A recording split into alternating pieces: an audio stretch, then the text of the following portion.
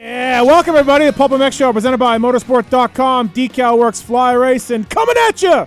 It's Monday, January 6, 2025. Anaheim 1, 6 days away. How cool is that? Now we're going to have actual real racing to talk about after this weekend. Lots of things to talk about tonight with my in-studio co-host. He knows a thing or two about Anaheim 1, got on the podium there once as well, so looking forward to talking to him about Anaheim 1 and more tonight. Thank you for watching and listening. 702-586-7857. Got a question, comment, concern about dirt bike racing, give us a call. Stack show tonight. A lot of legends. Legends like Chad Reed, Justin Brayton, Kevin Windham, Phil Nicoletti, all going to call in and talk Anaheim 1, what they think is going to happen, what they know, what they speculate on, and more. So really looking forward to having a good show tonight. Thank you again for watching and listening. Thanks for supporting the sponsors with the codes and everything.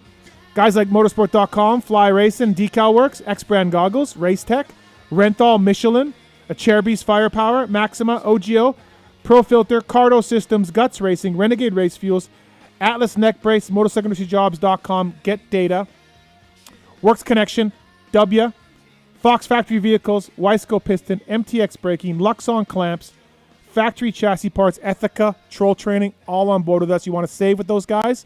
Go to PulpMXShow.com. There's lots of codes to help you get discounts on the products that we have. Thanks for the support, all you people out there for involved with us. And just FYI, FMF didn't come back on the show this year. Little D, FMF, he's been a big supporter of this thing. I want to say thanks to him, man. I think they were on since the beginning, 2010. It's now 2025. So, yeah, long-time support for FMF on the show. So they're not with us anymore, but thanks to those guys, for Donnie and Big Don, for all the support over the years. Also, January 6th, happy anniversary to my wife and myself. Yeah, 21 years of marriage. Happy anniversary, Pookie. Love you.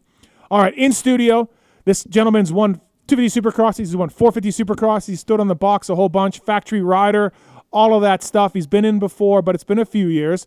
Happy to have Cole Seeley back. What's up, buddy? How are you, man? What's going on? Thanks for coming in. Yeah, thanks for coming in. No, it's an honor. Cool setup you got going on here. It's been a couple years. Yeah, I didn't know you hadn't been to this studio. No, so sweet. Lots to talk to you about Anaheim 1 stuff. Because it's coming up, and I want to pick your brain on what it's like as a racer coming into this. No, week. I'm excited. So, I'm happy to be in studio, but you got a list of guests. I was stoked to see JB, Windham, Reed, everybody. I honestly thought I could hit up Sexton or I could hit up Roxon, you know what I mean? But what are they going to say? Yeah. I love my bike. Nicoletti. He can come in. Yeah. I love my bike. I feel great. All that bullshit that you also used to say. Yes. Guilty. So let's get guys that can just bench race. Yeah. Pull the mic up a little bit if you can. Sorry. Yeah. Up. There we go. Lots to get into. By the way, PulpMX Fantasy. We're going to talk more about it with JT, but it is open for signups. We're giving away a TTR. We're giving away 3 YZFs. You're a big Pulp Fantasy guy? Yeah, huge. Yeah.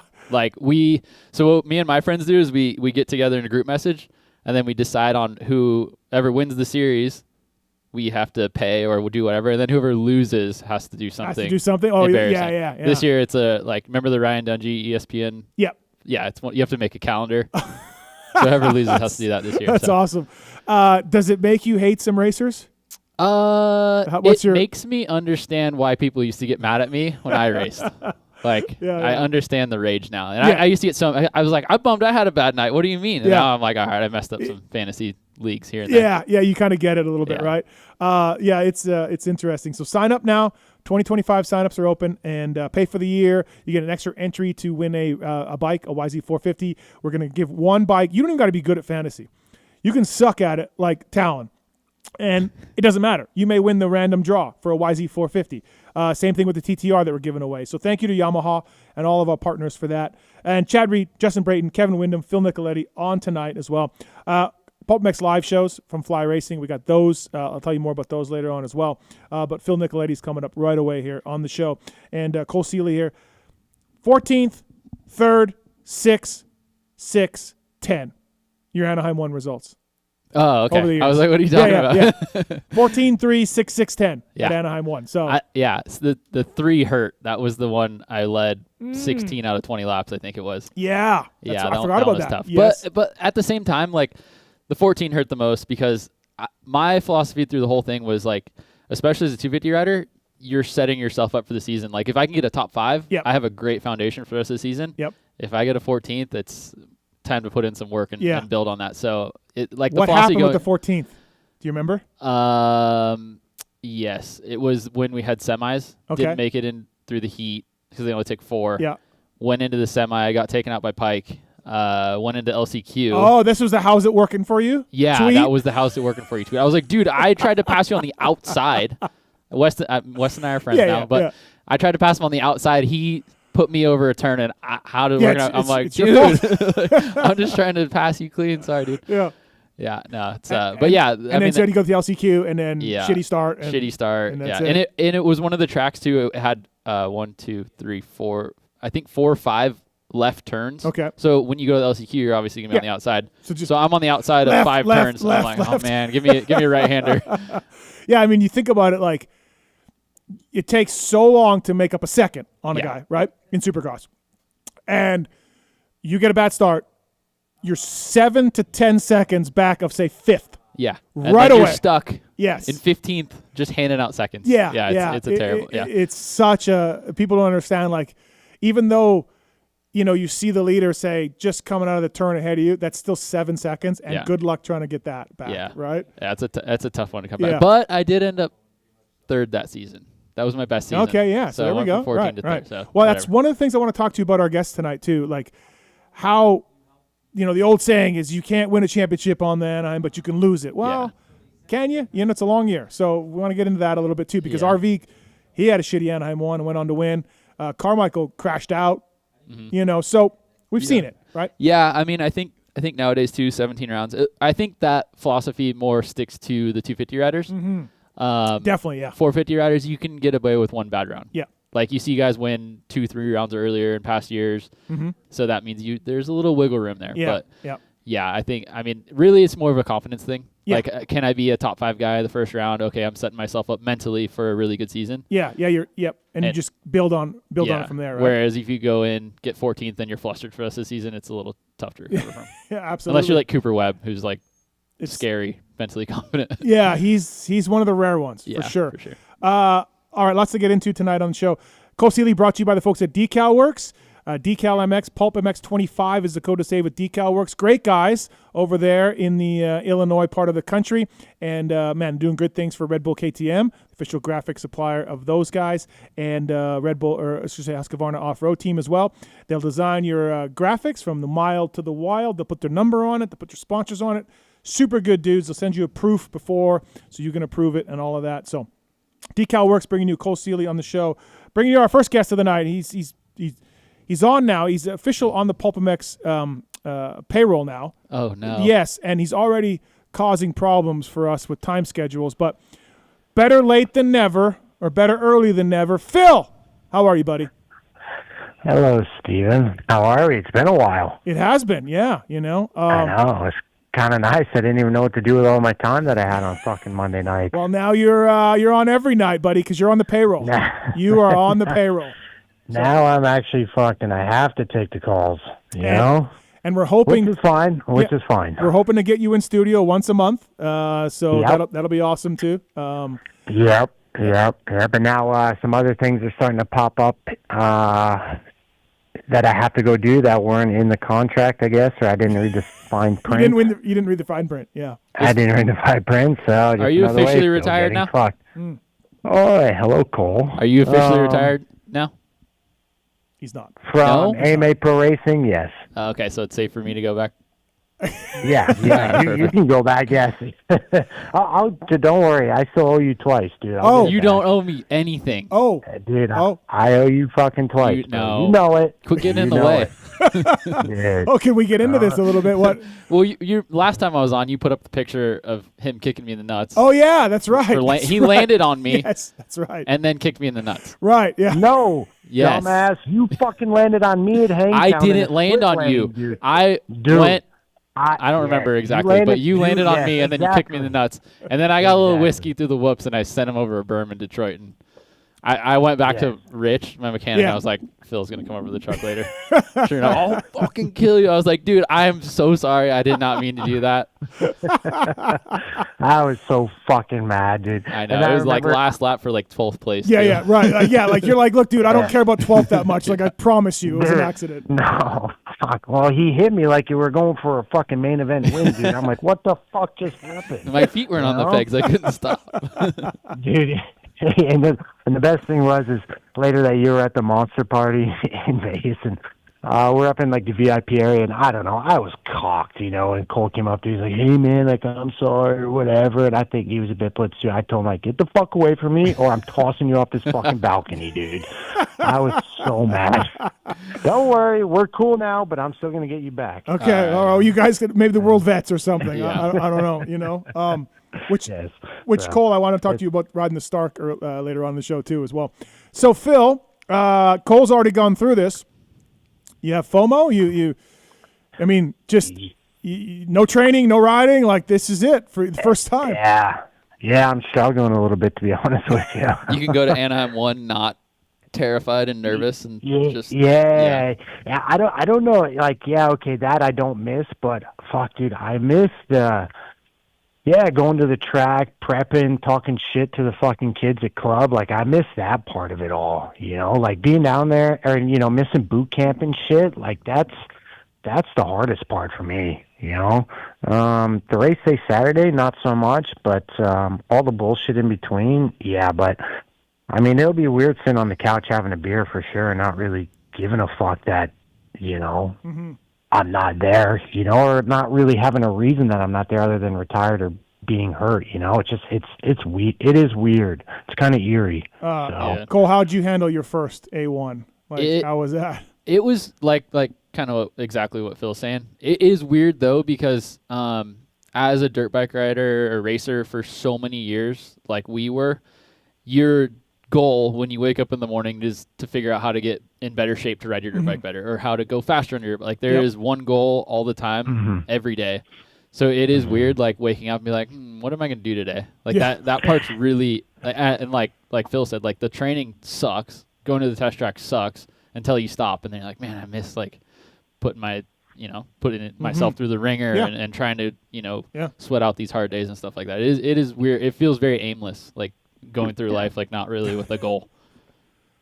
Yeah, I don't know. It's just the adrenaline. Like, dude, I have no fucking adrenaline anymore. Yeah. Like, I don't know. Yeah, it's that part I don't like, like I sit here and like I go stir crazy. Like when you ride and stuff, like you put so much mental energy, like, it is, physical and like, you get physically tired, but it also mentally draining. So like, I would sleep okay at night. Now, like if I train during the day and like I go to sleep at night, like, dude, I don't sleep very good either. Just because I'm not that tired, like my mind's racing. You know? I always said too, like I like most motorcycle racers, like, I mean, racing Supercross is a very nerve-wracking sport. Like, it kind of shocks your nervous system. So I struggled really bad with OCD and anxiety. And when I was racing and when I was training, it was like a fire that I had something to throw in. Like, I could just throw my OCD anxiety into it, and it would burn it away. And now you're just like, you have nothing. Like, you're just, like you say, going stir crazy, where you got kind of all these weird emotions that you're, like, not burning off every single day. Yeah, I don't know. I don't know what I'm going to do, but hopefully I can make it subside here a little bit. But like I said, it's the weekday stuff is what I miss, because I've been, the past 15 years going down riding with a bunch of kids at club, and it's just like, I don't have that anymore. And I'm like, God dang it, dude. Especially like you worked pretty hard. You liked it. You liked the suffer. You didn't mind it. And so Mm-hmm. And like now, it's just like, you go for a 2-hour bike ride and stuff, but it's just like, I don't know. It doesn't fill the void. Like I talked to, J-Mart about it too. Like he went through the ringer cycling and like,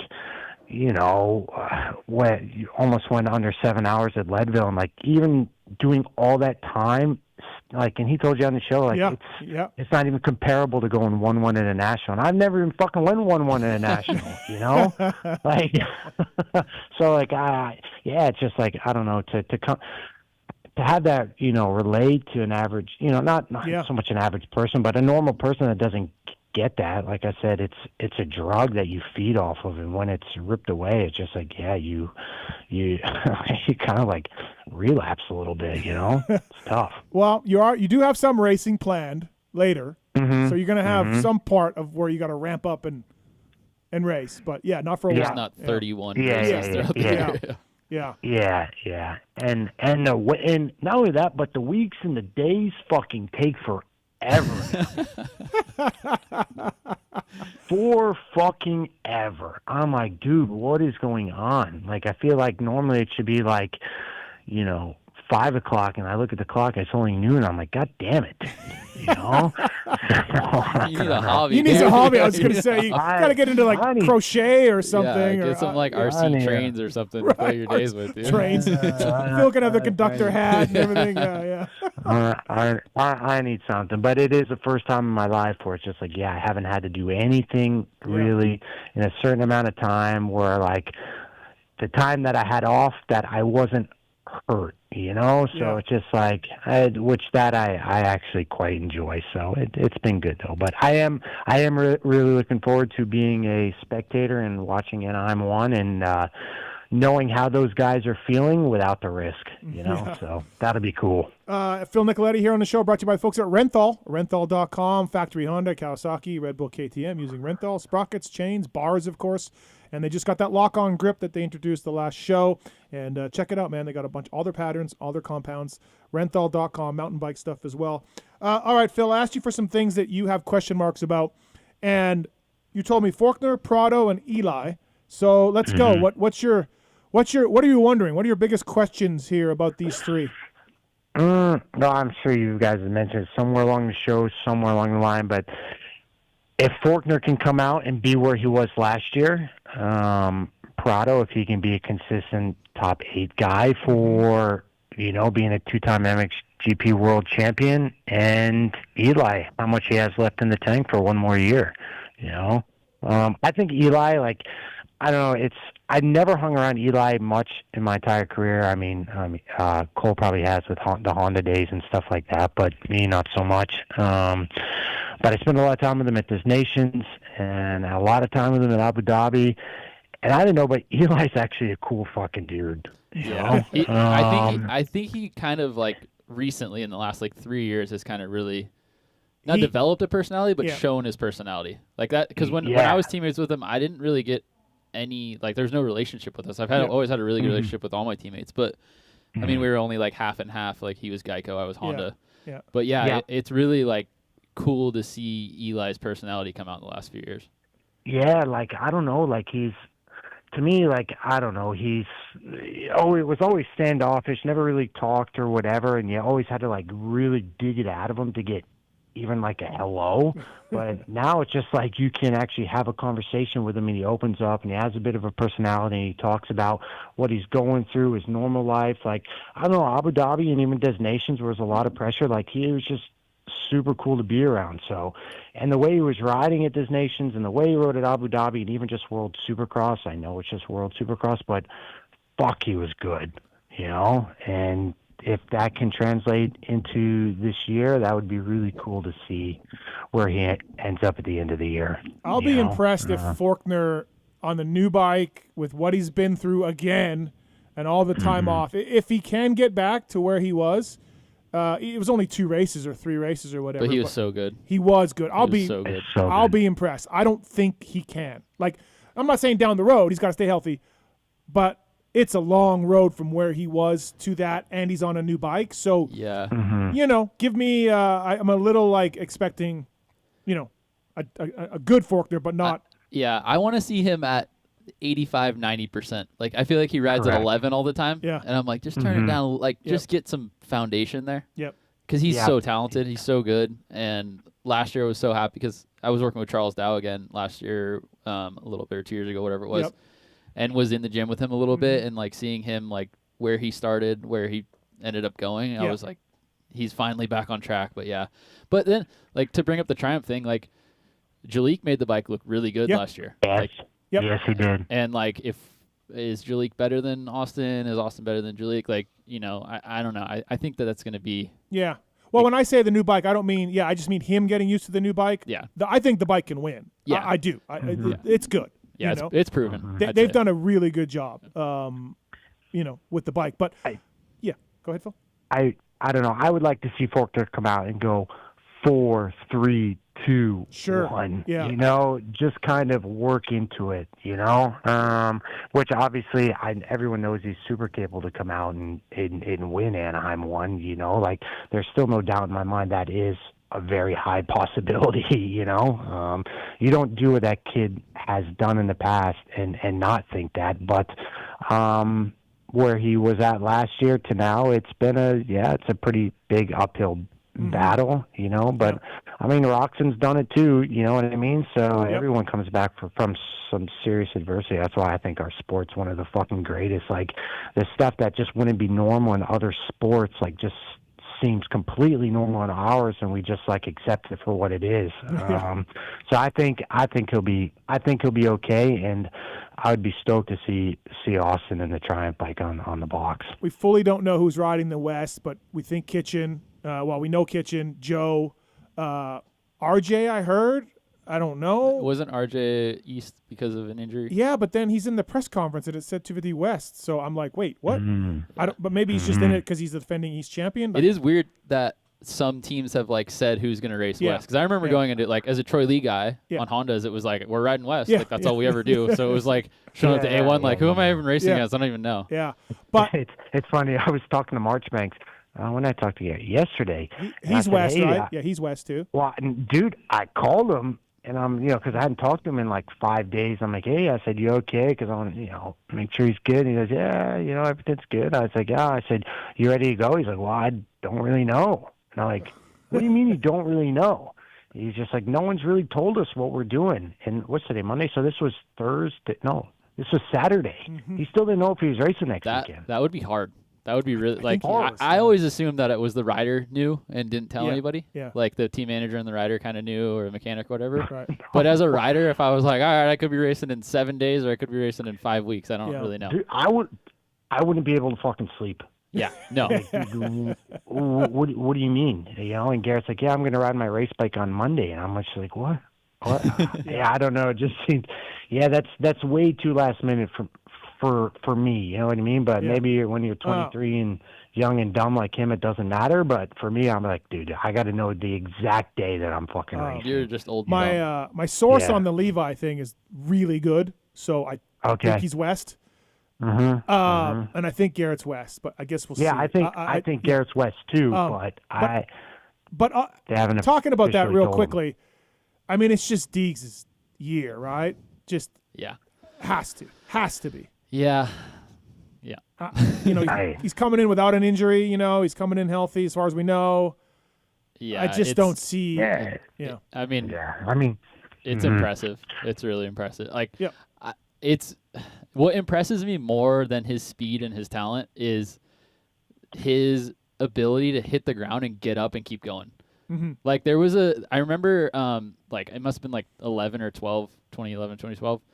I was having a conversation with Bones from PC and Tyler Keefe, my team manager at the time. Like, I think I just came off a bad round, and Bones was saying, like, like in the past, as a 250 guy, you can have one bad round and still win the championship. Yeah. And then 2014, when Jason and I kind of had our epic battle for the title, my worst finish that year was 4th. Yeah. And I was like, dude, what happened to that philosophy? You can't do that anymore. So, like, to see Hayden, I got a title. hit the ground, I'm speaking from my own personal experience, like, see him hit the ground, get up, and keep going, and still like put in a good result. I think that like speaks. Dude, volumes. He about died in Daytona. Yeah, gets up. And like Hangtown, like that crash was gnarly. He was his getting up. Crash was gnarly. He was getting up before he hit the ground. Like he was like ready just to run back to the bike. Like that was. Yeah. I don't know. That's Well, let me tell you what, at 18, 19 years old, that's cool. At 30, they might as well just bury you into the fucking ground there because you ain't getting back up anymore. Trust me, I know from fucking experience. Yeah, Phil, you got carted off at Hangtown, and then we thought you were dead, and then you were fine. Well, fuck. I mean, I'm not fine, but still not fine. But yes, you 18 and 30 is a big difference between hitting the deck like that, But I think It is Deegs' year. I mean, Jet won the title outdoors, Hunter won the title outdoors, and Deegs won the title outdoors. You know, it just kind of, he's kind of following the suit of like, what's best next, you know, or what's next best. And so if he doesn't win the title, okay, what does that look like? How does that hurt things? I don't know. I mean, you know, it's definitely a massive screw up if he doesn't win the title, because he can even crash, and we just talked about, have these big crashes and get up and be fine. He does make JT and Weege were disagreeing with me, but he makes a lot of mistakes in Supercross, relatively speaking. He goes off the track. He has the Daytona crash. He throws it away in a heat race. The start crash in Birmingham. Like he makes a lot of mistakes in the course of a Supercross race. That outdoors, I think you just have more room and you just pin it and you just get away with things. And it doesn't work. But man, I gotta think he's figured that out. Yeah, I mean, kind of going back to it, like he didn't win last year, and we were still talking about him. Like he's super impressive. I mean, I don't think it's a make or break thing. He's still young. Like I did 6 years of 250s and still had a successful 450 career. I think he can still put in 3 or 4 and still have a great 450 career. Like for sure. But I think when you're looking at the greats, which he's on that when you're path. Looking at the greats, he has to win. Like, you know, Ricky won year 2. You know, Jet won year 2. You know, that kind of stuff. And he didn't. He's gone 2 years without winning. Jet won year 3. Lost the first year. Nichols won the second year. Well, the first year he broke. I figured he didn't necessarily count because he broke his collarbone. But broke his collarbone. Second year, okay. Then he got beat by Nichols. Then he won the third year. Right. Well, even still, I guess complete seasons, let's say. Anyways, third year, whatever. It's, you know, Stu won year 1. Stu won year 2, sorry. No, Stu won year 1, then lost year 2? Or was the other way around? I mean, nowadays, though, it's a different game. Like, compared to Stu, like, it was, Stewart, and I don't really know who the competition was, because there was, like, Preston beat him. Preston beat him the year that... I mean, nowadays, like, look how many stacked, like, guys that can win. You go back to like 15th in the 450 class and like 10th in the 250 class. Also, because of lack of rides in the 450s, there's old ass dudes in 250s, which means you have experience and know-how and physical strength and all of that. Where back in that day, it was kids racing kids. Right. Except for Dowdy, but basically kids racing kids. All right, we don't have Phil for long, so let's get right into the X-Brand Goggle tear-off segment. Let's do this. We can let him go. I got my hoodie. All right, okay. Seeley's got to go grab his hoodie. It's the X-Brand Tear-Off segment. 15-second rapid-fire Q&A. X-Brand Goggles, Pulp Show 25 is the code to save with X-Brand, EKSbrand.com. Choice of champions everywhere like Kyle Chisholm, Freddie Noren, and more. Lucid Goggle, fantastic colors for 2025, and works are great, looks really good. Renthal bringing you Phil on the show. These questions are submitted by Corey Moser. Nick Powers, forgot to introduce you. What's up, buddy? Hey, it's all good, brother. How you 2025, and I'm starting out with a bang by all good. Welcome. Disrespecting Nick. All right, let's go, Nick. 30 seconds on the clock. Boom. First question for Steve. Who's someone who reminds you of Filthy Phil in each class, 250 and 450? 250 RJ. He's better than Phil, but he's got that no fucks given attitude, and, you know, we'll hang it out. 450s, think of somebody. I can't think of anybody 450s right now. I don't think you can compare Phil to anybody. He's such a unique individual. Yes, thank you. Thank you, Cole. Okay, I'll come back to that. All right. Cool. Next question for Phil. Do you find yourself being more or less cheap now that you're retired from professional racing? Dude, I'm actually spending more money now that I'm not racing because I got nothing to fucking do, man. All right. All right, next question. Next question for Cole here. What do you like and dislike about living in Cali versus Idaho? I kind of reworked this question because I don't think news has broke yet that you have made the move. I love the simple life of being in Idaho. Is like Florida. Like the days felt really long because you could just do so much without traffic. California is a little tricky to get a lot done in the day because of traffic, and it's kind of keeping up with the Joneses down there. But I do love me some Idaho. All right. Cool. Next question for Steve. With this being your final year on the circuit, what Supercrosses are you most looking forward to and why? It's not my final year on the circuit, first of all. I was about to say, what? No, it's not. Since That's why he hired you, so you can go all the races. Yeah, Phil, you're going to be my... Fuck that. I quit. Can't wait for you to talk to Freddie and Chiz after main events, Phil. I can't think off the top of my head. I'm looking forward to Daytona if Frank can get me in that suite again. Cool. Next question for Phil here. Who is, quote-unquote, flying at the test track? Oh, God. The only guy I heard a few times, and honestly I didn't do a lot of digging, I'll just answer for Phil, is Beaumer. I heard some good stuff about Beaumer. But he was ripping last year, too. But he did ride good last year for what it was. Yeah. I don't know. I'm going to go with Marchbanks. Again, he's another flying at the test track guy. He is. Yeah, fucking ripping. All right, ripping through these. All right, for Cole, what's been your favorite bike build, and what's a future build you want to do? My favorite, I think, was the 450L. That was like the first one that I kind of did on YouTube. Just because it was so different, like a bike that you could ride on the street and then also go take through a set of Supercross whoops. Mm-hmm. In the future, I don't really have any plans. It's honestly, the reason I kind of stopped, it's hard to get like support in the way that I don't have to spend my own money to build my bikes, like kind of thing. Like I love doing it and sharing it with an audience, but like at some point I'm like, oh, I'm gonna go broke doing this, so I gotta kind of slow down a little bit. So I have no plans right now. I'm just kind of working on Harleys and stuff like that for now. Cool. Next question for Steve. Every year you guys get some backlash on the Supercross preview videos. What's been the biggest drama this year or best insult in the comment section? I don't know. I don't look at the comments. Just don't read the comments. That's funny. It's just I've been watching them and being like, I used to hate these guys for doing these things. Yeah. Not putting me in the right category. Right. I work my ass off and you're going to put me in grade 3. Wygant is in charge of that, and Wygant put Kenny in with a bunch of guys who had never won a Supercross race. Yeah. And I said to Wygant, I'm like, wait, like I don't think Kenny can win the title. I'll go on record. Like I just don't think through 17 he can stay consistent enough. Good for a race, though. Yeah, he belongs in the Anderson, Chase, that group of guys.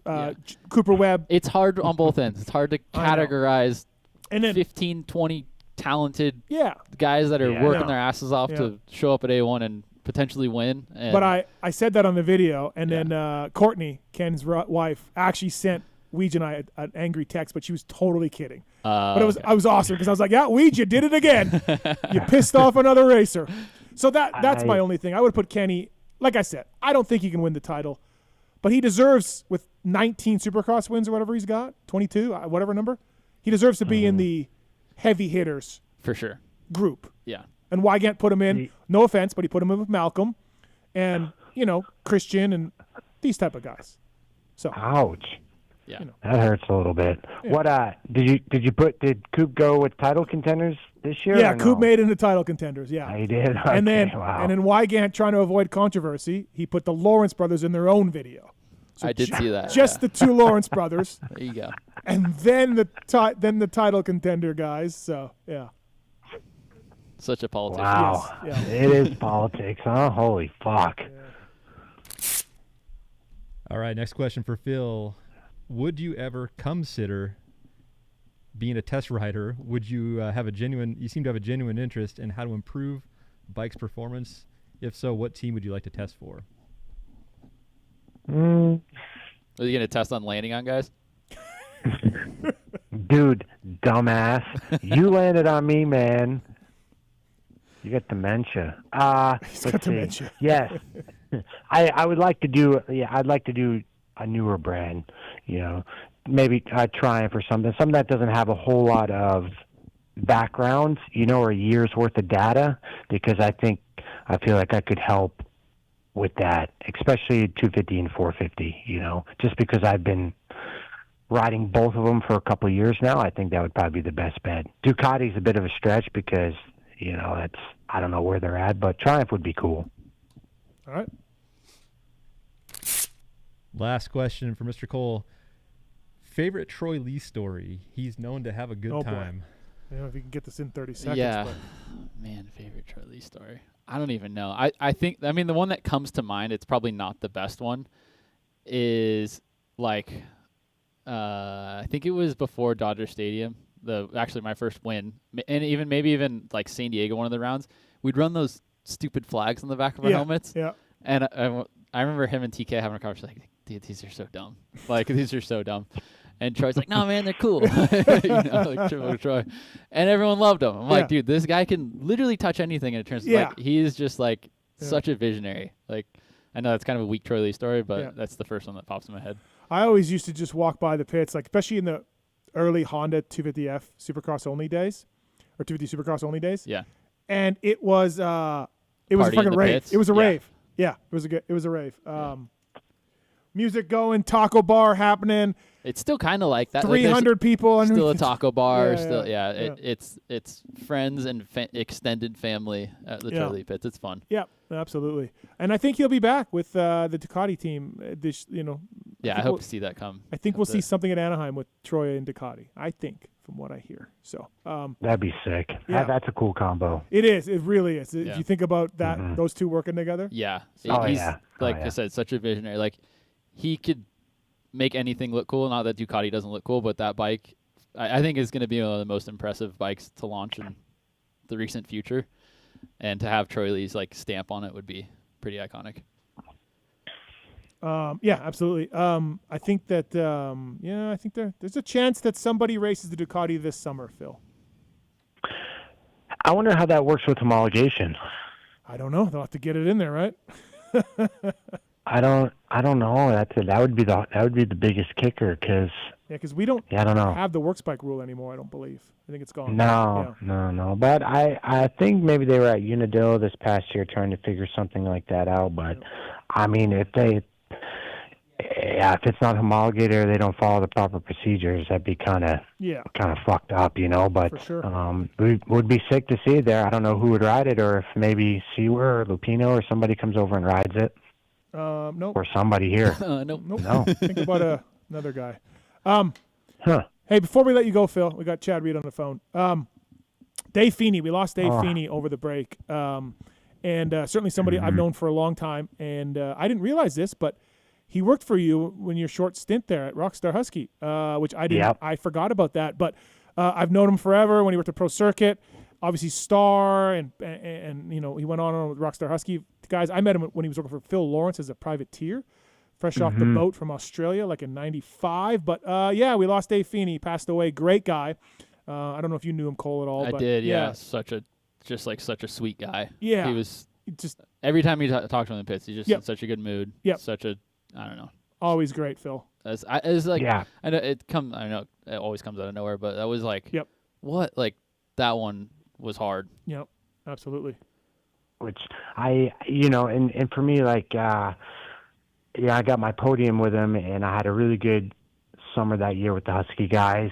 And like, I don't know, I find something with older mechanics, not to kind of shit on younger mechanics, but the older guys are always so even keeled, like if it's a good day, it's a good day. If it's a bad day, it's still kind of a good day. You know what I mean? Like, I don't know, he was always so constant. You know what I mean? I don't know. And he was, it's just a bummer. I don't, cancer's a fucking shitty thing, but he was a fucking badass mechanic. There's no doubt about it. So, and it just sucks that, when you lose a guy like that, you lose so much knowledge that goes along with it. You know what I mean? I think that's the worst part about it all. Yeah, absolutely. Great guy. Fantastic. All right, Philip, thanks for the time tonight on the show. And we'll be talking to you next Monday. All right, sounds good. You boys have fun. Fuck you, Cole. I owe you. See ya, Phil. I'll be waiting, Phil. Bye. All right, that's Phil Nicoletti. He's getting ready to tee up Cole Seeley somewhere at some vet track in Southern California. Right into our next guest here, everybody. Supercross champion, motocross champion, legend, Chad Reed. What's up, Reedy? How are you, buddy? What's up, guys? How you doing? We're good, man. Thanks for the time tonight. Appreciate it. Brought to you by the folks at Wiseco. Pulp25 is the code to save at Wiseco. Honda HRC using Wiseco pistons, 2-stroke, 4-stroke, all of that. Reedy, did you nerd out with Kiefer on gas for like the hour last time I talked to you? I can just imagine you two guys talking fuel for like an hour. Yeah, it turned into multiple other conversations, as you know. But it was we were starting to talk, and then he was trying to run me through. So he had some setting, some maps and stuff. So yeah. I don't know that it's safe that somebody would give me an app that I could mess with the ECU. So I'm like, I haven't downloaded it yet because I didn't trust myself. But we'll see. Yeah, I bet. I guess, hey, let's first of all, before we talk Anaheim 1 and getting ready for that, I saw on social you tested all the 250s. You Mountain Motorsports gave you a bunch of 250s and you rode them. Is this the latest YouTube video? Well, I tried 4 of them. I tried what was it, a Honda, a Cowie, a Suzuki. What is it, KTM and a Yamaha. Obviously Tate making the change to a big bike, and us not officially having a manufacturer deal. Mountain selling all of them. So anyway, picked up 4 bikes and tried them out, and so that was fun because I actually, weirdly enough, I enjoy riding and testing all the different bikes, but I hadn't rode a different bike other than a KTM for 3 years or so. Oh, okay. So I hadn't rode any of the new platform bikes. So that was fun. And again, I'm not a big 250 guy, but I was pretty impressed with, the current bikes and where they're at. And it was nice. It was fun. A little better than the O2 YOT bike? They were all better than the O2. Oh, man. Are you going to tell us which one you liked, or we got to watch the YouTube video? You can watch the YouTube. But, I mean, personally, for me, the KTM and the Yamaha are the standouts. I think the Cowie I really liked. Again, I'm just going off of production bikes, not my opinion on what you can do, because obviously I'm aware of the parts and things that you'd have access to, but just straight production bike, I wouldn't bother with anything outside of a KTM or a Yamaha. So we narrowed it down to those two. Okay. I think the Yamaha is a really good bike for little people, and Tate seems to want to swing a leg over that bike more than not. So yeah, I would say that it wouldn't surprise me at this point that Tate will ride a Yamaha. All right, well, sound fantastic. I'm sure John Anderson will get busy as we're speaking. Yeah. Breaking on the Pulp show. Hey, Anaheim 1's coming up. Cole Seeley's here. I want to talk to you a little bit about that. Did you came into every year being like, hey, I'm going to win the championship. I'm going to win a bunch of races, but did you deviate? Obviously you have the 1 year where you crashed on the pit bike and hurt your shoulder, and that kind of fucked you up, but you still rode really well. But did you deviate different years on, hey, I'm staying in Florida. I'm going to stay more in California. I'm going to do, hang on. What? Before you go on, when did I ever crash and hurt myself on a pit bike? Wasn't it playing pool? Well, that's what he told people was pool. But it was playing pool. I was going to say, I hurt. Let's get the story straight. You can't see, this is where you media people tell lies. I dislocated my shoulder and had to have shoulder surgery 5 weeks before Anaheim. I didn't know you had surgery for it. Is that what you're talking about? I think so. At Yamaha, you were there in 05, right? Yeah, I was going to say, isn't it like 05? Yeah, 05. So I was definitely there, and so it was playing pool. I believe your mechanic told me it was a pit bike crash. That's why I went with that. I think you're No. I was going to say, I'm like, I don't remember having a pit. I never came in hurt on a pit bike. I wasn't a big pit bike guy, but I was playing pool. Obviously back then I was neighbors with Nathan Ramsey, and right before, geez, you're old. You're showing your time. You were a big part. Remember, it was right before World Supercross, the one that was muddy, and my bike and everything. I think the next day or 2 days later, I was jumping on a plane to Spain, and anyway, I dislocated my shoulder and then had surgery, and then I only started riding the week before Anaheim. It was playing pool though, right? It was playing pool. It was. Okay, cool. Because in 05, I was 14, turning 15 years old. Chad Reed was my favorite rider. And it feels good to know he wasn't lying to me. No, I was not. I swear on my 3 kids' lives that I was. Yeah, ask Nate Dogg. Nate Dogg will tell you. Okay, all right. So got that straight. Yep, got that straight. Now you can go on. Okay. Did you try different things coming into the Anaheim 1 over the years to switch it up or to attack a strength or work on a weakness? Or did you pretty much be like, here's my program, to 220s a day or whatever. Here's when I'm going to California, 2 weeks before or 3 weeks before or a month before. Like, did you change things up in the course of your career to just for freshness, or did you like sticking to the same program, coming in Anaheim 1, knowing you did the same work, that, you won 10 races the year before or whatever? What was your Anaheim 1 prep like over the time of your title years? So I would say it was pretty consistent, and the years changed. I believe it was more the era change than me personally changing. I think that if I was to dissect them, it's like early on, everybody, we all went to California in October. We did the October test, then we raced the U.S. Open, and it kind of just seemed like you then went back to Florida, did your little boot camp, and then you kind of came back to California because everybody had, everyone back then, it seemed like, was living bi-coastal. Mm-hmm. And so then, you would spend kind of Christmas and New Year's or the West Coast riding at the test track, riding the race bike. So I always felt, I always spent that part of the year on the West Coast. I enjoyed California at that time of year and did it and enjoyed it. Later in the career, went beyond 08, I saw California. So then I was always just 100% in Florida, and so then I kind of did that up until about 11, I think. Mm-hmm. And then 11, my trainer that I hired was in Santa Barbara, and so then I talked to Castillo and built a track up there. And so then I did all my boot camp and West Coast swing up in Santa Barbara. Mm-hmm. And then kind of post that part of it, I just did it in Florida. So I would say it was always consistent. Yeah. And when I did it, it was years. It lasted years. And did you always come in Anaheim 1? Did you always come in Anaheim 1 like, hey, I'm ready? I mean, look, you rode with confidence. You knew you were a bad dude on the bike and, that you were going to do well. But did you come into Anaheim 1 different years being like, I'm not ready, I'm ready? Like, was there ever that for you, or like just basically like? I feel like the only years that I really remember going to Anaheim 1 and just not being prepared, and the result always kind of showed, was like my Cowie year was 10.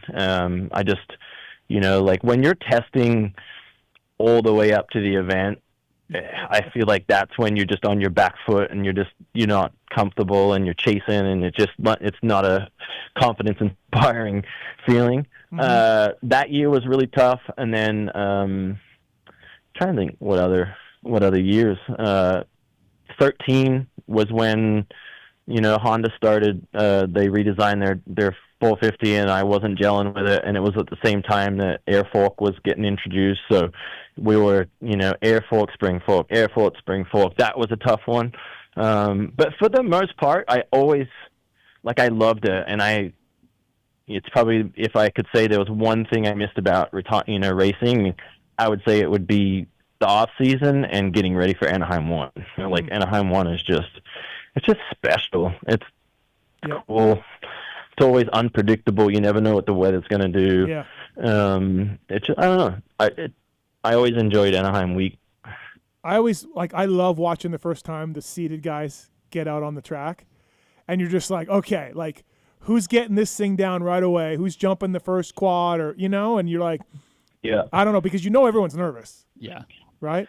So. And Anaheim used to always, and the last few of them I haven't been in person, but Anaheim always used to have something gnarly. It always seemed like Anaheim 1 was kind of just, if there was a new obstacle, that they would put it there. If it was a big, I don't know. And that dates back to my first time there in 99. It just seemed like Anaheim was unique and special in its own ways.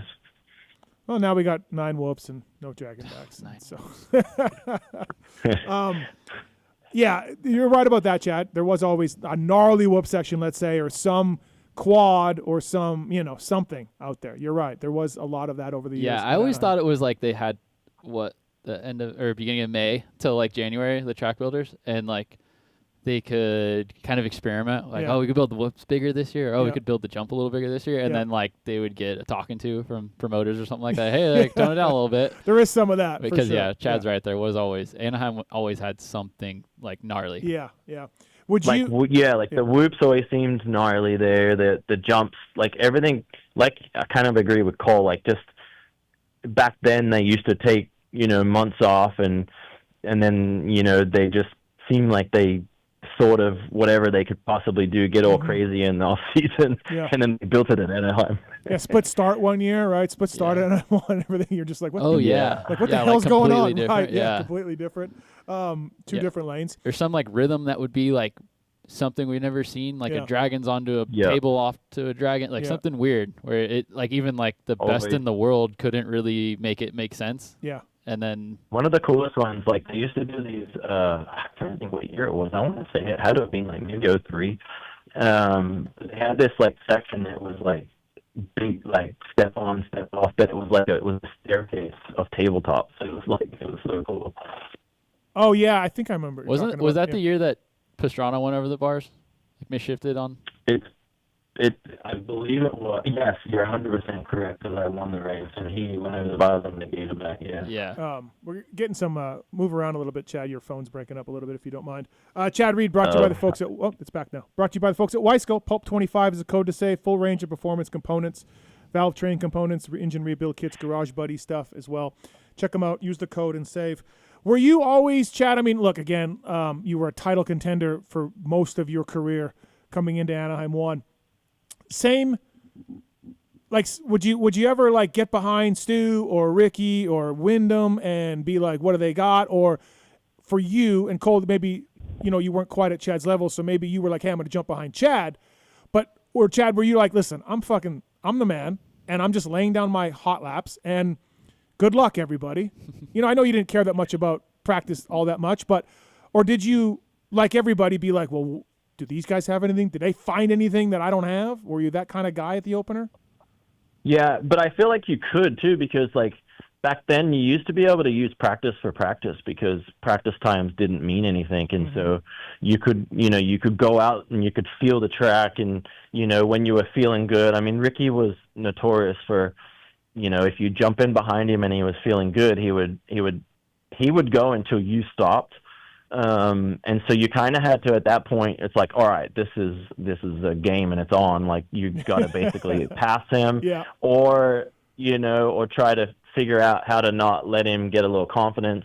And so that was always his game. And so whenever you felt like you were going to jump in behind him, you had to be ready. You had to be real ready to go. And you possibly had to be ready to do a 10-minute practice session on, just burning laps.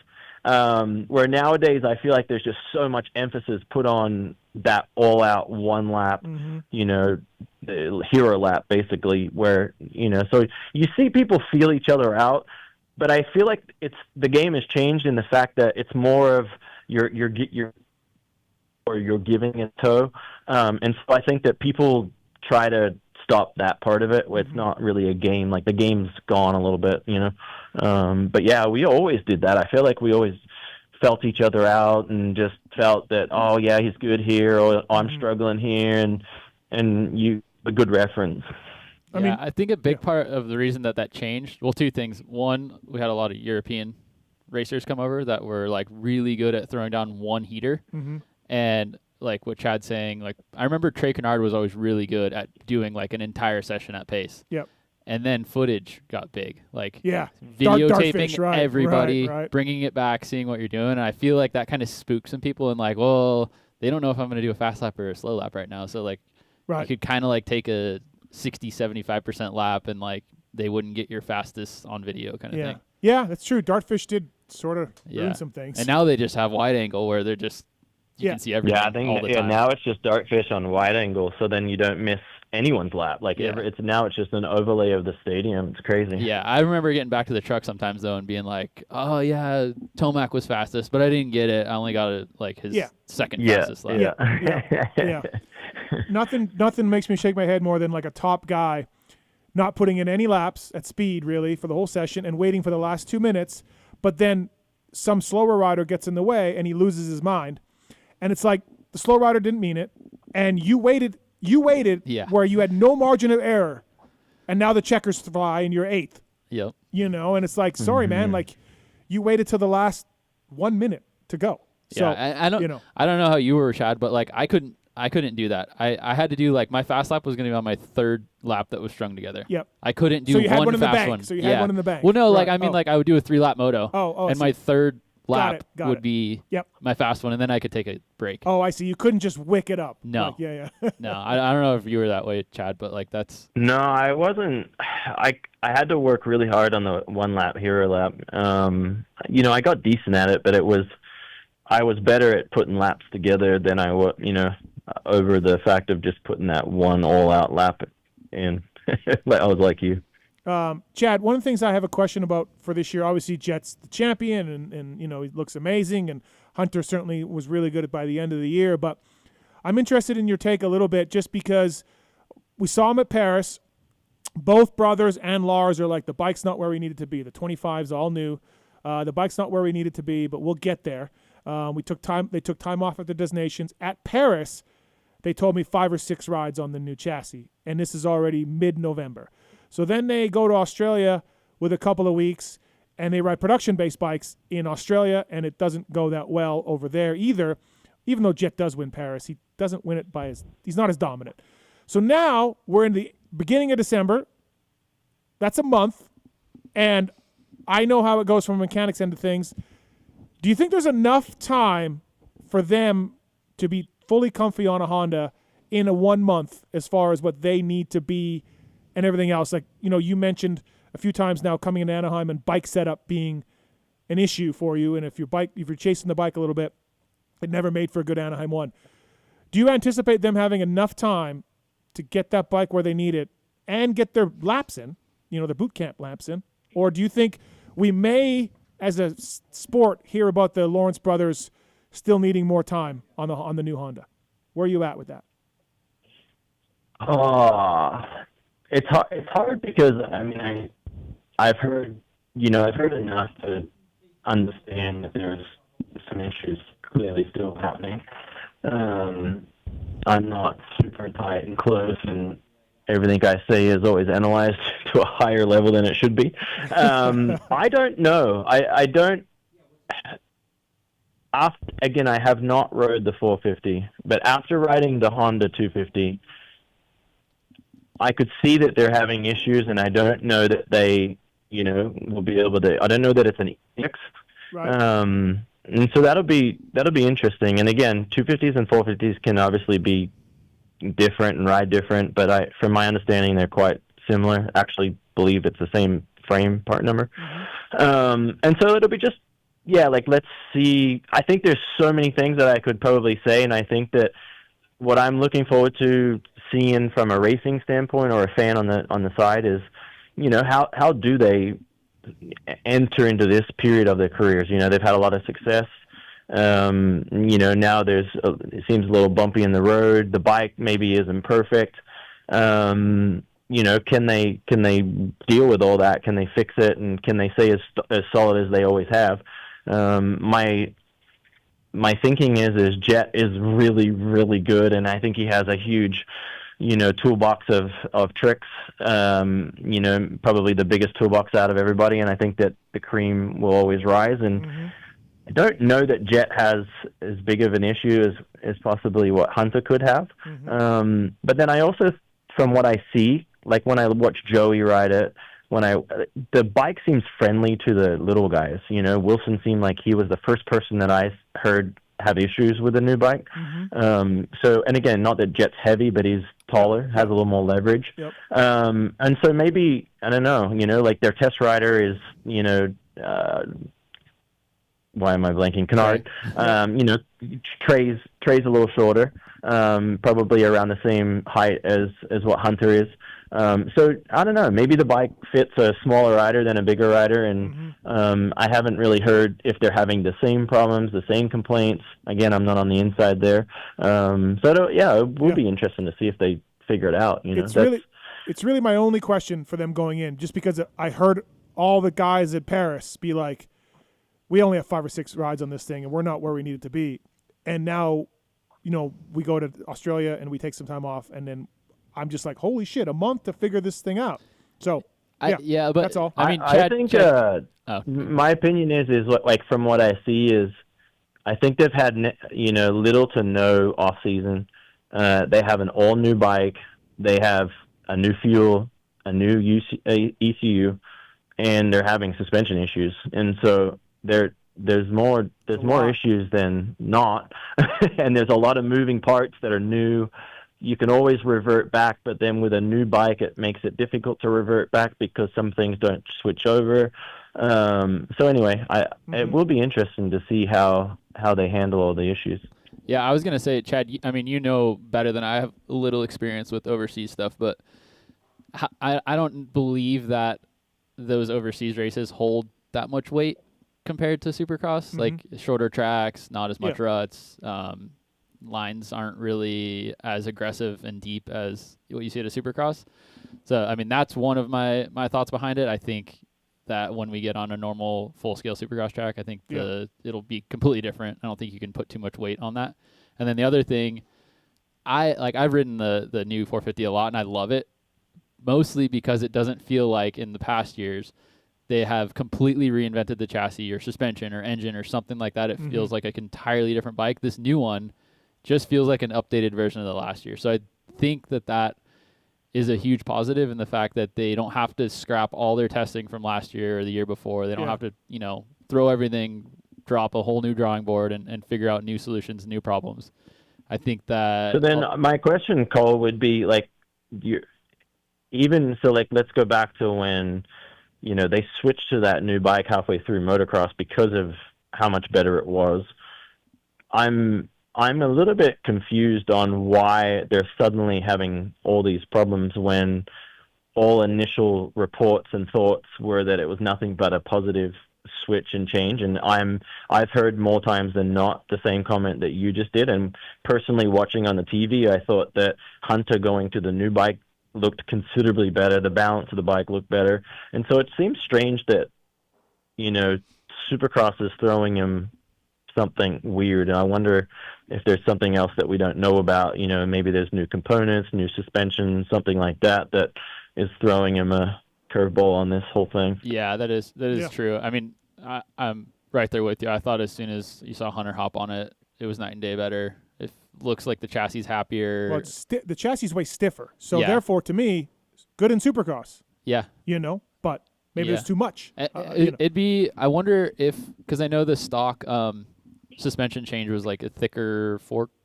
Something with the forks is like thicker and more sturdy. Mm-hmm. So I wonder if they developed a factory setting that's kind of emulates that. But right. I don't know. I assume it's just the same A-kit suspension they were running last year. Yeah, I remember. Well, last year they went back to the 23 stuff, Showa stuff. They had and Lars had to put in an emergency call to get it because they didn't have any. And so there's different. I imagine if they could go back to the 24 stuff because Chad, as you know, there's always the small little updates in suspension. New, same, better, right? And then it's never that sometimes best it's not the as bike's good. Ever felt. Right. So best I've ever felt. So there is some. Yeah, I mean, I'm only. I know little things that have changed here and there, and it's like you think about components, and it's like it's not like everything changes that drastic, and it's like we're talking like the change to the real world is so so small, but Supercross just brings out the worst in everything. Everything's so magnifying because of the tracks and how stiff it is and all those kinds of things. So it'll be interesting to see how it is. I'm kind of in the middle where it wouldn't surprise me to see a struggle, and it wouldn't surprise me to see them go 1-2. Yeah. No, well, I think you made a perfect comment about Jet's toolbox is bigger than everybody, so he could be like, I hate this bike, I'm not comfortable. Oh, look, I won. But also, I mean, there's also the idea that, right, like Jet has set the bar, right? The last couple of years, he set the bar so high. People aren't just going to sit there and take it. They're going to work to pass him. So, I mean, where's the benchmark? Is he better than he was last year and these guys just caught up to him? Or is the bike actually worse and he's struggling with it? It's hard to... Yeah. No, there is some of that for sure. Yeah. All right, before we let you go, Chad, we want to thank your time for tonight, but let's get Kevin Windham on the line. K-Dub! Yo! What's up? Chad Reed's on the line. Cole Seeley's in studio. The Dubs. What up, Speedy? What's happening, my man? Bro, if I told you you would know that I am full retired. That's it. I am actually enjoying a bowl of ice cream, fresh, warm brownie, watching, I think, Montana and North Dakota go for a championship. I didn't even know these two states had teams, but they're grinding it out right now. Wow. Chad's testing all the new 250s, K-Dub, in case you're wondering what he's up to. So I'm testing being a fat ass. Hey, and I had gear on, K-Dub. I see that you test everything, but you normally don't have phenomenal boots or anything like. yeah. No gear for me, bro. I couldn't find a gear sponsor. So if there's anybody out there listening to the Pulp Show that has a little hookup for some gear, I would appreciate it. Okay. Yeah. These Instagram videos, I can't get enough of them. Here's K-Dub blitzing whoops and jumping quads with like an open face helmet on or whatever. It's my favorite too. So Honda sent me a bike this year, and thank you to them. And the end of the year came, and they're like, "Hey, we need our bike back." I'm like, "Yeah, no problem. Like, can I get another one?" And they were like, "Bro, you literally did not video one time on the Honda. Like, you rode everybody else's bike. You were never in gear. Like, you didn't do shit for us." And I was like, "Oh, yeah, you're right. Sorry about that. But what about this other bike? Can I get another one?" Let me try again. Hey, guys, I really dropped the ball in 24. Let's try it again. Let's try it again. Tell them you didn't like the last one and there's a new one and you want to try that one. Yep, for sure. So I did want to talk to you. We're talking Anaheim 1 stuff tonight, K-Dub, but 2005, the race of the century, Stu moves up, Chad Reed's there, Ricky Carmichael's there, McGrath is there, Pastrana is there, and it is just going to be the Anaheim 1 to end all Anaheim 1s. And then the weather hits, and then K-Dub comes through. Dude, I was a beast in the mud, but I enjoyed the rain. That was a good one. It's also fitting to have Reed on with me. We're talking about mud. That was a good one at Daytona, where he and I went to the last lap on our Yamaha and Honda jet skis we were riding that night. His took a crap with like a turn or two to go, which I was super pumped. Yeah. That was a crazy one. Yeah, but it was so funny. I went to the first round. I had the points lead, and then we went to the press conference after, and me just being a typical smart ass. Everybody's like, "What are you going to do?" Like, I'm like, to me, I just want to manage my lead. Manage the gap. I'm sitting on a three-point lead right now. I just want to manage the championship. I like it from a media point of view. Well, actually, no, I wasn't a mechanic then. Red Dog didn't qualify. But anyways, tough night for Red Dog. I remember being like, no one was talking about Kevin Windham. Like, just no one. And it's just like, Chad, your front brake went haywire. Stu crashed 14 times. Ricky was riding pretty well. And then here comes K-Dub. Just like, hey, guys, I'm still here. Remember me? Kevin Windham. It's great. I think. Well, and did LaRocco he got second that night too, I think. I think so. Possibly. I think Ricky got third. I think LaRocco got second. I think Ricky was third. Yeah, you're right. I was like 16th or something like that. I was way out of it. If I remember, Ricky actually was having one of his better mud races of his life there. I think he threw it away, like kind of going for it. Similar to like, didn't we see one of the Lawrences this year, like out like a half a track lead in the mud race and just wound up losing it and blitzing the whoops or whatever? Didn't Ricky go backwards? Didn't he like wash out and go backwards on the track for like a single, and they docked him like 2 positions for it? He saved did or something. Typical Ricky, like a cat. He saved the thing and then he was going backwards on the track. Yeah. What? And then what year was it? 04 when you took Villeman out? I don't know if I've ever seen McCarty more upset. K-Dub. Oh my God, he was losing it. The 2 times McCarty was the most mad was one when I left Yamaha and they sued me, and then the other time when I took Villeman out. So I'm like batting 1,000 on pissing off McCarty. He was so mad. I remember just like screaming back at the truck, and we're like, "Yeah, man, I don't think they're gonna do anything to K-Dub. I think he's gonna win." Dude, and DV was so mad too. Oh yeah. Well, yeah, but dude, look. And I know, and everybody knows, like, when you give up position, like in the turn before, if we're racing side by side and I give you position, then you got position. And go ahead and take it, and I just got beat, and I'm good with that, right? We've all been there and done that. But when I give you position, which I gave to Villeman in that left-hand turn after the start, and he came out and gave me a little kiss, that pissed me off. And I had the whole straightaway to think about it. I almost took LaRocco out because I came so far from the right side of the track to the left to get angled to center punch DV that I almost took out LaRocco. But you know what? I mean, it's etiquette, and I don't know. I guess I didn't. It's like when you hold the door open for somebody and they don't say thank you. Yeah. Not even that. It's way worse than that. Way worse than that. It was 04 there, right? Was that 04? 04. Yeah, that was 04. Yeah, I think it was.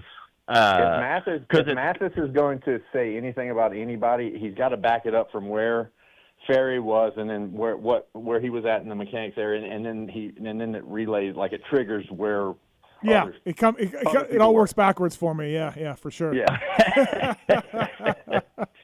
Oh man. So, Kate, I just remember. Yeah, go ahead, Chad. Go ahead. No, go ahead. No, I remember just that particular one. It was like, I believe K-Dub had a really bad crash through the whoops. I think he finished 9th or something like that at 2004. That year. A1, yeah. Yep. A1, and then he was like kind of way back. And then he got his points taken off of him at round 2, and I'm like, oh, this series is going great. Yeah, because there's no Ricky. He hurts his knee. There was no Ricky, and then K-Dub was way down on points, but he got his points back. But at that point, I had already like a huge points lead over my biggest threat. Hey, so that was back in our days of, I think we were both flying private. I didn't win the championship that year. AMA took points from me. I flew a private jet up to AMA to freaking lobby for my points back. I wound up getting them back, but it didn't matter because I fell short by whatever it was. I know was it 9 or 10 or 3? I don't know, something. Wasn't enough to get the deal done. Fuelgate year too. So yeah, Chad, your phone's breaking up a little bit, but yeah, that was Fuelgate, and yeah, you were going to clinch at Salt Lake City, and then Fuelgate happened, and then you had to and then Windham, you had to win the last 2. I think you did, K-Dub, but it was not enough points. Yeah. And then Ricky got caught with the fuel in 05 and just said, him and Roger were like, well, we're not racing anymore. And then magically the points came back. That was, imagine that. Imagine that. Oh, God. McCarty also very upset about that, too, in case you're wondering. Oh, yeah. I was with Keith on that one. Yeah, that wasn't great. All right. Hey, Chad, we'll let you go. Thank you for the time tonight. Appreciate it. Always good. And are you coming? When are we going to see you? Tampa? Are you coming west? For sure, Tampa, but I might come this weekend. Oh. I might jump on a plane and come check it out. Awesome. All right. Sounds good, man. Well, thanks for the time. All right. See you, boys. All right. See you. See you, Reedy. And K-Dub, we're not seeing you at any Supercrosses anytime soon. No, you will. I don't know where. But don't call me out just yet. Okay. I'll be at some. Awesome. I'll be at some. Are you gonna come in like an official capacity? We've been talking about a little bit of official capacity stuff. I don't want to get the cart ahead of the horse just yet. I don't know exactly what, but I hope so. Yeah. Yeah, I'm missing it a lot. I watch it religiously. Like I'm just into it. So I love to make time to watch it. I just traveling to it's been a little bit different, and it's so weird because now I'm kind of more on the amateur side of things, and making trips to Mini-O's and making trip to Ponca and all the just playground stuff, and of course Loretta Lynn's, and now it's just flipped full circle to where I'm watching some of the talent as they're getting ready to come up. I know Avery just got him a deal done. That was a very awesome ride he had. Avery Long, that is. Yeah. When he left Mini-O's with a big heartfelt interview where tears were flying and all that stuff. I'm super pumped for him, just with all that's going on with that NSA team on the amateur level. And yeah, so it's just weird. I'm just kind of flipped to the amateur side, which is fun. I really enjoy working with a lot of the up and comers here at Farm. But yeah, I definitely want to get back on the road a little bit and see you guys out on the big show. Well, whenever you've done it in the past, you've been really good. You know, they had that little desk set up one year where you guys were talking, and yeah, you're awesome on it. You're very natural. So I hope we see you back in some capacity. That'd be great. Seeley, I didn't have Windham opening up the farm for amateur racers and then going to Loretta's and going to Ponca and training kids on my bingo card, Seeley. I didn't have that. Did you? No, I did not. I did not. So you like it though, K-Dub? For me, it's the I wouldn't say easiest, but kind of I was going with the easiest way to be involved. My life is obviously a lot different now. My wife and I we're 24 years into it. Marriage, that is. My kids are. My son's gonna be. He's a junior now, so he's got a year and a half left. My baby is a freshman, so she's got, a couple of years left. But, it's just I got one off in college, and the responsibilities of dad are a lot different now. Mm-hmm. So that opens up, some opportunity. Okay. Do the kids you work with, understand, how much of a badass you are, though? They don't. Because for me, I was in my, when motocross was I'm understanding what's going on and how talented riders are and stuff. K-Dub was that was your prime. So between you and Reed, 12-year-old me right now would be losing it being able to talk to you guys on the phone. But do the kids that you work with understand how amazing you were on a dirt bike? Well, when I say not a clue, I don't mean to be big-headed, but they just don't maybe their dad talked to them about me. So they picked up the phone and YouTubed a couple of things and whatnot, So, dude, I've been retired since 13. I mean, excuse me, that's a long time ago, So it's a lot of these kids they're just young, they're up and comers. But I think they get it whenever I tell them hey, you need to ride this corner like this, and I explain the whys behind it. And then I'll get on their bike and do it, whether it be an 85 or a 125 or a 450. And it doesn't matter where the sag is or where the bars are or what kind of gear I got on, which is, by the way, none. Just do it. And they're like, oh shit, that's what you wanted me to do. I'm like, yeah, just do that. So just do that. That's kind of where we're at with it. But no, dude, it's so long ago, man. 13 was so long. You remember? You were calling me, hey man, can I borrow your number? Yeah. Yeah. It's yours, dog.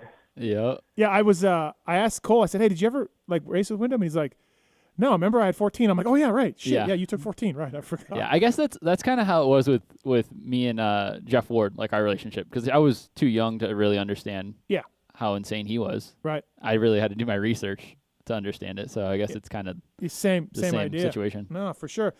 Did you have J-Law at your place, I saw? Kato? Dude, yeah, J-Law came by. How was that? It was very J-Law-ish. J-Law is J-Law. And, he is. When you're quote, and I can't even say I trained the guy, right? When you're riding with or, you're dealing with J-Law, you just know that you know what you're going to get, right? Mm-hmm. And what I mean by that is I went to a race and we would be really cool here. But when his helmet goes on and it's time for the gate to drop, he'll tell you, you just got to be away from him. He's like, I'm like, dude, I thought we were friends. He's like, get the F away from me. I'm like, oh, whoa, somebody's in the zone right now. But when he's here at the facility, super engaged, super respectful. The only guy, I've been doing this for probably 3 or 4 years now, I guess, maybe 4 years, I guess. The only guy ever to just randomly go out and pick up tear-offs on his own. Or one day I was riding again, not in gear, and I burnt my leg. I hit it on a pipe. Didn't fall or anything. I just hit it on a pipe. And he was like, I'm a coaching, and he comes out and he's got a bag of ice. He's like, hey, bro, that burns pretty bad. You should put this ice on it to help it out a lot. There's another guy that was out here. He got concussed. He knocked himself out. And the kid's story is man, I woke up and the first thing I remember is my head was just on J-Law's lap. He was making sure my head was upright. And, I wasn't. Yeah. So super genuine, compassionate, respectful dude. But man, when it comes time to moto, one day he was out riding and I was trying to watch him and he was like, hey, I don't want you to watch, you don't need to watch me ride. You're killing my vibe. And I'm like, well, you're out here in the middle of nowhere. No one's out here with you. You don't have a mechanic. No one's watching you. If you crash, you could be down for, an hour or more even, I said, I'm going to watch you. So he's like, well, it's your place, dude. Whatever you got to do. So the next day I'm out, I'm trying to watch him ride again. And he goes, hey, bro, like, again, I just want to let you know, I know it's your place. Like, you can do whatever you want, but, like, you're really effing my vibe up when you watch me ride. I'm just like, bro, I don't know what to do. Yeah. Like, just put an air tag on him and see if it stops moving for a little bit. Good idea. Yeah, the air tag stops, he's down. That's a good idea. Yeah, good idea. Sealy's coming up smart like that. Yeah. But he'll text me all the time going about, man, I'm pulling out like a little trick he told me or a little of this he told me or like, things he remembered from the farm. And, he's still riding down in Florida a good bit. Or wherever he's at now.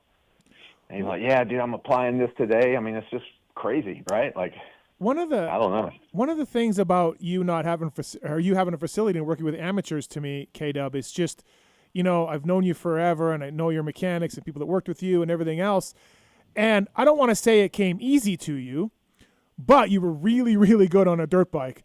And those types of guys can't always know why they're really, really good and can't always translate it and just be like, I don't know, why don't you just, like you said, you just get on an 80. Why don't you just do this? And it's like, yeah, I'm not Kevin Windham. I can't do that. And guys like you that are really, really good on a bike, and let's face it, you won from, I read the old cycle news, dude. You were winning from 60s, and you never stopped winning. Guys sometimes like yourself can't relate to guys who aren't as good. And obviously you can get past that. But it doesn't always work like that. It does not always work like that, and I will be the first to tell you that just because you're a good rider or gifted or talented doesn't mean that you can, articulate that message or help people to get there. So what I spend most of my time doing, and I am a firm believer that almost all racers, so I'm watching things that are pro levels or pro level guys are doing right now that just isn't sound. Like to me, everybody wants to say that Lawrence and them are killing it. They absolutely are. Are they doing it different or less fluidly than, say, a McGrath did or some of those other guys, or myself? I don't know that is the case. I just think some of the other guys are missing their point, making multiple turns. I talk a lot about G-load of motorcycles and where the weight's distributing. And the other thing is, like, how many guys do you see have a problem with a turn or a problem with a section? And I firmly believe that they don't identify a problem, so they don't look for a solution. Like your bike, you shouldn't just hit a bump forever the whole moto and go, dude, my shit's kicking sideways. well, yeah, it's kicking sideways. Like, look at what you're hitting. Like, it's move over an inch. So on amateur racing, I think, there's go to the races and see how many turns these guys make in one turn. Mm-hmm. Like, you could see 3, 4, 5 turns in one single left-hand turn. I'm like, bro, you got to, I don't know. It's just like, overlean, grab a handful of gas, bike stands up, grab a handful of clutch and brake and lean it back over, and then you fall under. It's just like no fluidity and smoothness to the turns. Go to any local track and count how many turns are in a single right or left-hand turn. And that just wasn't the case in the two-stroke days when you had to carry momentum and all those kinds of things. And just because you have momentum or you have a rut or whatever doesn't mean you get you're not awarded the right to ride the bike like shit, Like, you still got to horsepower is only going to go so far, right? Yeah. Especially the bikes nowadays, right? Like you said, it's a whole thing, right? The bikes are so good they can get you out of trouble. They can make you be lazy. There's a lot of that, and I know it even for myself from just a local level. Like, I can come into a turn and I don't need to worry about momentum. Like, why? I'm on a 450, But the thing about it is you can't worry about momentum because there's 4 turns in one. Yeah, exactly right. Right? It's like a hard left straight, left straight, hard left straight. I'm like, bro, smooth this thing out. Yeah. No, it'd be great. Sealy, you should go down to the farm. Yeah. I've been working with the kid too. Going into futures, helping him out a little bit. Oh, cool. It's fun. Yeah. Because I'm sure like you, Kevin, you study it for so long, like not necessarily just the guys you're racing, but your own form. Like what he's saying, like you hit the same bump 20 laps in a row and you wonder why your bike's going sideways. Well, it's because you're hitting the same bump 20 laps in a row. Yeah. So like you really dissect yourself, watch film, just kind of study yourself as a rider, and you learn a lot. And you like until you start working with somebody, you're like kind of at first I was like, what do I kind of have to offer? Like what can I, how can I make him better if he's already a really good rider? His name's Nate Abbott. He'll be racing futures this year, and like going there and just kind of teaching him some structure, some technique, and I don't know. It's fun. I enjoy that part of it, like studying it, dissecting it, and passing it on now. Sure. Kevin Windham on the show, brought to you by OGO Power Sports, by the way. Pulp15 is the code to save with OGO. And whether it's gear bags or bags for school, carry-on bags, Pulp15 code at OGO Power Sports saves you. The great Kevin Windham on the phone here. K-Dub, for your preparation for your, title years or winning years. There was no title. The years there, that you were going for the title. Let's just say the years that you were like, I can win this title. It feels like it. It does. It feels like there's a title in Jesus Christ, K-Dub. Second place 8 times or something? God. I don't know. Is there a trophy for that? I don't know. No, but try not to stay awake There at night. actually is. I got inducted in the Hall of Fame. That's good enough. Yeah, that's good. That's true. I'm interested in your prep. We asked Reedy the same question. Like, did you do the same thing at California December, my house before then? Did you change it up over the years coming into Anaheim 1? Which years did you feel more ready? Which years did you not feel as good? Like, what's it like as a racer coming in being like, it's title or bust for me, and here's my prep. What was it like? Well, for me, when I really think about it and see if you feel the same way, like, it would be amazing. And I'm such a head case, and I think we all are. Like, how many times you go to A1 and you hear everybody talk about they got to get over the nerves of A1? Well, I mean, like, bro, you ain't been off racing that long. Mm-hmm. You've been racing since you were on 60s or whatever, like you said. And you go to A1, and for some reason it's going to all be foreign, and everybody's going to feel, the chassis tight, and the bike isn't broken, and this thing's a piece of crap, and I like my test bike better, and my race bike's crap, and all the things that we say and go through. And for me, like, I would be in this grind when I was back home. I enjoyed being home because I'd just be pounding out laps, and I'm like, man, I feel really good in 20. I feel really good at 22. I feel really good at 25. Mm-hmm. And then I would go to California and I would start testing, and like things wouldn't feel good. And Cole, that when you're testing and you're riding at the test track and you've got a new set of forks on, and you ride 4 laps, and you're like, shit, I'm winded, dude. Yeah. And I'm like, how in the hell am I going to be ready? Or your teammates going faster than you, and you're like, I'm not ready. You're like, but I'm on forks I don't even know. I'm holding my breath. I'm tired in 4 laps. Like, what happened to all I had built up? So to me, going to what you were saying, Steve, is like, how much time do you have to spend to get this bike good? Mm-hmm. Because to me, getting bikes good killed my confidence and, like, what I felt like was my preparedness. Like, it was just crazy. Interesting. Yeah. Yeah. I kind of, to add to that, I would, because I was California based, so I kind of had the leisure of that, I'd always ask my mechanic if I could put 5 to 10 hours on my race frame, because then you get the rigid feeling to go away, and as well as race suspension. And then I like to test early and just find my settings. My best years. I guess so. Yeah.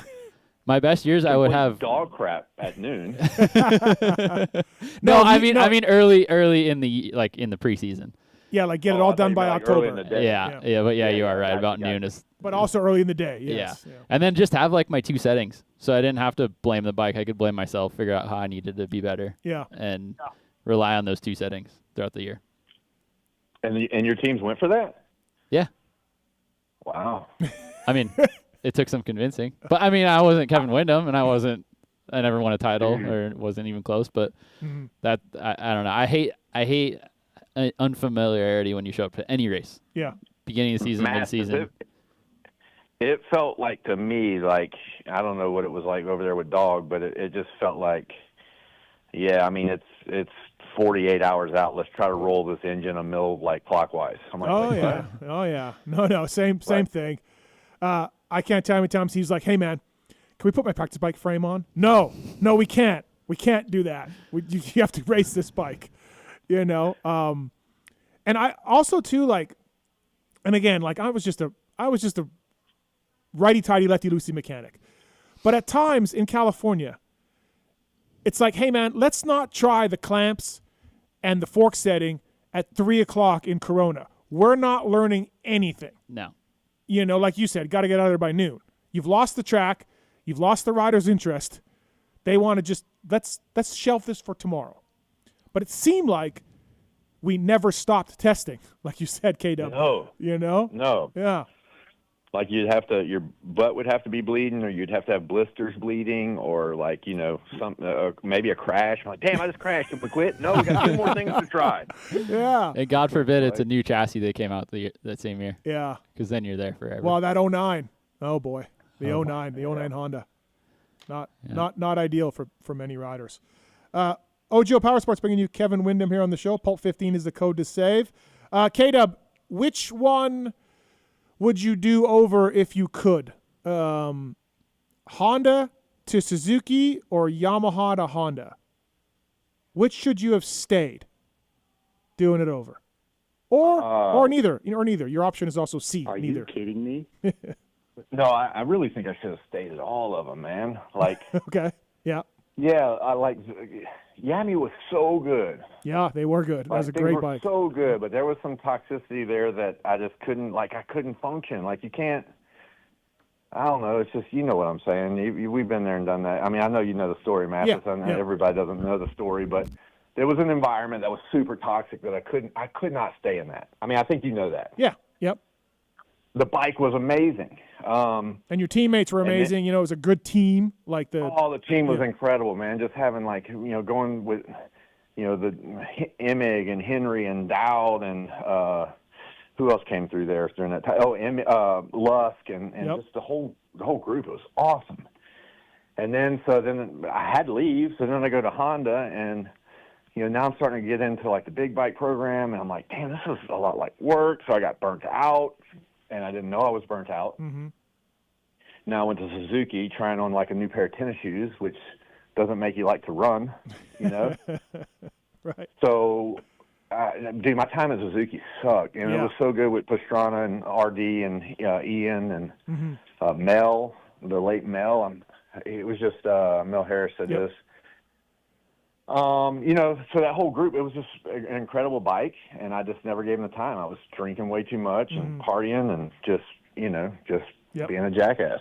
Yeah, I did a story on it for Racer X. It was a great read, and and then your comeback, right? You break your leg and then come back on the factory connection, and you have an incredible part 2 to your career. But there's a sliding door where Yamaha brings you up. Well, Cowie, they take you from Cowie and they bring you up into the pro ranks, and you're their Jet Lawrence, and they never let you go. They fix, it's never toxic, everything's good. They do whatever you need, and you never leave Yamaha because, like, in my eyes, you're one of the greats, and like you mentioned, the bike was great. Factory Yamaha has a history, and they just never let you go. Now, obviously, you had to go, but to me, like the management there, they really erred in not being like, this kid is our future. But didn't happen. Yeah. Didn't happen. And it's funny, I was looking back, I was rewatching some races on YouTube, or I don't know, Peacock. I don't know where I was even watching them, but I was going back watching some oldies, as in like just a year or two ago, and when Lawrence went on to win, he won this first round as like a guy, right? Like as a 250 or 450 guy, he won it. Yeah. And somebody was asking me like, well, didn't you do that? And I had to go back and look, and I didn't. I ran a few races in 1996. No, yeah. 1996, I ran a couple of rounds, but I won my first big bike win. Was in Charlotte when I was a 125 West guy. I was riding 250 on the East Coast, so I was the first active 125 rider to win a big bike race. Yep. So I went back to look at that, and what I didn't realize is not only did I win Charlotte, the race prior to that was Pontiac. I got second. Mm-hmm. So I must have had the guys just shitting their pants. For going like, sure. Who in the hell is this kid? Yeah. Who is this kid that just came off a 125 West, and he got second at Pontiac, backed it up with a win in Charlotte?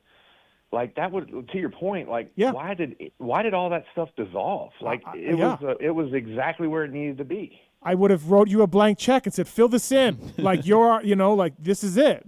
You did something that never been done before. You were the next great, And you look at Yamaha from Hanna to Glover to Bradshaw, like, you were the guy. So it's unfortunate that, it couldn't work. Yeah, but none of those guys got lippy with their team managers between Hannah and Bradshaw. And never, yeah, right? never, no way, Bradshaw, no chance.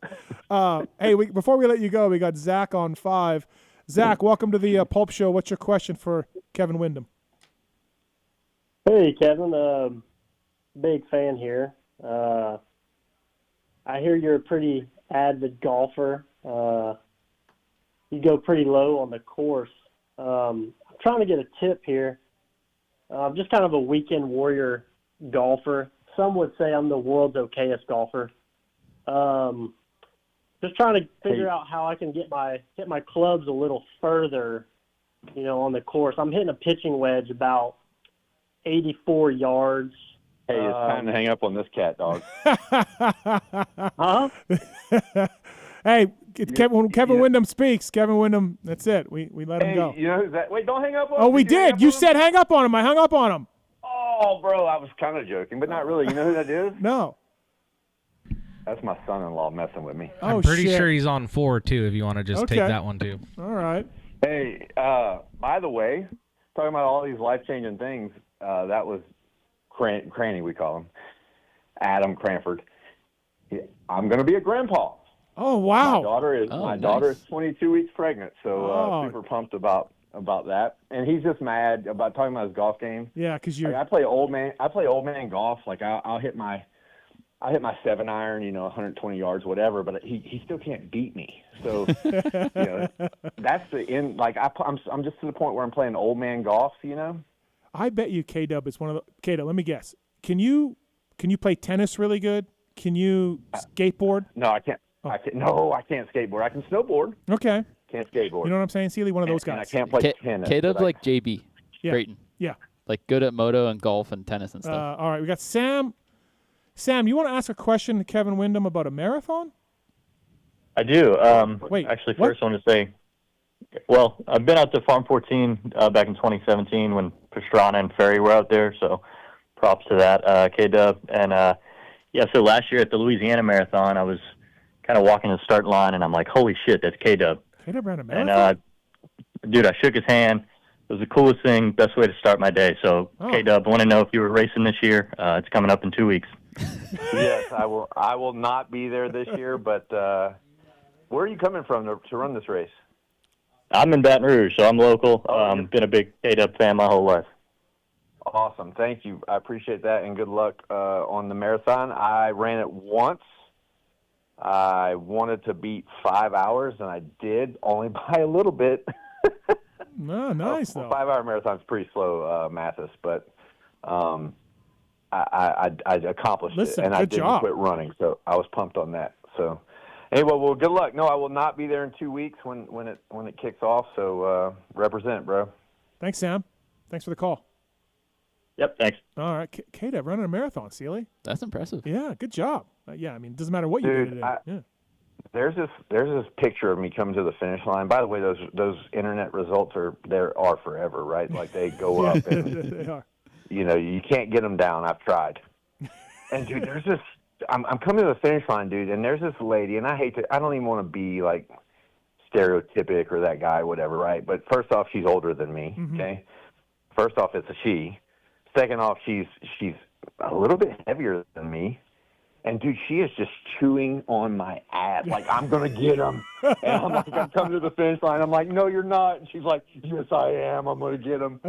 And I wound up beating her, but it was for, I think, like 1,000th and 97th or something. I don't know. It was way, way back. But, one big thing about marathons. How funny it would be if it came in second. Yeah. I always thought, like, when I run a marathon, like, the 26 that's a lot of miles. But the 0.2, that's kind of like, that's a bunch of bullshit, right? 2.2 of a mile, that's nothing. Well, bro, in this particular one, like when you got to the 26-mile mark and you made the corner and you had 0.2 to go and you could see this big finish line thing, I'm like, I wanted to quit 4 times in the last 0.2. I'm looking going like, there is no way that is only 0.2 of a mile. That is completely impossible. Like somebody mismarked. I almost died on the 0.2. All right, before we let you go, let's bring our next guest on. We're going to have the guests talk to Kevin Windham because it is Kevin Windham. Justin Brayton. Oh, man. Yeah. What's up, JB? What's up, guys? How are you? Wow. K-Dub. K-Dub on? Yeah. I'm fired up right now, bro. What's happening? K-Dub. Get to talk to Brayton and Seeley and Speedy Reedy and hey, you too, Matthes. Oh, thanks, buddy. Thanks, buddy. we get to talk to you too, bro. JB, you can go to the garage or something now if you want. We got the show. Yeah, the real racers can talk. I'll just sit back. It's great. It's fantastic. Yeah. JB, what's your best K-Dub memory?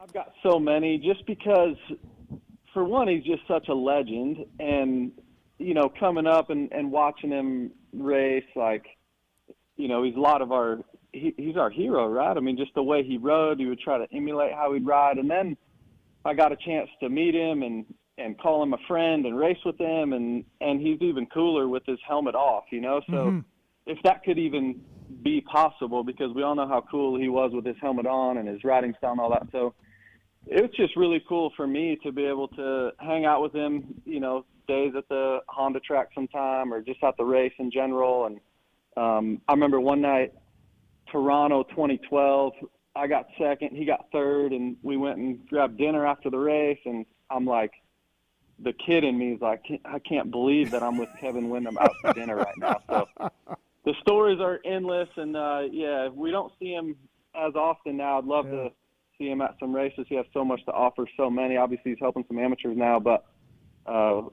K-Dub, would love to see your face around more, man. It'd be awesome. I'm coming back. I'm coming back. Hey, just out of curiosity, in 2012, was I still in my tidy whities, or was I doing boxer briefs at that point?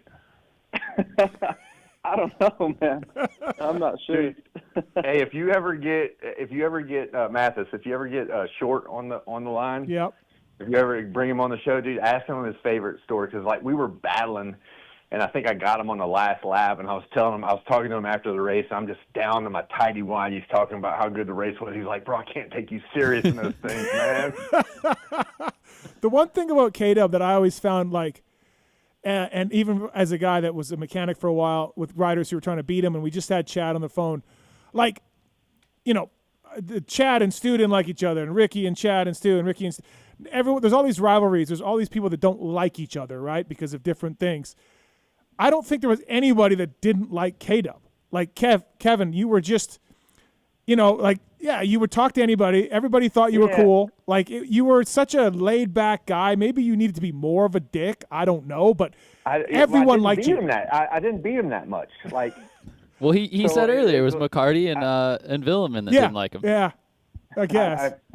I won about 10% of my races. I wasn't that big of a threat. Ask me if I like them. I don't like none of them son of a bitch. I just always thought like it was funny because it's just it's K-Dub, man. He's fucking cool. Everyone's like K-Dub's cool. I was only a 10%, bro. He's the best. You had a 100% approval rating outside of McCarty and Willeman. Not bad stats. And I think David and I are probably we're good now. Yeah, I think McCarty and I we're probably still not, but whatever. Oh man. All right, K-Dub. Well, hey man, thank you for the time tonight. Good to see you. Hopefully coming back to the races, like JB said. We need Kevin Windham around. I'm gonna hop off the line and continue listening because I know JB has got some great insight about things that are coming down the pipe, and I am so excited to tune in a week. Yeah, nice. Thanks, buddy. Thanks for the time, K-Dub. All right, bro. That's Later. Later, K-Dub. Kevin Windham, everybody. OGO Power Sports. He's into it. Oh, yeah. He's into it. So we do a pod called The Re-Raceables, myself and Wygant and Seth Rarick. Last year, Weege and I texted K-Dub like, hey, can you come on? Any race you want to pick from, we'll get you on. And he wrote us back, I don't remember any of my races. And we're like, okay. Well, he just said he had to Google his first 250 races. I bet you he's more into it now. We could get him. We could get him now, What's up, JB? And honestly, what race would you pick? Like he has so many races. Like what would be the first one? What's on the top of your mind right now, Steve? Wyndham's race. You're doing a re-raceable. I mentioned 05 Anaheim 1 because no one was talking about him. It was the hype of all hypes. The mud race? Yeah, the mudder, and he just won it. So I would go that one. The mud races are never that good to talk about. But what about, then I would probably go beating Ricky outdoors on his RM 250. Washougal? What, or when they was it 02 when they were both on Hondas? Yeah. Washougal. Yeah, Washougal Unadilla, he beat him, right? Yeah, those were some good basically races. Stopping Carmichael outdoors. Yeah. Where you were like, wow. Yeah. Remember how good the Great Outdoors videos were that year? Back. Oh, Glenn Helen. Yeah, that was a good one. Yeah. What's that, Seeley? Yeah. I said, remember how good the Great Outdoor series was that year? It was so good. Yeah, it was good to watch. I know you do like main events and all that, but how about the heat race at Houston with him and Stu, and then he clips the top of his triple with his foot? Yes. But do you remember how much they were going back and forth? And K-Dub was wheel tapping this, like, it was a 3-footer, a 3-footer, and then like a 5-footer, and then another 3-footer. He would jump and wheel tap the 5-footer over the fourth run going into these whoops. Like, I don't remember that. No. Everyone listening, go watch it. I don't know if it's on YouTube or not, but what year would that have been? That would have been 2012, I think. I was going to say 2010. You could do a re-raceables on just his opening ceremonies transfers. Yeah. Like exactly. Vegas. Yeah. Oh, my God. I remember when I inherited 14 in 15, everyone asking me if I'm going to do transfer. I'm like, dude, no, because I can't. And B, I can't top it even if I could. Dude, in the dark. They were huge. Yeah. I remember we've talked to him about it before on the show, and he was just like, by the end, they were getting too much. Yeah. Like it was too scary. Yeah, too Vegas, big. like, I think it was 12 or 13. Yeah. Or maybe even 11. It was like 130 feet or something like that. Yeah. Yeah. Like off the backside of a berm. Yeah. Yeah, it was a little getting too much. Yeah. Right? Yeah. Justin Brayton here. He came up way short. I think it was Dallas. Either Houston or Dallas. Yeah. Like way short on, his practice run or something. Then he still ended up going for it though on the night show. Like it's unreal the stuff that he could do. Yeah, no, it was cool. And like I said, everybody liked him. Like everybody liked K-Dub. Like Chad, Stu, Ricky, Ricky probably didn't like anybody at different times, but for the most part, everybody loved Kevin Windham. I think just in general, right? Like I think you could take Kevin to anywhere on the planet and he could fit into any group and be like the life of the party. He's talkative, he speaks well, he can have fun, like he's just a good guy. Like he's awesome. And he happened to be one of the baddest dudes on a dirt bike. So. Yeah, absolutely, right? Like he said too, like, and you don't realize it, but like he won a 250 main event as a 125 rider. Yeah. Yeah, that's crazy. Like just think about that. You're just like, holy shit. That's insane. Right. Justin Brayton here on the show, brought to you by the folks at Fox Factory Vehicles, your home for Black Widow, Rocky Ridge, Black Ops, Shelby American, Harley Davidson, and more. Partnering with the top OEMs out there, they bring you the ultimate turnkey custom trucks and SUVs, backed by the OEM factory warranty and easily financed through the dealership. The vehicles eliminate the hassles of do-it-yourself customization. Visit foxfactoryvehicles.com. Drive your dream vehicle today. foxfactoryvehicles.com, bringing you the great Justin Brayton on the show. JB, Race Day Live, you and AC teaming up this year. Looking forward to it. Since it's pre-Anaheim 1, we asked Reedy, we asked Windham, I asked Seeley. What were you like coming into this season? Did you automatically come in with like, I'm ready to kill it, had the best off season ever? Did you have different years where you were more sure of how you were going to do, or you were a little more nervous because of bike setup, or say a small injury that hampered some preseason stuff, or did you kind of buy the book, do it the same every year, and come in with the same attitude? Well, I have kind of a tale of two different careers. The first part of it, obviously I jumped to a 450 in 2010. I'm riding for JGR. Super nervous at Anaheim 1. We had a new motorcycle.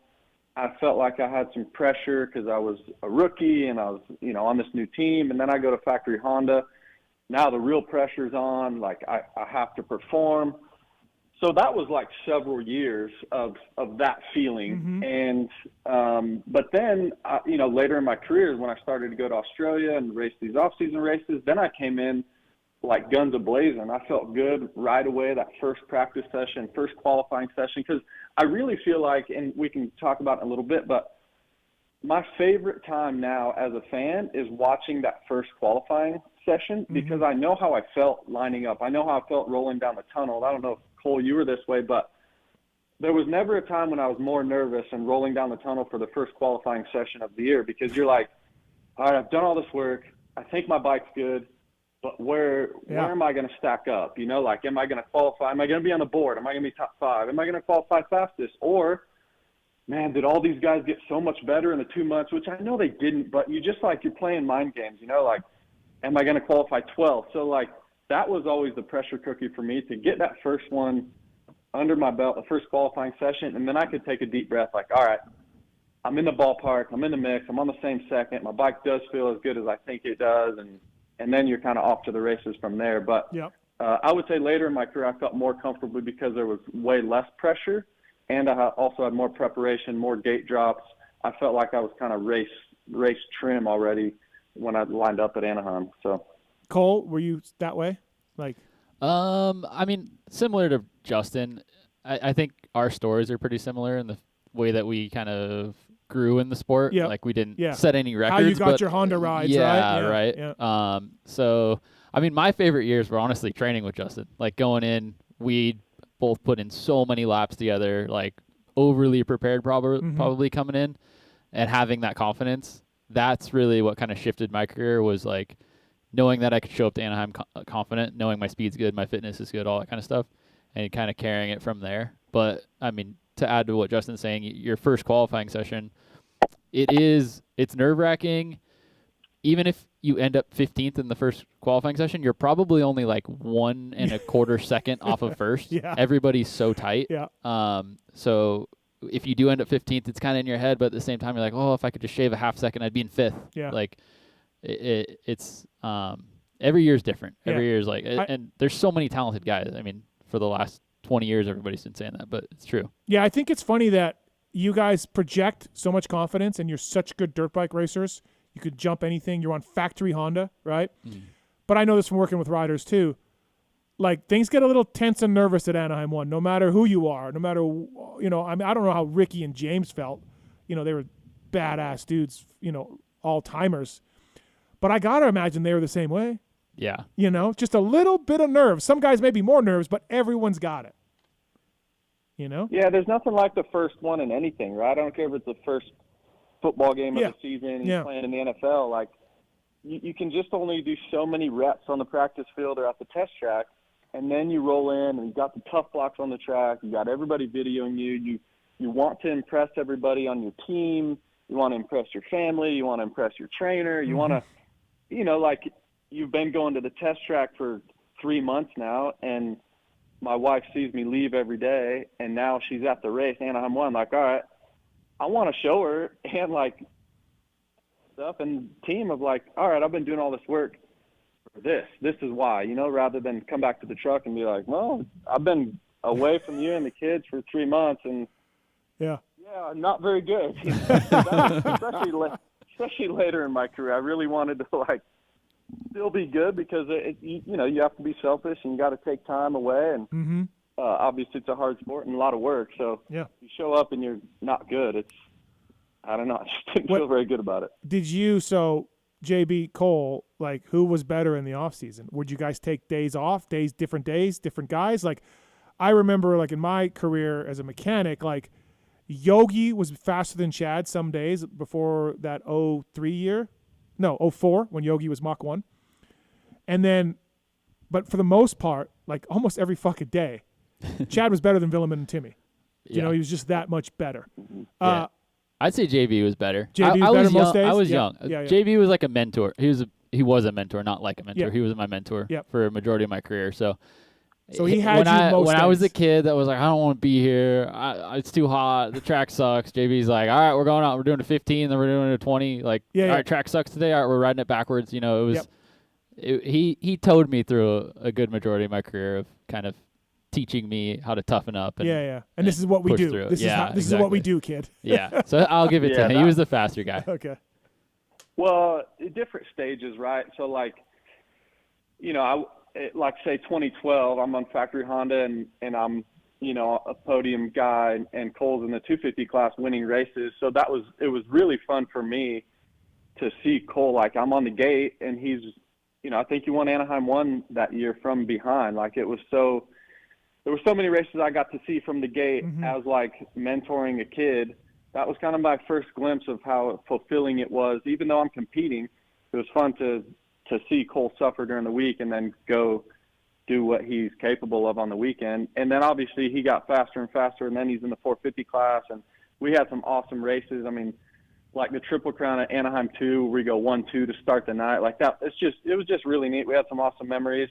And then I don't know if you remember, Steve, but he filled in. I was just going to say Atlanta.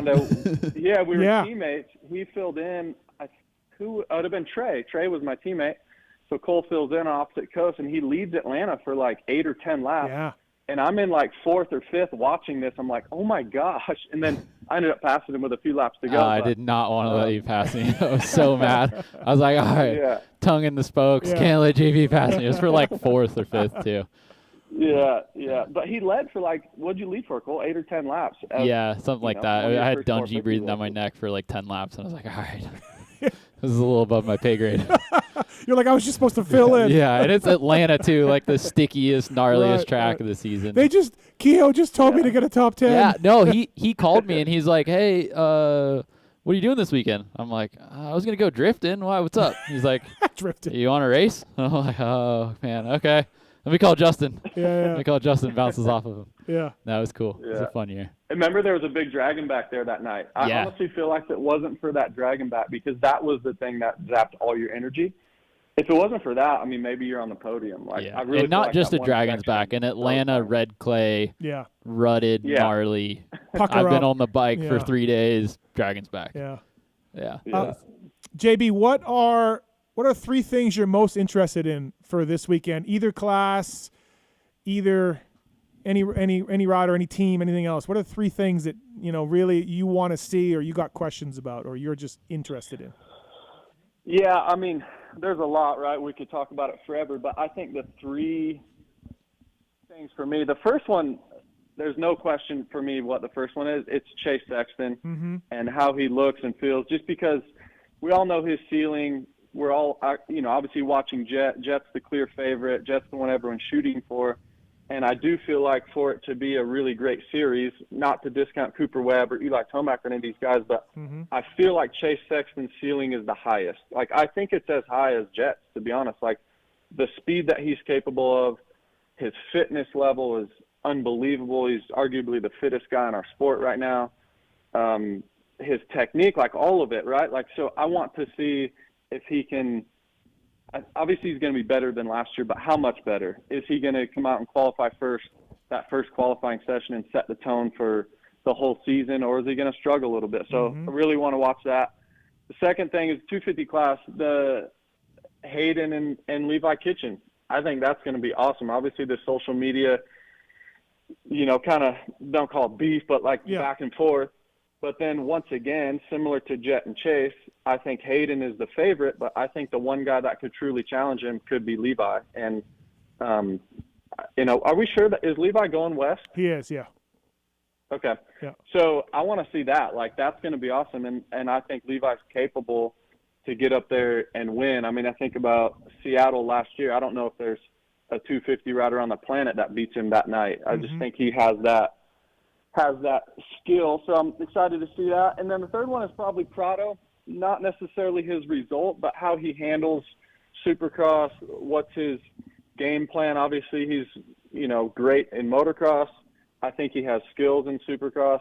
But he's a great starter. So when he gets those good starts, how does he ride? How does he handle the practice sessions? How quickly does he adapt to the tracks? How does he look on the new bike? How's the Kawasaki suit his style, and how does his style suit the Kawasaki? So I think that's going to be really interesting, and because the main reason I say that is because he's a winner, and he's only won his whole life. So what's it going to feel like to not be in the mix of winning right away? Because look, I don't think he's going to be, right? So how's he play that? Does he slow roll it? Does he say, okay, I'm okay with 5th or 6th or whatever? Because I think it's hard to do if you're like a championship guy your whole life. It's really hard to sit back and be like, I'm just going to take an 8th tonight. Right. I talked to somebody. Just when I look at the field, if Prado starts getting 5th, 6th, 7th, that's a win. Yeah. When I look at this, I know his starts are That's great. what we think. Yeah. Does he think that though? Well, I hope so. I don't know. Yeah, that's what I mean. Like, it's interesting. His situation reminds me of, just because he's got such a European riding style. It reminds me of Musquin, like how Musquin could dissect a track entirely different than the way Kenny or Dungey could do it and be faster at doing that. I feel like he needs to focus more on himself and understanding his strengths and capitalizing on them.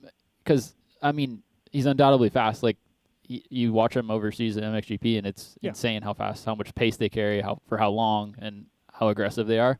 And if he can make that translate into Supercross in his own way, I don't think he can do it the way that Tomac does it, like, or Barsha or somebody like that. Like, if he can figure out a way to adapt his style to be super efficient the way that Musquin was, I think it'll be. I know it's a different era. I get it. But when you look at past world champions, Seb Tortelli, Greg Alberton, missing the 125s and going into premier class, newsflash, didn't go well. I know it's different, but technically, though, that I think it's so much different. Of course, we're talking about the same discipline in MXGP, but I think if you look at their, like, the way they rode technically, like Albie and Seb, that did not favor Supercross. I watch Prado and I'm like, oh yeah, like, he's got the skills to do it. It's just when is he going to be able to do it, and how slow roll, like, is he going to be able to slow roll it? Because, man, we're racers, and, well, Cole, you and I are. Steve's not a racer, but, like, thank you. We know 4 Manitoba titles aren't worth anything, I guess. Yeah, just nothing. No, but honestly, and Steve, you can relate. Like, you know how it feels if you get a hole shot, your brain turns off. Like, you want to win the race. So if he hole shots Anaheim 1 or San Diego or wherever we're at this season, Tampa, how does he play that? If Jet passes him and Chase passes him and Cooper Webb passes him and Eli passes him, like, man, that's really hard to just say, hey, man, I've won all my life, but, yeah, sure, I'll take number 6 tonight or 7th. Like, that, to me, is what's going to be the defining moment. And if he's patient enough, or can he just go with them? Does he have the skills to – is there a certain night and a certain track where he can go with them? So I'm curious on that. It's going to be a lot of fun to watch, but there's so many other – obviously things to watch as well. What do you think about the Deegan Kitchen thing? Who do you think has the upper hand there? I just think this is Deeg's year. We were talking about it a little bit earlier. This is where he's going to win, I think, 7 out of 9 or 6 out of 8, or do you know what I mean? Really? Yeah, Yeah. No, it's totally good. And I love Levi, and he's awesome. But Deegs is the next one, I think. So I think that this is the time. If he doesn't, then I definitely going to have questions about, better indoors or out. But going back to Prado for a second, a couple things. You're absolutely right, JB. That's why you're great on Race Day Live. He is more technically proficient than Seb Tortelli and Greg Alberton were. Like, when you looked at McGrath race in '97 and you watched Seb or Albie, you could see with your eyes, like, oh, this guy knows how to race Supercross and these two do not. Yeah.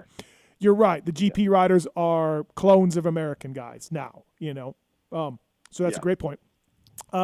Second point, I talked to somebody inside Cowie, and Anderson's contract is up, and they told me, we want to see how he gets along with Jorge, i.e., like, does he take him out, or like how does this go before we re-sign him? Like they're banking on Jorge, and he needs to be happy with his teammate. So I just found that interesting. They're going to wait and see. That's an interesting take, like, to give the rookie, technically rookie, kind of first priority, I guess, over. I think they're, Jason's near the end, so, not at the end, but near it, and I think that they're just like, hey, let's see, Now, Anderson will beat him in most Supercrosses, I believe, this year, Yeah. The thing is, that's a really good benchmark at the test track, because Jason, I would put him up against anybody at the test track. Like, he's really, really fast. Mm-hmm. I haven't rode with him a ton at test tracks, but, like, I've just heard it for year after year, and so that's going to be a positive for Jorge to have Jason at the test track to see, like, okay, that's the level. Mm-hmm. Where a lot of times, you can think your level's good, but the guy you're riding with may not be as high level as you think, where I don't think they're going to come in and be like way off the pace. Like, I don't think Jason comes in and he's just mind blown by the pace. Yeah, you know? No, for sure.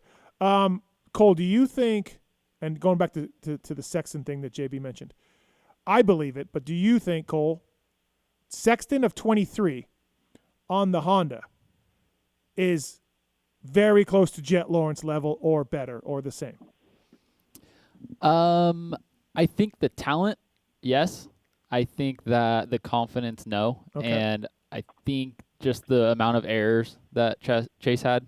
I don't know if it was the chassis or what was going on. Whatever, but you're right. Yep. Yeah, there was a lot of errors. And there was like a point where he would get almost like a little tired, or he'd see Eli catching him for one lap. And Chase is one of the most talented guys to ever swing away over a dirt bike. I trained with him for a long time and have seen it at the test tracks. I've seen it day in and day out. But he's also a little bit of a head case. And I think he's maturing out of that a little bit. I think this is the year that's going to kind of define him of like, all right, I'm here to play, and I'm not a head case anymore. You can't get in my head. I might have a bad weekend being a 4th or 5th and turn it around the next weekend. But the speed's there. Every single, like, I would get so mad at him when we were at the Nest, and I was on a 450 doing quads that he couldn't do on his 250, and I would beat his time by 0.3 of a second, and then the next time I'd run the same exact lap time, and he would beat me, and I'd be like, dude, where do you find this speed? You're like, I'm doing this jump that you're not even doing. Yeah, and I think that talent will carry all of his flaws. Like, it'll carry past all of his flaws. Because, JB, I think your first question is great. Like, I don't know, but, yeah, if he can get it, if Chase can get back, figure that bike out, figure himself out, like Cole was mentioning, he can do it. I don't know if he can beat Jet, but he can certainly run the pace of Jet most races. Yeah, he just needs to get it. Yeah. He needs to figure out a way to get the confidence up, and not even to Jet's level, but close to it, and then it'll grow from there because he can do it. Like, he can be the champion for sure. Now, I've had private conversations with him. Maybe I shouldn't say this publicly on the air, but he's just like, give me the bike. Make me happy with the bike. I can do it. I need the bike. We're not there yet. You know? Well, I think, Steve, to your point about the 23 Honda, I think you give it that speed and that comfort. And the hard part was he wasn't even that comfortable on that motorcycle. Obviously, he complained a lot about it. But you give him that speed and then his maturity today, I think he's lethal. And I think he can match Jet and then race him to, like, if they started 1-2, I think it would be a great race on any given night. Because I even watched little nuances, and you guys would pick up on this too, but like the way he went through rhythm lanes on the Honda, like, man, way over the front of the bike. It's kind of reminiscent of when Stu first started doing that. But I mean, he would push through like really steep rhythm lanes where I'm like, man, I'm just trying to time them, and everyone else is just trying to time them, you know? Yeah. And he's just pushing through them and gaining 3 or 4 tenths in that one rhythm lane. I don't see him doing that to that level, and that's what Jet's doing. Like, it's all the little stuff, you know, and the whoops, like his whoop speed clearly needs to be a little bit better. You know, has that gotten better? So I don't know. It's an interesting bench racing question, right? Like, does that speed match Jet and then his maturity today? Because I'm with Cole. Like, yeah, I think he was a little bit, which we all are when we're first in that class and you're racing guys that you looked up to. But I think now he has enough maturity to be able to go and get it done. And if he has the proper equipment or his comfort level is good enough, I think it's going to be awesome. But that's the question, right?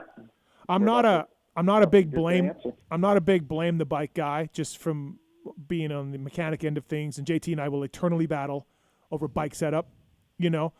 But when you go from a Honda aluminum frame to steel frame KTM, and you're struggling with it, and you've never ridden, you know, I will give that to Chase Sexton. Like, I'll be like, okay, you know, there's probably some things you got to figure out here with the KTM. Yeah, so, and you're not only switching manufacturers, but you're switching personnel inside the team, right? Like, guys that know, it's the bike's doing that. Oh, I know how to fix that. That's a click in rebound, or that's a click in high speed, or something like that. Where you switch a team, well, I see the bike doing that, but okay, let's try this. Right, you know, it's not a confident change yet, and maybe now they've worked the kinks out, and now they can when they're having an issue, they can address it quickly and solve it faster. New mechanic for him, old mechanic. Jay Jundy's back with him, right? He worked with Honda, so there's new old guy. But not only that, suspension tech, suspension sure. tech, chassis tech, engine techs, like all those people are new people and a new chassis. It's a lot to juggle. Yep. And when you look at I've said for a long time, I think it takes 8 to 12 months. I really do, to get your best self and the team to be able to work with you the best. Your language is different to Cole's point. Like, everybody says their forks do a certain thing different. Like, Cole would relay the message to the suspension guy different than I would. So they have to start to pick up, okay, what's he mean by that? Does he mean it's doing this, this, or that? So slow it down or speed it up or a little softer, stiffer. And then, you only do testing. Now pretty much it's Florida or California. Well, now you go to all these different styles of dirts across the country, and now you're taking notes after notes after notes at every single one of these stops. Then you can start to pull information. Okay, remember in Tampa in that one rhythm lane, or remember, hey, when we went here when it was really soft in Indy, remember when you tried that and that really worked? Like, I just think it takes 8 to 12 months to truly know. So I think we're going to get the best version of Chase. Just, is it good enough to battle Jet, in my opinion? Yeah. We're about to find out. Yeah, absolutely, right. Him putting the KYB inserts into WP is wild. But, DeCoster pushed for it, and he was more comfortable, and that blew me away. I was like, holy shit, are they searching? But I mean, he liked it, but I just couldn't believe it. I was like, wow, okay, that's a big step, and obviously it worked. So, lots of things to talk about for sure. Before we let Justin Brayton go on the show, by the way, brought to you by FoxFactoryVehicles.com. Drive your dream vehicle today. Visit FoxFactoryVehicles.com. Before we let JB go, Rich Simmons, talked to him a lot in Paris. He was the suspension chassis guy for Star. We saw Jeremy Coker left for Triumph. And Rich got himself a big promotion, probably tons of money as well. Rich is going to take over Coker's gig as a 450 manager. Both of you know Rich well, had him as a mechanic. Troy Lee, Honda, Star. He worked for the 10 cycles for a little bit there. So I guess, Cole, I'll start with you. Like, he's going to be good at it. And what do you think of the move? Yeah, I mean, so Rich, for those of you that don't know, he's the reason that Justin and I were so close. He worked for JB at MDK and then was searching for a job and wound up being my mechanic at Troy Lee. And then I was with him for 9 years. And was just a huge, massive, probably the reason I was so successful. Like, from everything from diet to structure to training to everything, just like he was my dad. Like, he was the voice inside my head when I wasn't doing good and the reason that I needed to go faster and work harder and all that. So I give him all the success in my career to Rich. Wow, okay, cool. And yes, to answer your question. I don't think Red Dog is saying that about me, which is really sad. Really sad. And JB. Okay. He introduced me to JB, and JB, like I said, was my mentor, and as well as Rich. And is just a very straightforward guy, and he'll stop at nothing to get you where you want, but also put you in your place if he thinks you're wrong. So I think that he's very good, that he'll humble you, but he will help you in the same way. JB? Yeah, I echo a lot of what Cole said. And the interesting thing is, if you follow the sport, you've probably never even heard of him. And you're like, oh, who's the new team manager at Star? But if you really look at his resume, it's one of the things that I love most about Rich is he's one of the best in the business for sure. And he's just behind the scenes, man. He just wants to get the job done. He cares about the people close to him. And the interesting thing is, like, for instance, at media days, I'm talking to Pierce Brown, and Pierce has given Rich credit already, because he spent a lot of time with him at Gas, and now obviously spending time at Star. And then Christian Craig, worked with Rich a lot. Like, a lot of these guys behind the scenes that you don't even know. Even Coop is close with Rich, and he did a ton for me. He was my first kind of legit mechanic that worked around the clock to make sure my bikes were good. My practice bikes were always dialed, and you felt like your work ethic together matched each other's. You know what I mean? And I really wanted to do well for him. I think that's what Cole said as well. He would just work around the clock, and he's going to be awesome at it. I think he's going to do really, really well, and He's one of them that he doesn't say too much, but when he speaks, you want to listen because you know you're going to learn something or it's something that you need to hear. And then it's going to be I told you so later if you don't listen. He's a good guy. I hung out with him a lot, you know, over the years, different events and everything else. And I think it's interesting, though. So Ricky Gilmore, you know, longtime KYB guy for Tomac, he doesn't work with Tomac anymore. Gillies. And Rich was like Coop's suspension guy and working with Gilly and helping and being a liaison to that because I think there was some tension with Gilly helping Coop out and not Eli and, you know, whatever. Just you racers are weird. And then now Gilly's just more not working with Tomac, and Rich was going to kind of be that liaison, and now Rich has got, you know, Justin Cooper, Cooper Webb, and Eli to work under. And Gilly's not on the Tomac side of things. I don't know. It's going to be that's an interesting dynamic with the three guys. Having those two together, those were my guys. Like when I think it was like 16, 17 when Rich was obviously my mechanic then. And when Gilmore kind of parted ways with Cowie, he came back to Honda and worked with me. Yeah. And so Dave, another huge wealth of knowledge. Like he's a rider. Like Gilmore is a rider. If he has an idea in his head, he'll put it on his bike first and go try it and be like, yeah, I think this is good. I think this will work.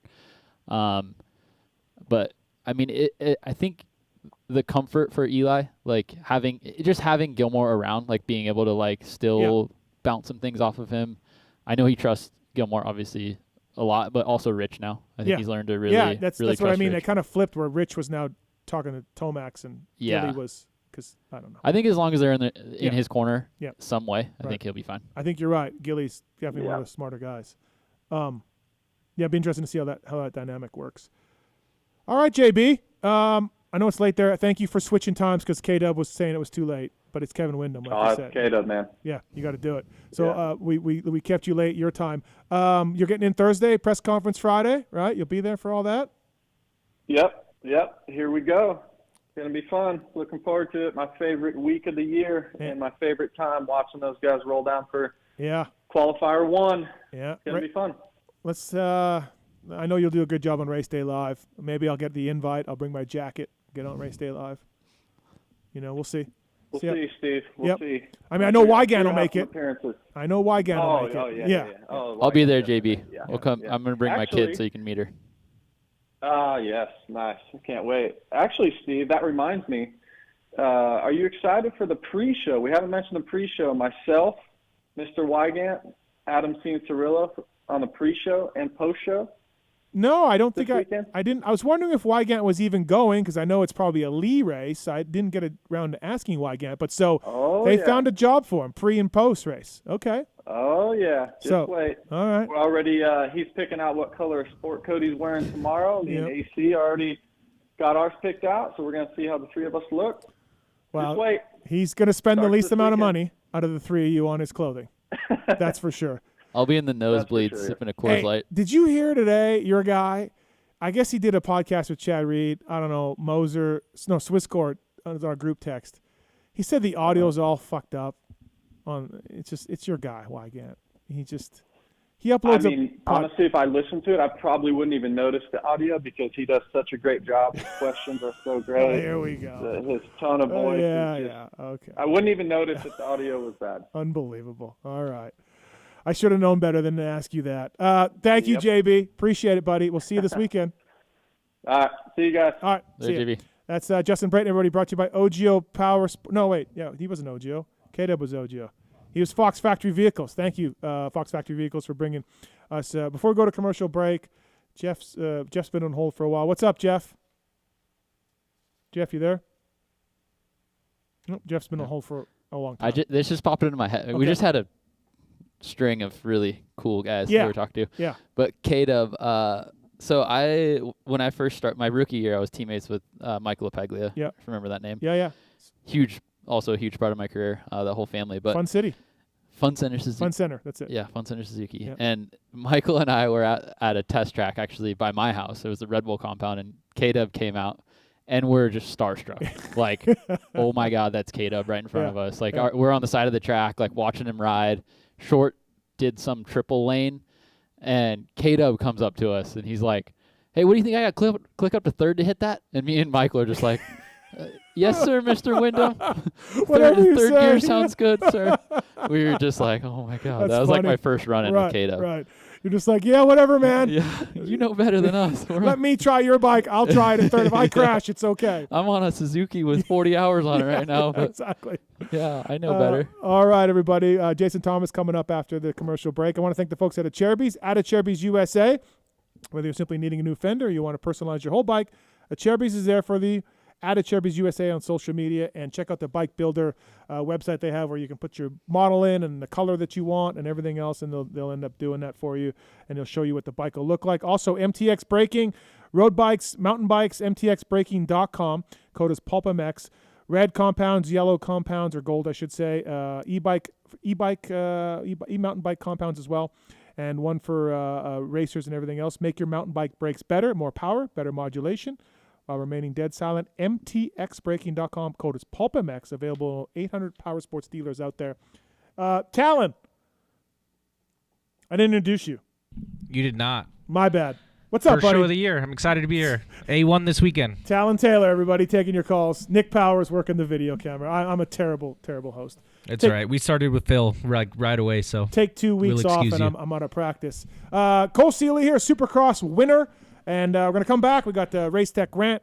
We have motorsport.com tweets. I want to talk to Cole about what he's doing now. I want to talk to Cole about some bench racing, Anaheim, and more. More to come up here on the show. So stick around. I'll be right back after this.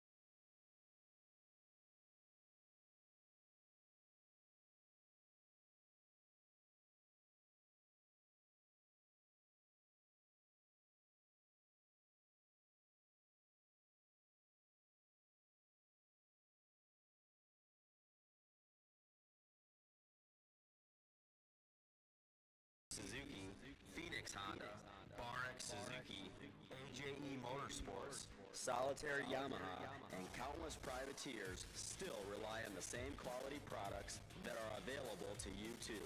Products like their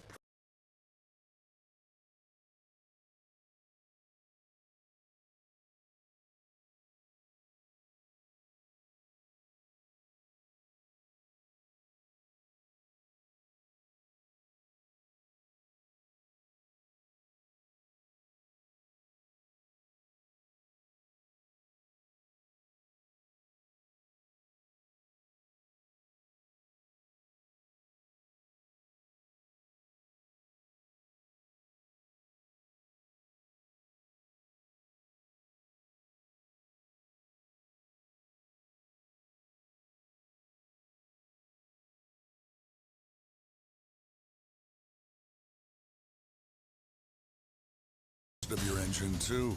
From Garage Buddy engine rebuild kits, clutch and valve train components, USA-made Racer Elite connecting rods, and their CB4 thermal protection line. Wiseco is proud to be a technical partner with Factory Honda HRC for the 2023 Supercross and Motocross. Driving professional level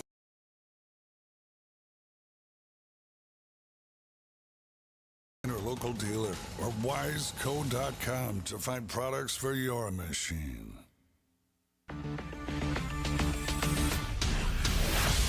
Factory Chassis Parts, established in 2018, is the home of the original high-performance FCP racing engine mount kit, designed to improve traction, handling, cornering, and feel.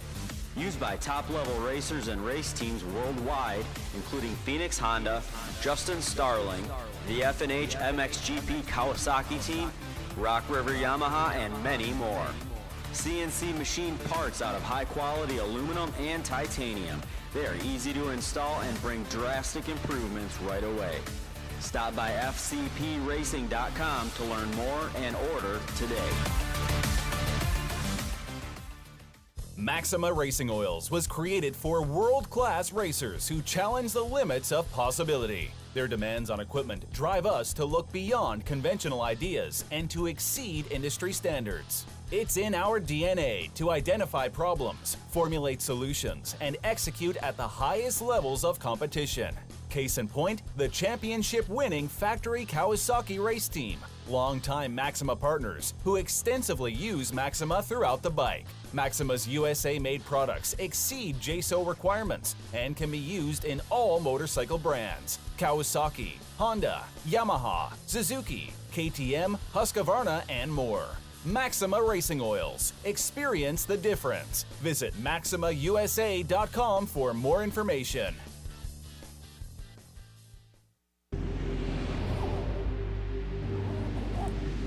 I'm Cooper Webb, and I choose OGO.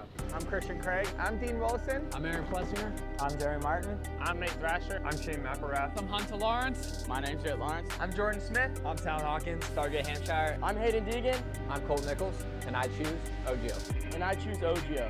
And I choose OGO. I'm Tom Diallo. I choose OGO. And I choose OGO. And I choose OGO. I'm Jiren Ferrandis, and I choose OGO.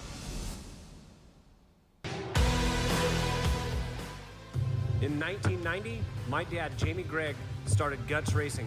Guts stands for Gregg's Ultra Trick Seats, because I was just a little kid that wanted a trick seat. And if you're out there looking for a trick seat, go to gutsracing.com, your local dealer, or Motosport, and place your order. Support the people that support PulpMX. You can use Pulp 2025 for 20% off at gutsracing.com.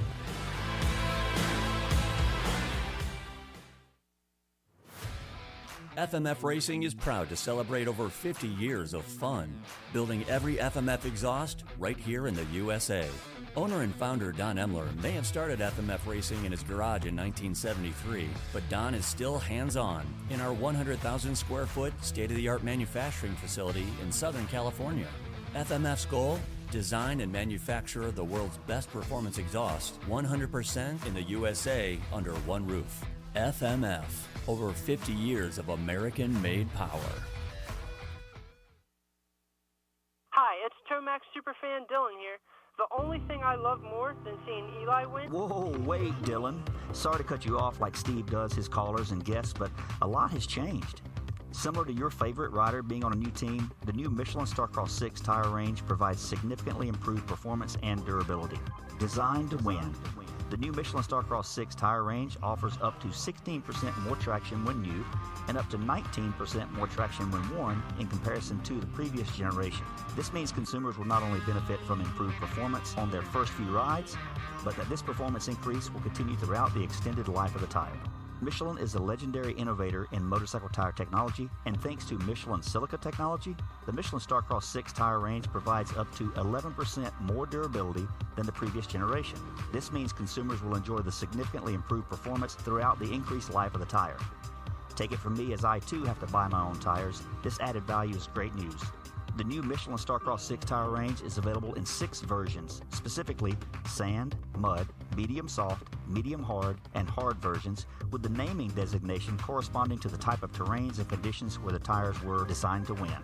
Another innovation is the Michelin Adaptive Design, with specific positioning of the tread blocks in 3 zones: central, intermediate, and lateral zones, with the single goal to offer exceptional grip for the front tire and exceptional grip, traction, and longevity for the rear. To learn more about the new Michelin Starcross 6 tire line and all the quality products that Michelin offers for motorcycle segments that Steve cares nothing about, visit michelinman.com/motorcycle. And then visit your local dealer or online retailer to choose Michelin product to maximize your riding experiences. Also, too, make sure to follow at Michelin Motorcycle on Instagram and Facebook. Attention riders! Welcome aboard the all-new Atlas Vision. We hope you enjoy the added mobility, quicker flight time, and additional views. Please follow along as we outline the safety features of this revolutionary device. The first thing you will notice is the added headroom. The fore and aft positions no longer come with annoying restrictions, so feel free to move about the cabin. Quicker flight times can be achieved by unmatched comforts and unencumbered movements. Yes, we're built for speed and comfort. And now available to all customers is a 360 panoramic view. Go ahead and look around the cabin. These new angles are available at no additional charge. Located on the underside of the frame is the gold standard of impact absorption, D3O. In the event we accidentally take a trip to Indonesia, we suggest that you remain with your neck in the underextended position and allow this proven material to do its job by reducing the forces over 50% better than ever before. Although the Atlas Vision will not be noticeable, it will be there when you need it. If you are riding with a child or someone who requires assistance, secure your vision first, and then assist the other person with a Prodigy, Tyke, or Brole. We ask that you keep your brace on until your moto is finished. We remind you that Atlas makes flexible neck protection. Tampering with, disabling, or destroying the product is prohibited by the limited lifetime warranty. You will find this and all other safety information in the user manual located online at atlasbrace.com.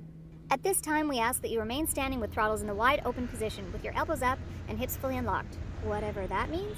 On behalf of the captain and entire crew, thank you for flying Atlas Vision. Enjoy the views.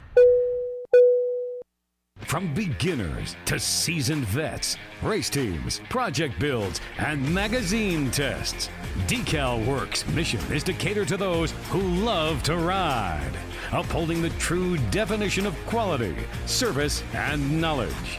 Visit decalmx.com and use promo code PulpMX23 to get 20% off your custom graphics. Decal Works, #1 for many reasons. 25 years ago, greatness was born. Since then, the only thing that mattered was riding. At motosport.com, we've made it our #1 priority to make your next ride your best ride.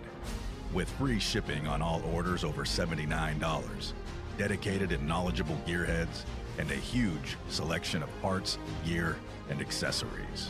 Now, let's get out on the track, trail, or open road and make that next ride your best ride with motosport.com.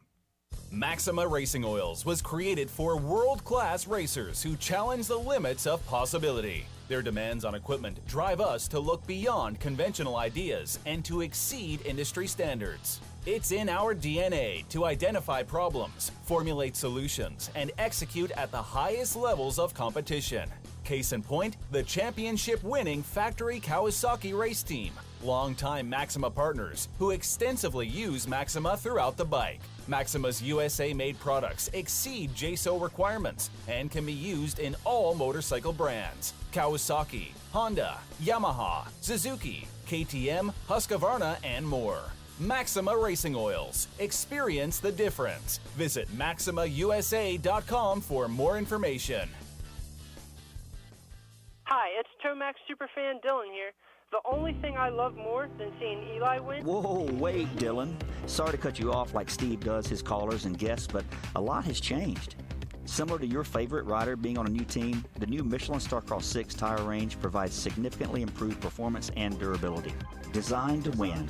The new Michelin Starcross 6 tire range offers up to 16% more traction when new and up to 19% more traction when worn in comparison to the previous generation. This means consumers will not only benefit from improved performance on their first few rides, but that this performance increase will continue throughout the extended life of the tire. Michelin is a legendary innovator in motorcycle tire technology, and thanks to Michelin Silica technology, the Michelin Starcross 6 tire range provides up to 11% more durability than the previous generation. This means consumers will enjoy the significantly improved performance throughout the increased life of the tire. Take it from me, as I too have to buy my own tires, this added value is great news. The new Michelin Starcross 6 tire range is available in 6 versions, specifically sand, mud, medium soft, medium hard, and hard versions, with the naming designation corresponding to the type of terrains and conditions where the tires were designed to win. Another innovation is the Michelin adaptive design, with specific positioning of the tread blocks in 3 zones: central, intermediate, and lateral zones, with the single goal to offer exceptional grip for the front tire and exceptional grip, traction, and longevity for the rear. To learn more about the new Michelin Starcross 6 tire line and all the quality products that Michelin offers for motorcycle segments that Steve cares nothing about, visit michelinman.com/motorcycle, and then visit your local dealer or online retailer to choose Michelin product to maximize your riding experiences. Also, too, make sure to follow at Michelin Motorcycle on Instagram and Facebook.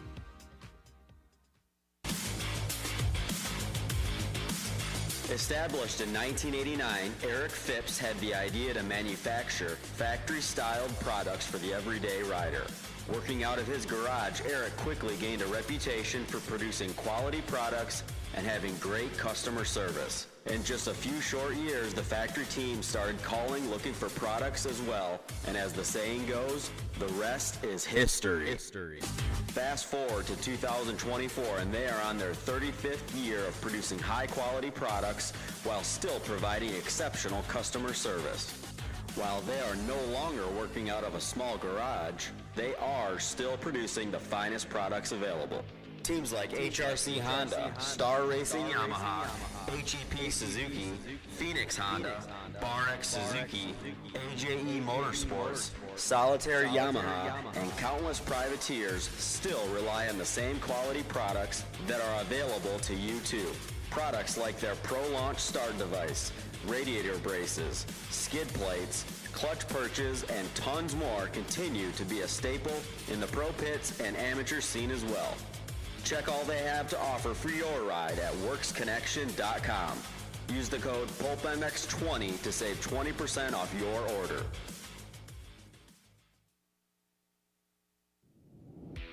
The power of fun. Celebrating over 50 years of ear-to-ear wheelies. Half a century. It's pretty cool to see how far we've come. When I started the Flying Machine Factory back in 1973, we were just a bunch of California kids obsessed with racing motocross. The faster we went, the more fun we had. Throughout the decades, one thing has never changed. We come to work every day to help make riding dirt bikes more fun for everybody. The sound, the smell, and the feeling you get from twisting the throttle is something that can't be replaced. It's been one heck of an adventure innovating, engineering, manufacturing, riding, and racing. Thank you for being part of our family-owned and operated business, and we look forward to celebrating you here at the race and continuing to deliver quality products. Don Emler, owner and founder of FMF Racing.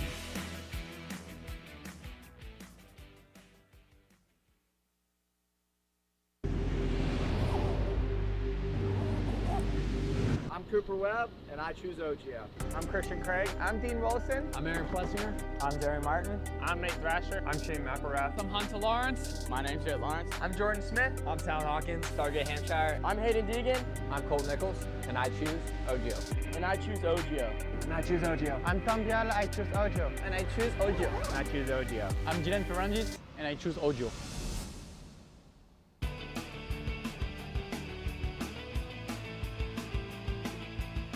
You likely know Racetech as the suspension and engine tuner of choice for the world's fastest privateers. But what you may not know is behind the scenes, Racetech is the trusted source for many OEMs and factory teams throughout the motorcycle industry.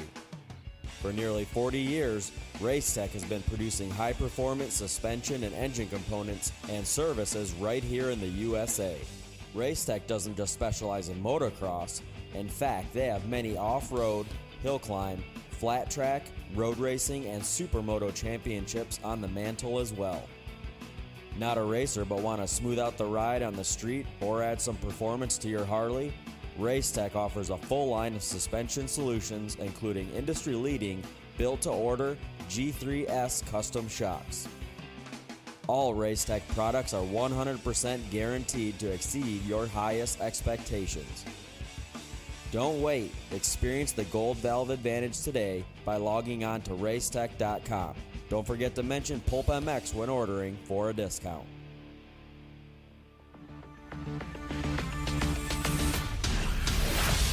Factory Chassis Parts, established in 2018, is the home of the original high-performance FCP racing engine mount kit, designed to improve traction, handling, cornering, and feel. Used by top-level racers and race teams worldwide, including Phoenix Honda, Justin Starling, the F&H MXGP Kawasaki team, Rock River Yamaha, and many more. CNC machined parts out of high-quality aluminum and titanium. They are easy to install and bring drastic improvements right away. Stop by fcpracing.com to learn more and order today. With over 80 years' experience manufacturing power sports pistons right here in the USA, Wiseco has evolved into a full range of performance components for dirt bikes and other power sports machines. Whether you ride a 2-stroke or a 4-stroke, Wiseco has a variety of pistons from reliable forged replacements to the performance-focused Racer Elite series. Wiseco offers race-proven components for the rest of your engine, too. From Garage Buddy engine rebuild kits, clutch and valve train components, USA-made Racer Elite connecting rods, and their CB4 thermal protection line. Wiseco is proud to be a technical partner with Factory Honda HRC for the 2023 Supercross and Motocross, driving professional level product development that gets passed down to you. Visit your favorite online or local dealer or wiseco.com to find products for your machine. From beginners to seasoned vets, race teams, project builds, and magazine tests, Decal Works' mission is to cater to those who love to ride, upholding the true definition of quality, service, and knowledge. Visit decalmx.com and use promo code PulpMX23 to get 20% off your custom graphics. Decal Works, #1 for many reasons. In 1990, my dad, Jamie Gregg, started Guts Racing. Guts stands for Greg's Ultra Trick Seats, because I was just a little kid that wanted a trick seat. And if you're out there looking for a trick seat, go to gutsracing.com, your local dealer, or Motosport and place your order. Support the people that support PulpMX. You can use Pulp 2025 for 20% off at gutsracing.com.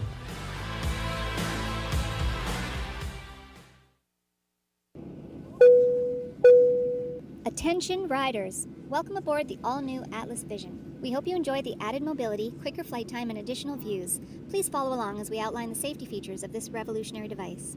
The first thing you will notice is the added headroom. The fore and aft positions no longer come with annoying restrictions, so feel free to move about the cabin. Quicker flight times can be achieved by unmatched comforts and unencumbered movements. Yes, we're built for speed and comfort. And now available to all customers is a 360 panoramic view. Go ahead and look around the cabin. These new angles are available at no additional charge.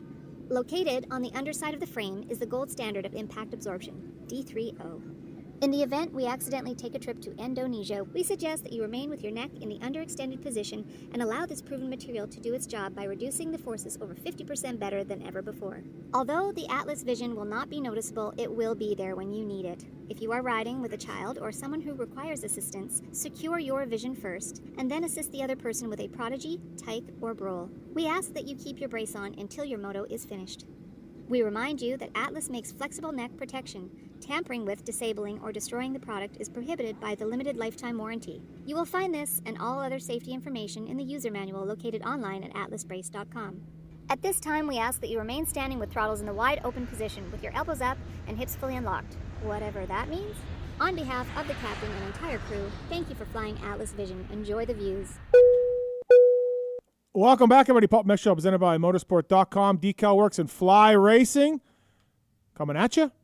Cole Seeley in studio. We had Phil Nicoletti, Kevin Windham, Chad Reed, Justin Brayton. Stacked right off the bat. Star-studded lineup right there. Yeah, absolutely. So looking forward to talking a little bit of Cole Seeley stuff now. Jason Thomas coming up here also shortly. PulpMX Fantasy is open. Sign up, join the league. Cole Seeley does it. It's a lot of fun.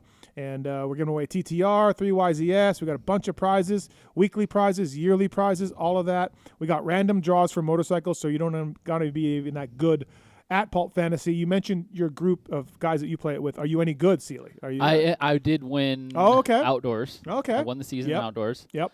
It is incredibly frustrating. I feel like it's a bit of beginner's luck, so if you do consider signing up right now, then you're probably going to win. But your group at least. The thing is that we find, and all of us experts are plugged in as it gets. Oh. Sometimes that helps. Yeah. Sometimes that hurts, man. That's what I'm like, I raced all these guys. I know who to pick. Yeah. No, I have no idea. Yeah. Because the handicap thing, which took me a while to get the hang of, is genius, first of all. But it's incredibly hard to master. It is. And, you'll hear about a guy getting hurt or having a bad wrist. Yeah. And you're like, or I'm not picking him. Oh, this track's going to suit this guy. Yeah. When it rained, Jorge Prado every time. Yeah. And it didn't work out for me very well. No, it's incredibly frustrating, like you said, but it's also incredibly fun when you nail it. Yeah. And when you're cheering for that privateer to get in the main event. Yeah, that's the fun part. It does make you, pay attention to the guys a little further back. Oh, yeah. Kay Clayson. Yep. Freddie Noren. Grant Harlan. Yep. These are the guys that make or break you. Yep. PulpMX Fantasy signups are open, so please check it out if you can. Giving away some motorcycles, don't forget as well. Fly Racing, flyracing.com. Use the code PulpMX when you're going directly to flyracing.com, and it'll give you a little bit of a discount, and you can make your purchase there. Chance Hymas, RJ Hampshire, Fly Racing, Dean Wilson, Joey Savacci. Cole Seeley in 2009. Cole Seeley in 9. JT, what's up? How are you? What's happening? How's it going? Good. The privateers in Pulp Fantasy, as we were talking before we brought you on. Those are the guys.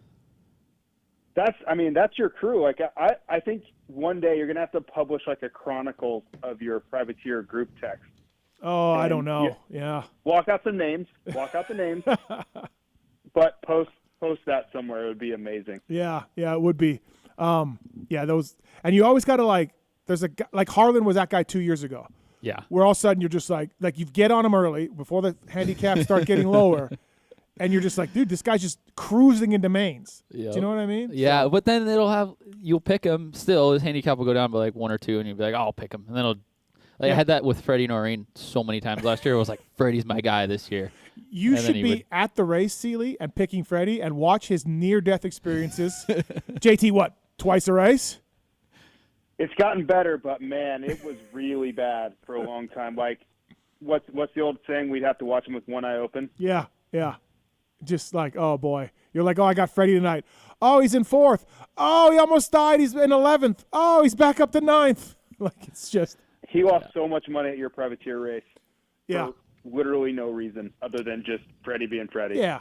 Also, too, you watch these guys, and JT and will know this from being, a main event guy, but back there a little bit. You watch some of these privateers, Seeley, and they're in 8th, and they're cruising. It's all good. They got a few laps left in the heat. They're in the main. And, dude, the racecraft, they make one mistake, okay? Now in their head, they got to get that. Line. It's on the line. Yeah.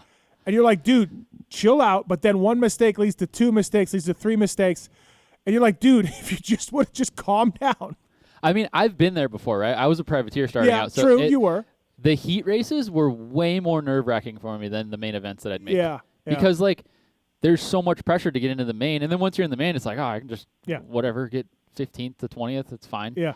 But the pressure you put on yourself to make that main event is way more, just do, if it were me, I would just be doing, 8-minute heat races? Just do 8-minute practice sessions all day, every day. Yeah, just make the heat. Dial that part. Some of these guys do that because they're exhausted in the mains. But JT, we've talked about this so many times, the racecraft, man. These guys, you're just dude. Yeah, I agree with what Cole's saying 100%. When I was in the heat or the semi, I looked like I was about to jump off the boat in Normandy. I was so serious. And in the main event, I was laughing and talking to people, and everybody else, all the really good guys were locked in, right? And they wanted nothing to do with talking. But I was joking around with Dan, like having a great time. Yeah. So Oh, yeah, I gotta go to race. All right, see you guys. Yeah, it's funny how the situation like completely flips depending on where you are in your kind of career status. Yeah, I know it's something else to play. PulpMX Fantasy sign-ups open. Join a league with your buddies, win some prizes, and buckle up. It's frustrating at times, but sometimes it's really fun. Sometimes it's so fun. Just a little. Yeah, just a little. Don't celebrate too early either. I've have a said huge lead. I've said horrific things about people that did nothing wrong other than crash their brains out. I've been the guy, send though. themselves to the hospital. I've been the guy that gets the mean tweets in the DMs because I messed up and didn't do well for their fantasy team. Yeah. And I went back and read the rules, and my name was still mentioned in the rules. Was it? Yeah, as like an example of handicap. Of a handicap. Still relevant. We're hanging on, dude. We're hanging on. All right, Cole, I gave you one assignment for the show. Give me 3 things, and JT, myself, and you can debate this a little bit, talk about it. But give me 3 things that are interesting to you for Anaheim 1. 3 riders, teams, 3 questions you got. All right.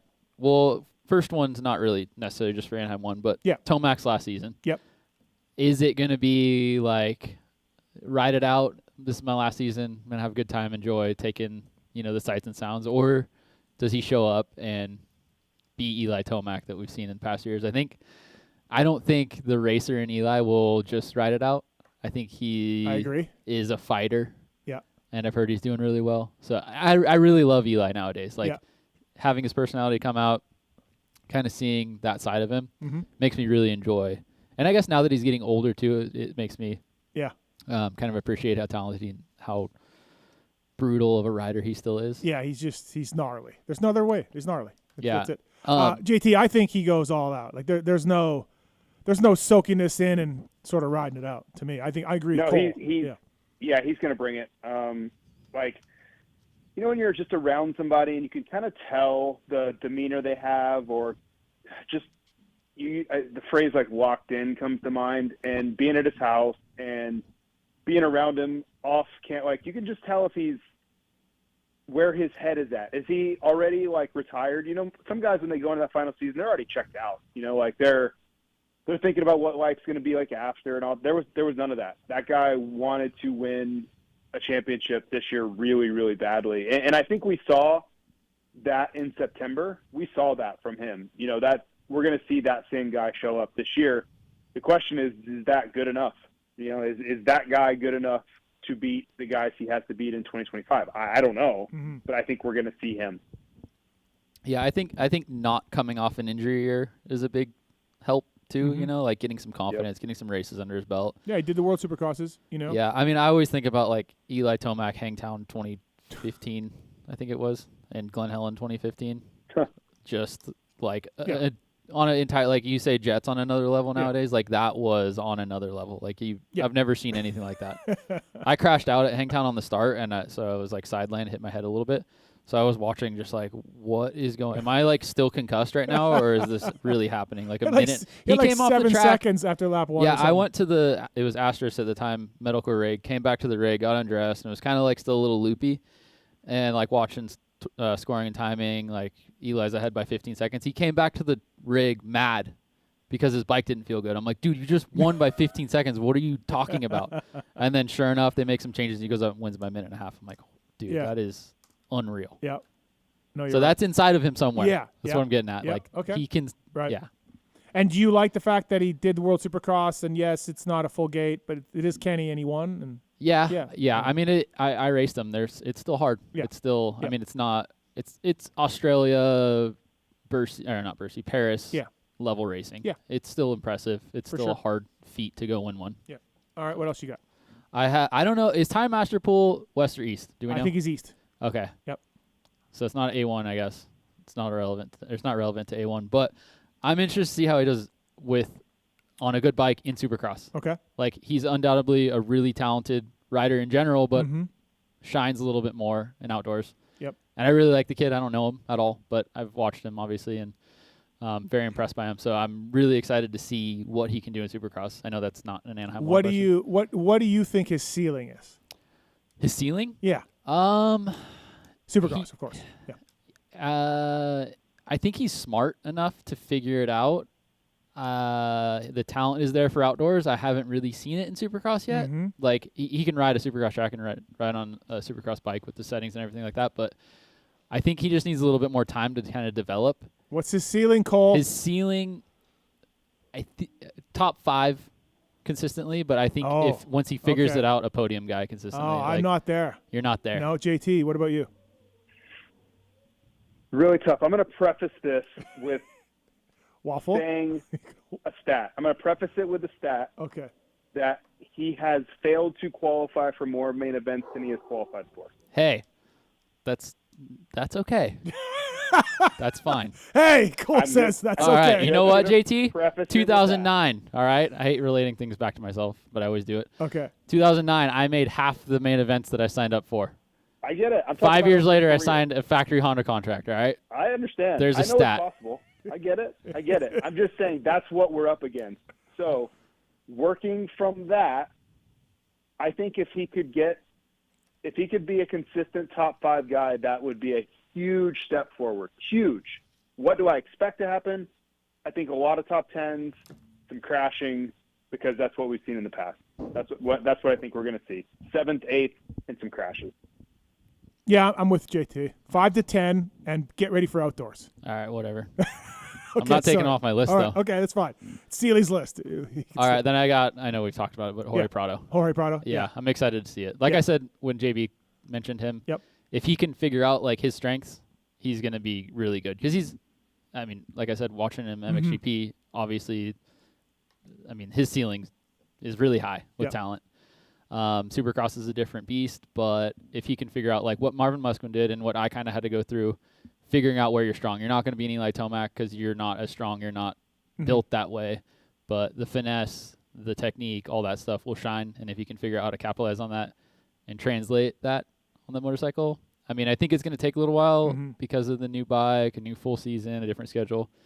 But I'm excited to see how he stacks up at N1. Well, he's a good starter, but he didn't crush starts in Supercross last year when he was here. He got a couple good ones, but but not all of them.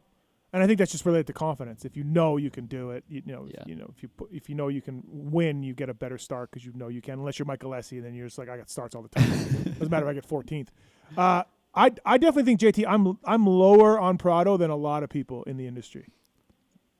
I'm with you. I'm very curious to see how he starts on the Cali. I know that starting translates to any bike. I get that, but I also think that the way he got starts before was a very specific thing. He wanted his bike to do his engine setting to be very specific, like watts of power, and he knew how to use that power.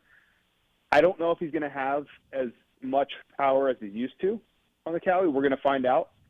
So if he can maintain that starting prowess, which probably will, it's going to set him up for success. We know that, right? Time and time again, it's going to set him up to do well. What does he do with that? We talked about it on multiple shows now. I think a few top 5s, a lot of top 10s, and a couple disappointing rides. That's probably what we're going to see. He's not going to be in title fights. He's not going to be a steady, week in, week out podium guy. I think that's asking too much from him. In my mind, the number one goal is to be healthy, prepared, tested, and tuned up for Fox Raceway. You should have said if rested. you can get through Supercross with rested. positive rides and show up there 100%, then you've done exactly what you need to do. Yeah. I tried to pick 3 that weren't what everybody else was going to pick. Well, it's good. Because well, listen, the Time Master Pool was a good pull on that one. Yeah, exactly. That's what I'm going. I'm excited to see how he does. Well, here's the thing, and I was going to bring this up earlier, and I didn't. But like last year, we had so many questions: Tomac's injury, Sexton's new bike, Jet's the rookie, Webb didn't look good on the Yamaha at SMX, but can he get it back? You never count out Webb. No, I know, but these are questions last year. This year, we know. Like, Sexton's still a question mark for sure. JB and us were talking about that. But for the most part, like, we're kind of set. Prado is the wild card. Now, he's not a wild card for podiums or anything, I don't think, unless there's mud or whatever. But Prado's the interesting wild card where we don't know. I feel like we know the rest. AP will be good. Maybe win a race. Jason Anderson will be good. Maybe win a race. Kenny, Anderson, and Plessinger are all the same in my eyes. Mm-hmm. And then you have the upper echelon. I guess Hunter started slow last year and then came on late, and can he have that form from the start? That's interesting. Yeah. But for the most part, we have a sort of a question-free 2025 Supercross.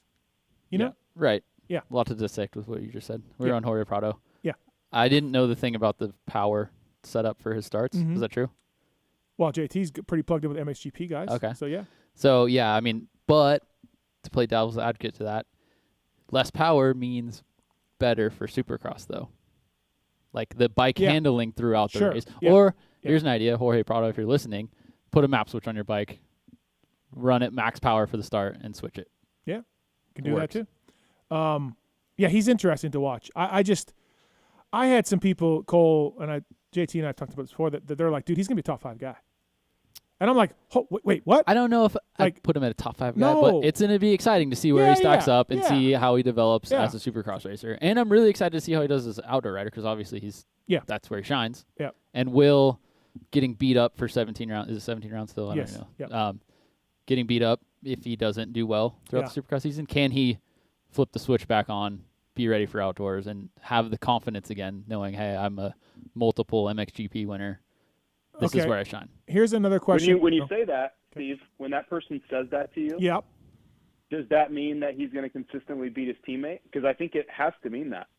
Yeah, I didn't and ask I'm not this guy. buying that for a second. We were in Europe when this gentleman said that. So maybe he was like a lot of limoncello. I don't know. Okay, I want to take all these questions and I'm going to throw one at you guys that I was thinking about earlier. Ferrandis, privateer Honda rider? Savatgy, privateer Honda rider. Do we like one or the other? Supercross, I like Savatgy. Yeah, Supercross. Savatgy? Do you remember how good he was, Factory Cowie? Yeah. Yeah, he was like kind of, I don't know, probably wasn't their first pick for that year, but like when I lined up with that guy, I was very impressed. Like, it was frustrating. I'm like, dude, this guy's smoking me. Look, before he got hurt on Rocky Mountain KTM, which that was a factory bike, to be fair. Yeah. Not a factory team. Before he got hurt, I think he was 7th in points. You know, after was like good. 4 rounds or something. I feel like it's been forever since we've seen him. It's been a while. Yeah. JT, Ferrandis, Savatgy. I think you're going to see them mix it up. Like, it's not going to be a domination, one or the other, but I'll give the nod in Supercross to Savatgy. Yeah. As long as he can stay healthy. He hasn't been able to. It's been tough. I think it's closer. You know what I mean? Like, we're not going to have, like, a decisive victory, like a first-round KO or anything in this fight, but I do like the way – like, watching Savatgy in Australia, he was pretty impressive. We had Hunter and Dylan for, like, first 5 rounds last year. Just battle royale. Dylan was good the first 5 rounds. He was, yeah. He was. He was like 5, 6 the whole, like, every week, right? I know that's not podiums or whatever, but that's pretty damn good. Yeah. Yeah, it's interesting to see. And those 2 guys kind of privateer Honda guys, so I lumped them in together. Dean Wilson's going to make some appearances here and there. Love Dino. He's in the UK right now. Yep, living it up. I saw the video he posted riding in like a barn. Listen, if you got a few $1,000 start money, Dean will come to your race. If you're out there, listener promoters, just keep that in mind. Obviously, JT, we're talking to some of the guys like Reedy, Brayton, Windham about Anaheim 1 and their mentalities coming in. You're a little different level, no offense. But where you came into Anaheim 1, you've always talked about this before, JT, you usually came in feeling good because of the German stuff. And Brayton mentioned that later in his career coming in off Australia, he always felt so much better just from having some races under your belt, and you were the same way with Germany. Yeah, I never knew the rust feeling, right? Like the come in, I haven't had gate drops in a long time. Oh, man, it's weird to be racing again. Yeah. I didn't have that at all. No. I was pretty much coming off an airplane. Like, I would be home for Christmas, but that was about it. Mm-hmm. I was more fighting burnout like halfway through Supercross than I was the opposite. So there is very much that, and I do think it helps you early in the season. If you remember, I don't know if you guys covered this, so I apologize if you did, but remember how hot Justin Brayton would be early in the season? Mm-hmm. He would win the heat race every time at A1, and he was just had everything firing. And I think it's a direct result of that. You know, you just have all your ducks in a row. You know what the bike's going to do. Your timing's good. You're not, like none of that is 3 months old as far as your just kind of the getting back into the flow of things. Where you struggle is April and May, maintaining that intensity. That's where I always felt like it was hard. That was a hard thing to do. Yeah, you look at Joey. He did Australian. He did World. He was racing. Yeah, a ton. I agree with that for sure. The off-season races definitely help. However, to argue that point, a lot of riders are riding together now, like teammate riders. Like Starr does it. Alden obviously done it in a long time. And that kind of altered everything. Because like when Brayton would do it, yeah, you're right. He would come back ready to go. But, I mean, the reason that I always stayed in shape to go racing again was because I got good teammates to, do scrimmage races with. Yeah. It's might not be gate drops and banging bars and stuff like that, but I think like a lot of guys nowadays have combated that with training together, riding together, putting in honest, hard efforts together. Yep. But yeah, I mean, it definitely does help. Gate drops, you can't replace that. I have a question for you. Do you think that you always hear some of the guys come into A1 and then after the race, everybody's like, my bike was terrible. All we're doing this week is testing. Do you think you could avoid some of that by racing more in November and December coming into A1? Depends where, because it's hard to like the tracks overseas don't get as beat down as in an American Supercross race. They don't get as deep of ruts. They don't get the cups on top of the tabletops. They don't get the deep line like through the turns. There aren't 5 lines going down, one single turn where everyone's starting to go lower and lower and lower. So yeah, I think it helps in the sense of gate drops and lining up with guys and the nerves getting up and all that kind of stuff because you can't replicate that at a test track. But I don't think that the tracks really stack up to American Supercross the way they should, or not should, but they just don't. I found it funny. Like, what about? Okay, I'll ask a second point to that question. A lot of the times I've heard those comments when A1's really soft.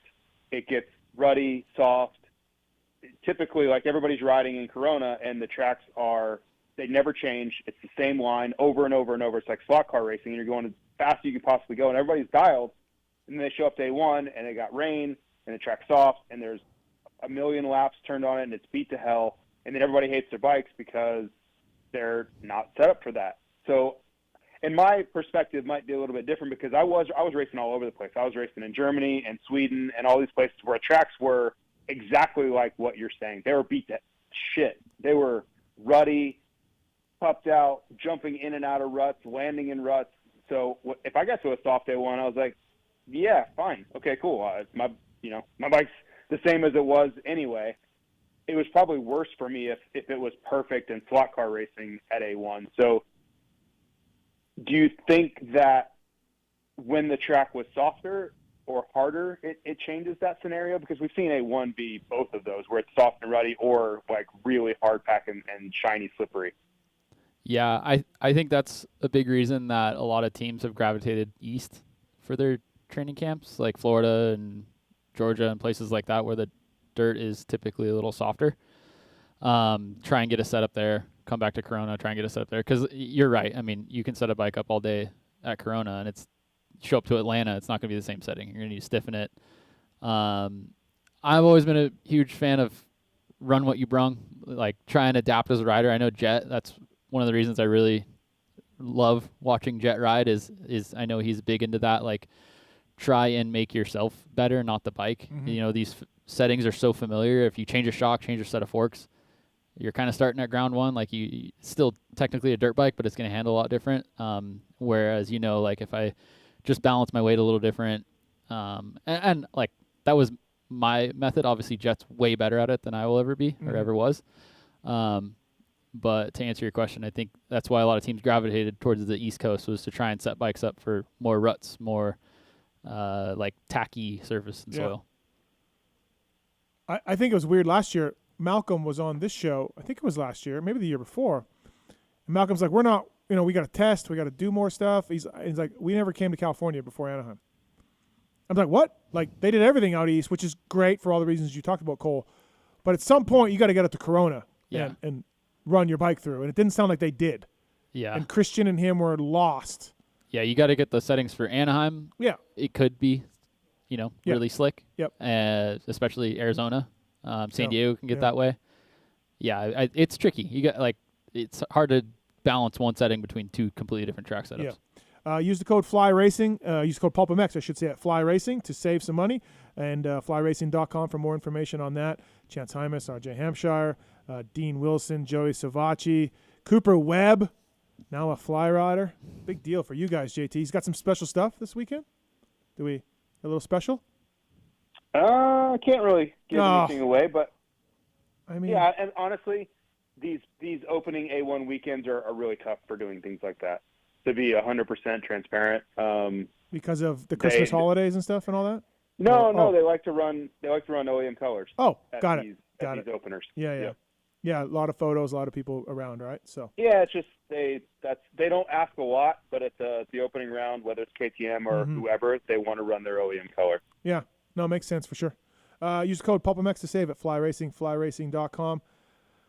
All right, JT, before we let you go, no, we'll have you on Moto 60. I was going to get your predictions. We're going to get you on Moto 60 though, so I don't need your predictions. All right, thanks for your time tonight, buddy. Appreciate it, and we'll talk soon. Thanks, man.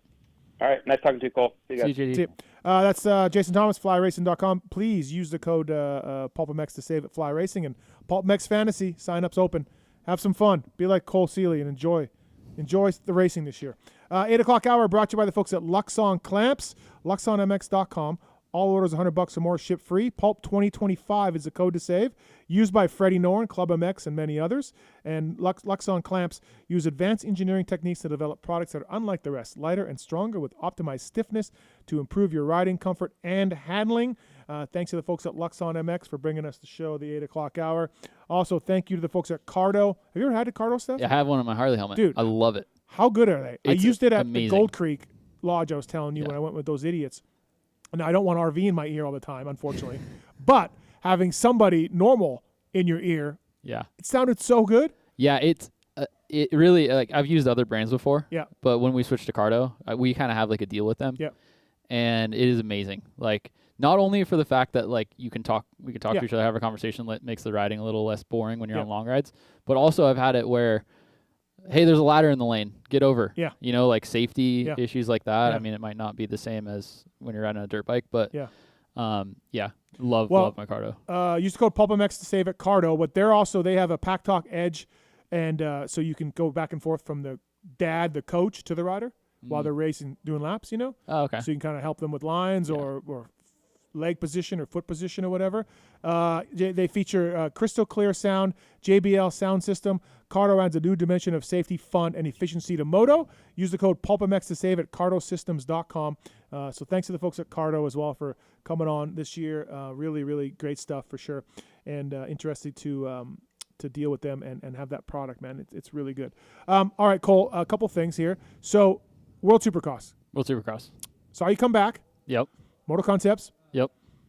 Didn't go nearly as well as I thought it would. No, when we were discussing you, because there was talk about, and then hey, you're going to do some Supercrosses, and you know what I mean. You're going to come back in and try it out, and maybe get back into it. We all know how talented you are still, but yeah, it just didn't work out. So I'm guessing you were like, oh shit, Yeah, I mean, the first year it was fun. I mean, I was on the ground more than I should have been. Yeah. Had 1 second place ride, but that first weekend at Cardiff, I was there. Yeah, and you were like, "What the hell is going on?" Out there? it's more like arena cross with a lot of talent. Not saying there's not a lot of talent in arena cross, but it's tough, man. And I'm the kind of guy that needs repetition in my life. If I'm going to be a Supercross racer, I need to ride every single day and train every single day, and it just wasn't in the cards to kind of do that. Mm-hmm. Have that schedule really. No knock to Moto Concepts. I love Mike Genova and Mike Lessie or Tony Lessie. I've known him my whole life, but it was just hard for me not to be in that. Okay, I'm going back racing. Well, I know what I need to do to race, and I couldn't really get in that groove. Yep. And I was kind of in the middle of my move to Idaho, so it was flying back and forth.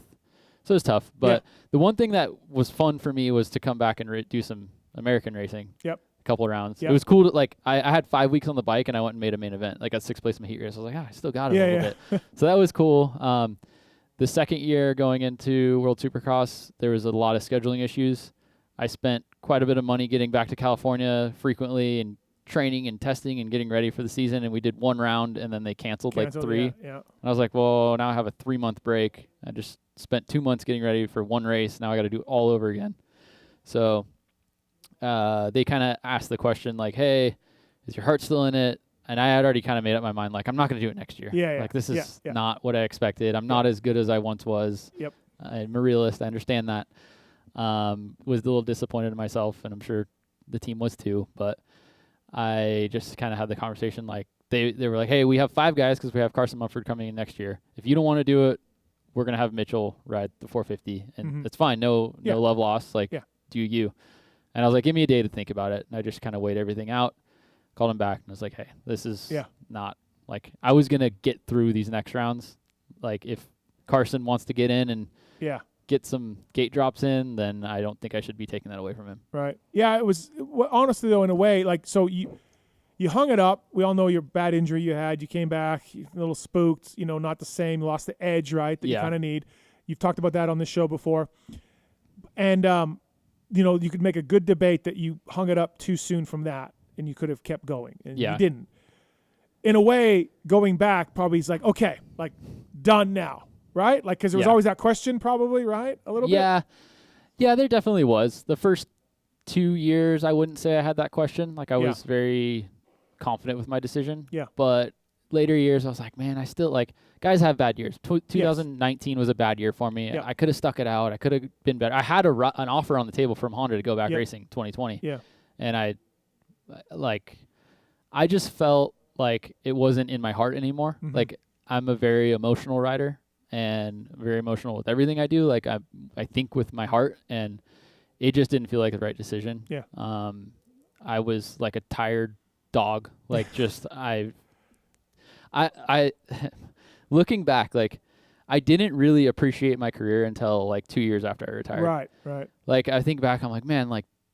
So 2009, after my rookie season, I couldn't find a ride. I went back to community college, and mid-November, I got the ride to go ride for Troy Lee. Mm-hmm. No pay. Yeah. Just show up. We'll make sure you can practice during the week.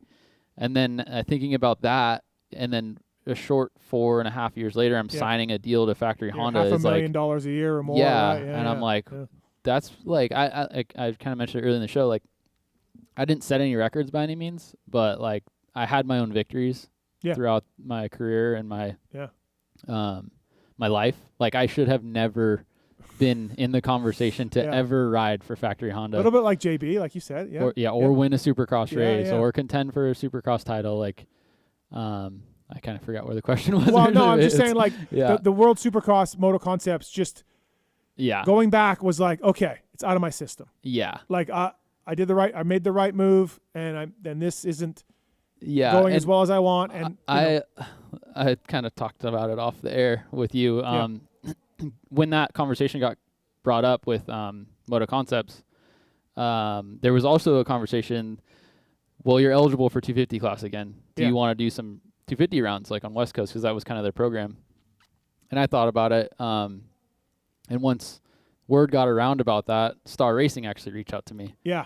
And I haven't talked about this ever in public unless I was asked about it. But I actually went out and tried out for the Star Racing team in 2022, I think it was. So it would have been the 23 season. And this is crazy because the rumor in the industry was like, hey, no one can go out there. No one can go out to the farm. They shut it down, and it was like Roxon Road. Just all these. The big one was Carmichael testing Triumph stuff. Carmichael Triumph stuff. It was the rumors were all over. The fact was for sure they closed it down. No one could go there. That was true. And then from there, we all speculated. Yeah. And it was you. It was me. And I'm pretty plugged in. Yeah. Never heard that. Yeah. Yeah. So whatever it is, 2-3 years later, here you are. So I went out and tried the bike. Amazing. Yeah. Most incredible 250 I've ever ridden. I come from a 42 horsepower Honda. Now they're 48 horsepower. I'm like, oh my God, what I could have done with this bike back in 2014. Yeah. They gave me an offer, everything, like could have gone there. However, I had to really have a conversation with myself with like, what do I really want to do? Like, do I want to sign this deal because this is an incredible offer to even ride the bike? Yeah. Or do I, like, when am I doing this? Yeah. And kind of like what it came down to was I've already done this once. I already proved everything I could ever prove to myself on a motorcycle. Yeah. Aside from winning went a further than I championship. ever possibly thought. I'm not a 19-year-old kid anymore chasing a dream. Yeah. I was engaged. Now have a wife and kid. Yeah. But back then I was just like, man, I don't know if I can do it either. Like, I don't have the confidence anymore. I don't have, like, I respect the whole Star program, everybody there, Rich, Jeremy Coker, who was there at the time, suspension guys, engine techs, everybody. I respect them too much to say, yes, I'm going to do this just to take a ride. Yeah. And be like, I hope it goes well. Yeah, know that I can't do it. Like, my body, not only like mentally am I hurting, but physically my body's just not where it was. My shoulder gives me so many issues. My pelvis still a little bit here and there. I'm beat up. So that was a hard conversation, hard thing to turn down, knowing Bobby Reagan's also another guy that I respect and wouldn't just take it just to take it. Right. I knew if I was going to take it, I needed to go win. I needed to go try hard. I needed to have the fire in me They're again. going to expect podiums and but wins. Still, it was a cool opportunity. Yeah. Cool to go out there and ride it. Cool to check it out. I had no idea that you were the guy that caused I the have farm video to get of it. shut down. I'll show you later. Yeah, show me later.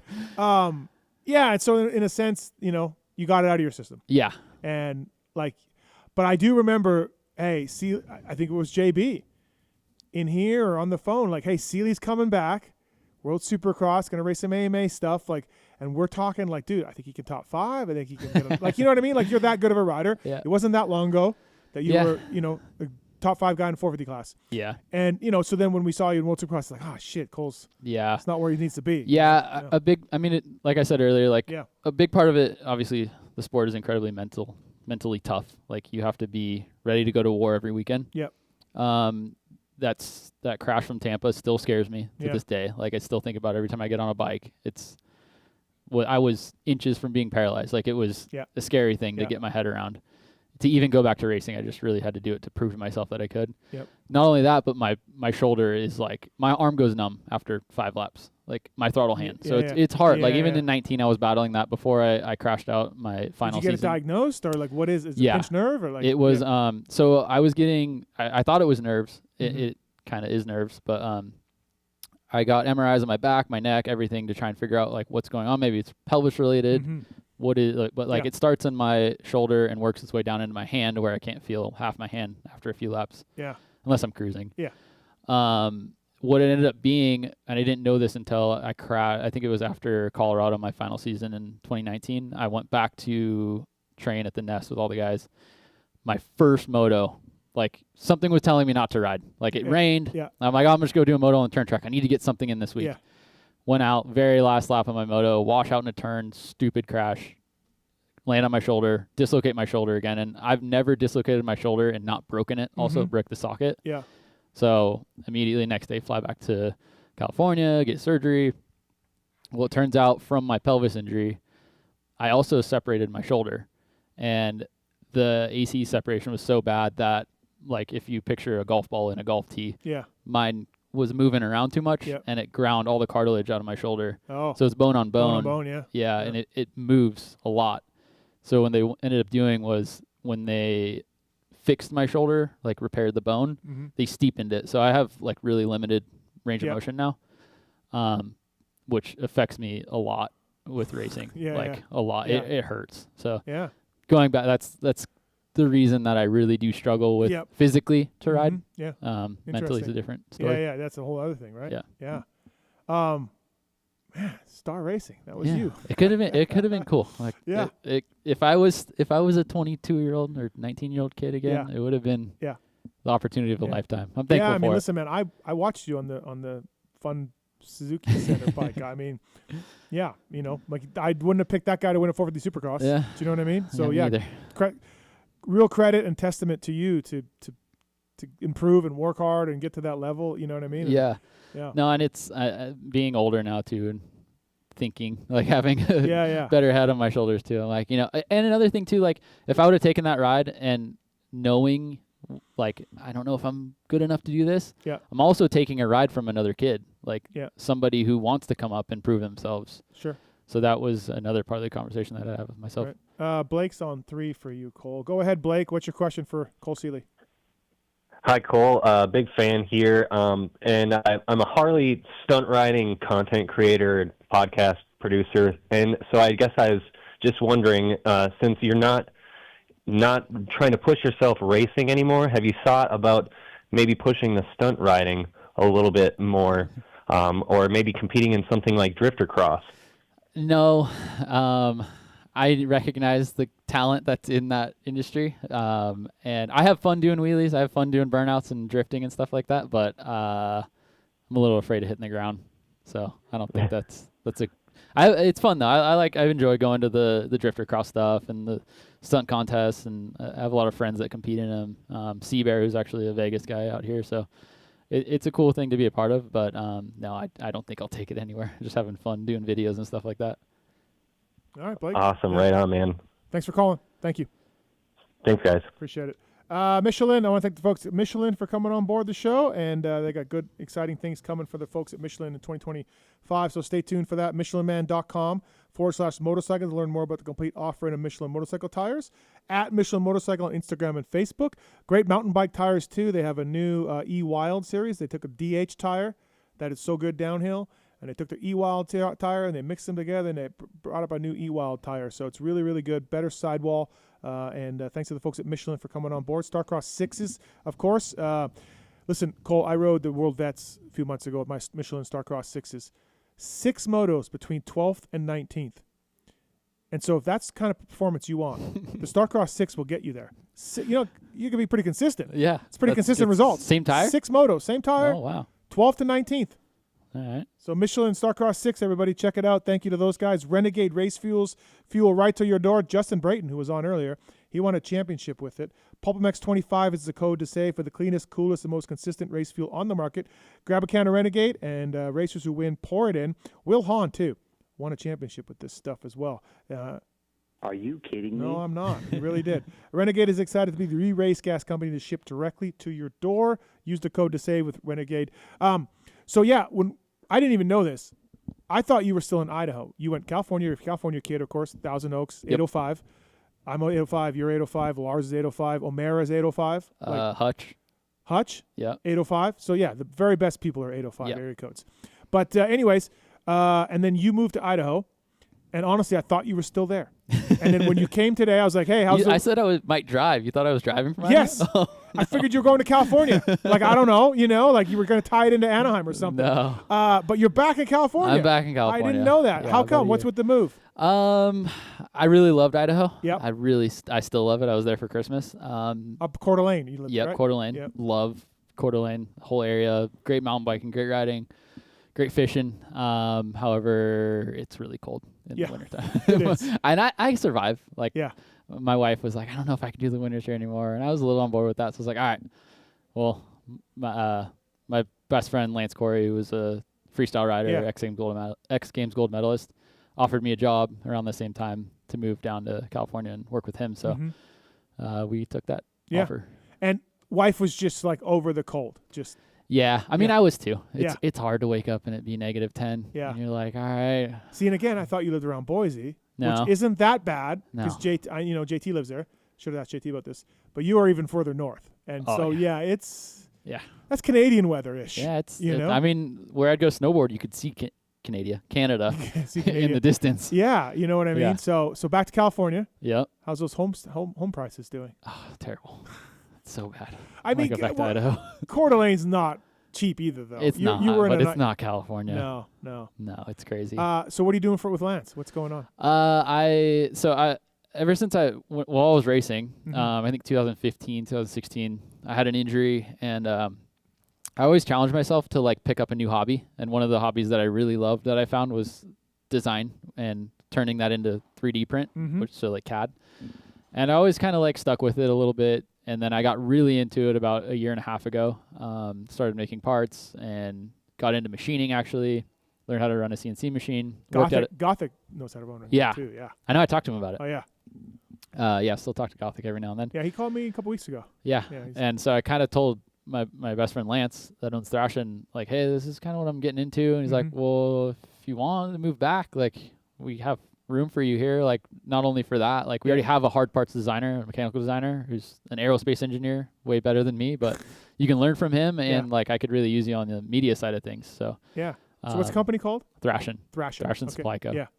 Yeah. So. And you do things for Harleys? Yeah. And, yeah. I mean, I've bought my first bike in 2017, ridden to Sturgis 3 or 4 times, to and from LA to Sturgis, and I just love it. Like, it's just always been a passion of mine. So I went to Sturgis 2 years ago for the first time. Did you? Yeah. Wow. Wild. Wow. Yeah. That's something the else. Ticket is to stay in Deadwood. We did. We stayed in Deadwood. Deadwood's like a little mellow. Yeah.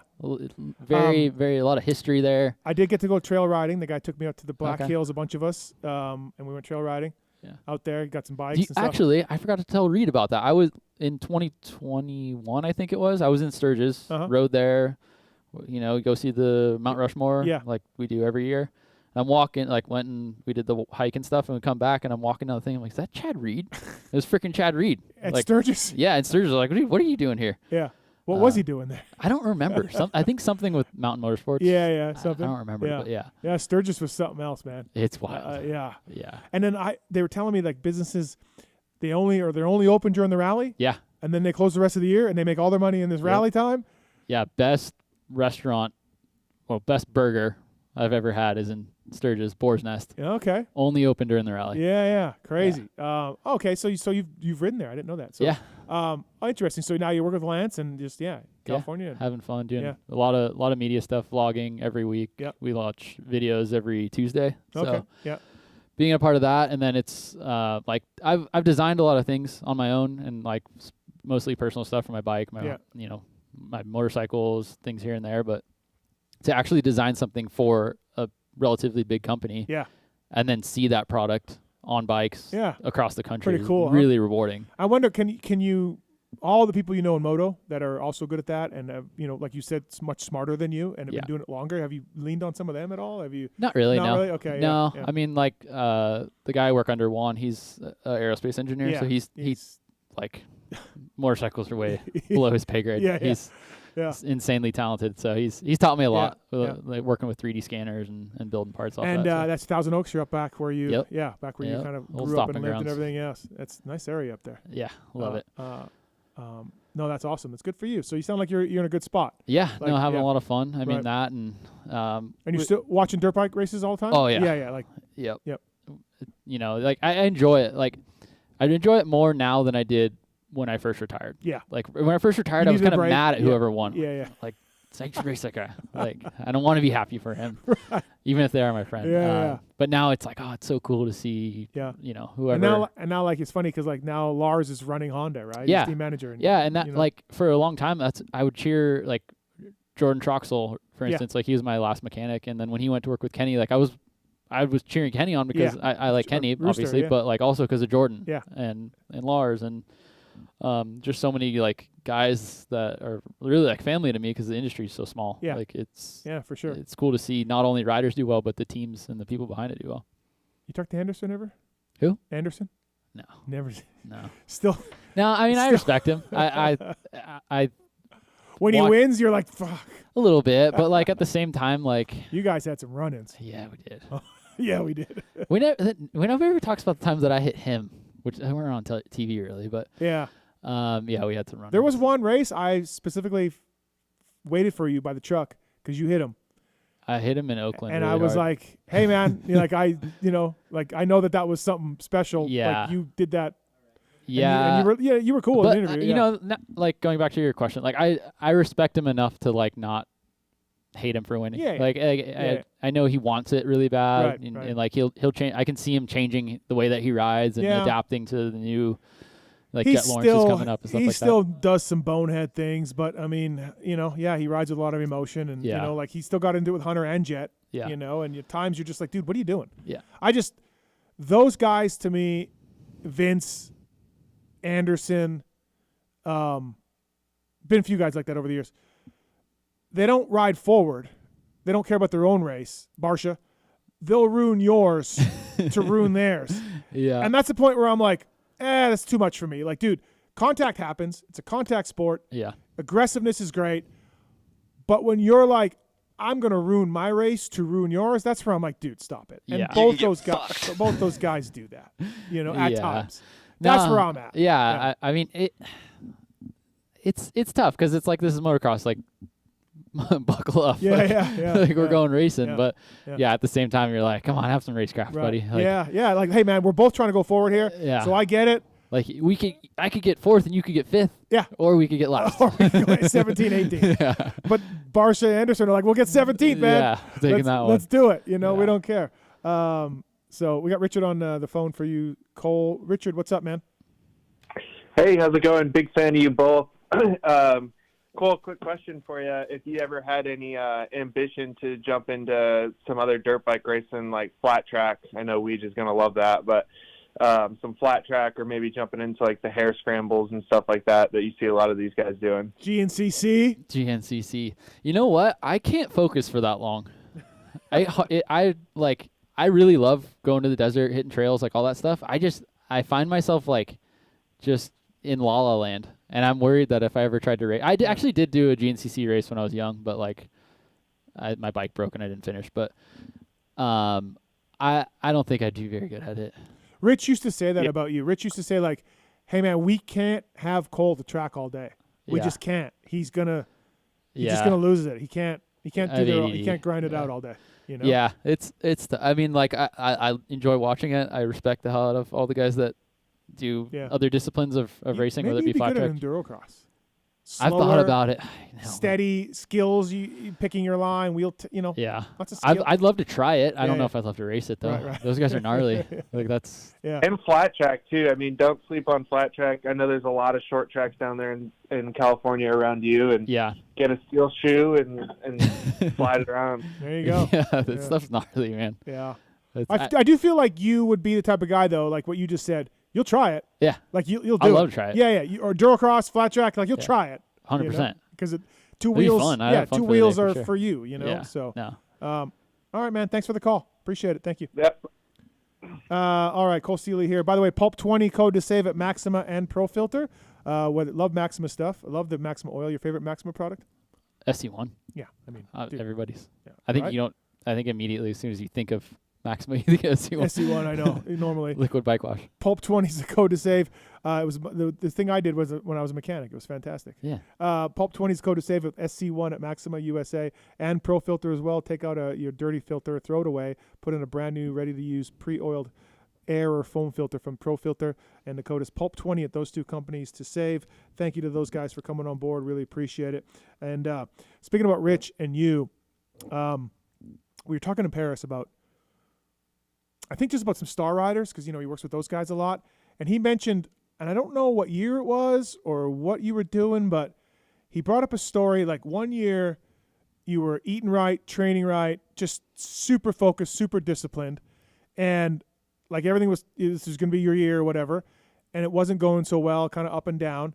And then he said, I want to say it was either the Saturday after the race or it was like a Wednesday night up during the week or whatever, and you were like, fuck it. Like, it's not working. Yeah. And you went back to and it's not partying. It's just not eating as strict. Being a little distracted. Yeah. And you were better. Yeah. And you were and he was like, dude, he couldn't do it. He had to be like a little having fun. Let's say. Gotta be me a little bit. Yeah. Yeah. And you did better. Yeah. No, I don't remember the year. I want to say it was 17. Okay. I don't remember exactly, but I remember because I've always had a bunch of hobbies posted always, on Instagram about drifting and BMX and playing guitar, like all these things. And I remember I get a lot of love for it, but I'd also get a lot of hate because it's if you could just focus, you'd be so much better. 100% of your focus went into riding, you'd be better. Well, maybe it's true. So I tried it out. I got a super legit trainer and training facility. Started working at an Adidas gym at the LA Galaxy place, super high tech. Was eating right, training every day, doing everything was the way it was supposed to be.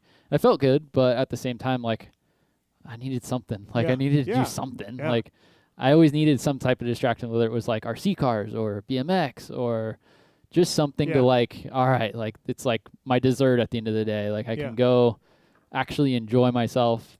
be a normal person. And not be a robot. And I think for Brayton, he had to eat, sleep, and moto 24/7. Do you know what I mean? Like JV's a different. Right. Okay. Like I needed that though in my life to show me like this is. It could be like this too. I know people that live with JV, and they were like, dude, he never left his room. Yeah. Like he just gym, ride, eat, bed. When I first met JV, like when I first started to get close with JV, I remember going to his house. It was like right when we were starting to make a plan for our boot camp, so it must have been like right before November started. And he had a box of ice cream. Like it was like drumstick. It was drumsticks in his freezer. Yeah. And he's like, Sealy, we got to finish these tonight. It was like a full pack. And I'm like, what do you mean we got to finish those? It's like, they sit in my freezer for any longer. That's all I'm going to think about. And he just mowed through a pack of drumsticks just so he wouldn't have them in his freezer. Yeah, so just get rid of these things. Yeah. Oh, but then like November 1 comes, boot camp, we're like, we're on. Yeah. The funny, Adam Cianciarillo used to get the same thing. Like, oh, if only you did less podcasts, you win races or whatever he posted. And I always just have to laugh. It's like, yeah, man, you wake up in the morning, you go for a bicycle ride for an hour, then you go to the track, you do 3 20s, okay, that's now an hour with some breaks in between, and the bicycle ride was an hour. Let's say you're now 3 hours down, you've done 3 motos and a bicycle ride, then maybe the gym. Yeah. And then now we're at hour 5. There's 19 hours left in the day. What do you want me to do? Yeah. Like, what more can I do? Yeah, like I've done gym, ride, bike, and now I'm going to do a podcast, drive an RC car, whatever, and post it on social. Yeah. Like, fuck off. Yeah. I never understood that meant these fans. Like, yeah, it works for some guys. Like Dungy, like he's a workhorse. Yeah, RC, he's a workhorse. Yeah, sure. One of the greatest 2 guys to ever But even ride. those guys, RC wasn't doing motos for 8 hours a day. Yeah. Like, think of most people have an 8-hour shift. You wake up, you go to work at 9, you get up at 5. If you're an accountant, you could be a better accountant if you stayed in the office all day. Right. Right. Like, RC's working his balls off for 4 to 5 hours. Yeah. And that's it. Yep. Out of a 24-hour day. Same thing. And these fans are like, oh, distractions. Like, dude, what do you want me to do? Sit in a dark room? I never understood that. I raced 31 weekends out of the year. You know? What more can I do? Yeah. So I always found that funny where these fans would, because Adam would say too, dude, I can't post anything. Yeah. I can't post anything. It's just fucking hate, Yep. No, it's tough. You can't please everybody. No. It's but then you get a lot of. I mean, that's the 2%, right? Yeah, Those are the people that are like kind of stick with you, right? Right. Because you're like, I need to please everybody, but then you have like 500,000 people being like, dude, that's so cool. Like every time I'd go to the track, like a public track or anything like that, everyone wanted to talk about drifting, or everyone wanted to talk about BMX, something completely different. I was talking to somebody close to Deegan, and like he said things during the year like, oh, people said I couldn't ride the sand. Meanwhile, he got like top 5 there last year. People said I couldn't do this. People said I couldn't do that. And all of us are like, who the fuck is saying this? Because like you're a bad dude. Yeah. Well, somebody close to Deegan told me, he's reading the social comments. Yeah. You could say the sky is blue. You're going to get a comment that says blue. But I think it's like, good. Dude, Deegan is taking people's just idiots' comments as motivation. I think it's good though. Like, not saying go hate on your favorite rider, but I think it's good. Sealy says hate on your favorite rider. Like, think of like Michael Jordan, right? Yeah. Like, I remember seeing one of his speeches where he mentioned only people that hated on him. Like, it gets under your skin. Yeah, the Hall of Fame speech. No, his Hall of Fame you. speech was legendary for that. Yeah. Yes. It gets under your skin and it motivates you sometimes. Yeah. And if you can turn that into a positive, then all power to him. No, and Hayden does he's it, a different breed, yeah. too. Like, I think a lot of motocrossers have that mentality in them, like kind of that badass nature. Like for me, instance, like I had my dad in my head or Rich in my head of like, hey, don't be an asshole. Like, be respectful. Like that's why I was always clean cut because I knew that like I respected those people. Your dad was one of the coolest race dads in the pit. Like he was. I remember one time he was like, you wrote that Cole's no good in the mud or something. You're right. He sucks in the mud. He's not good in the mud. Or like it was like the only dad that ever like. But going back to Hayden Deegan, right? His dad is he's a PR genius, right? Like that's what he's known for. He's being kind of a badass and a rebel and all that stuff. So he's feeding into him like, hey, be yourself, you know? Yep. I think it's cool to see. It's definitely controversial. Right. And there's some contrast on it, but I don't like it as far as like why I don't care about everyone says I can't do that. That's whatever. But when you bring up Levi's Fitness or Faulkner this or this guy, why make any enemies on the track? Like, that's where I'm like, to me, just my opinion. Like, you can think all you want. You can think about that all day. But listen, man, you're going to, one of these guys one time is going to tee you up because they're going to be degaff. Yeah. Because you said something about them. So to me, like, treat everyone on the podium, be the coolest guy ever. Yeah. To all your competitors. And then go kill him on the track. He's the middle school bully, and when he goes to high school, he can't do that to Barsha. No. It'll probably bite him in the ass, but it's entertaining. No, hey, listen, it is entertaining. And he's talented. He can back it up every single time. I'll give it to him. He's super talented. I'm just old enough where I'm like, dude, I wouldn't do that. You can be you. You be you. Yeah. That's not, I don't think, a smart thing. And like you said, when you start moving up and you start going, I don't give a shit about Bam Bam. So that's all. My criticism comes to, like, don't give your competitors reason to be even more motivated. Yeah. But, like, he still beats them. Yeah. So, dominating fashion, too. Yeah, no, absolutely. Yeah, it's just not the same game when you move up to 450. No. All right, we've got some more phone calls here. Cole Seeley here, brought to you by the folks at Decal Works, by the way. And Carrie wants to share a – no, sorry. Put him up. Carrie wants to share a K-Dub story. What's up, Carrie? What's up, Matthes? Mr. Seeley, how are you tonight? Good, man. Good.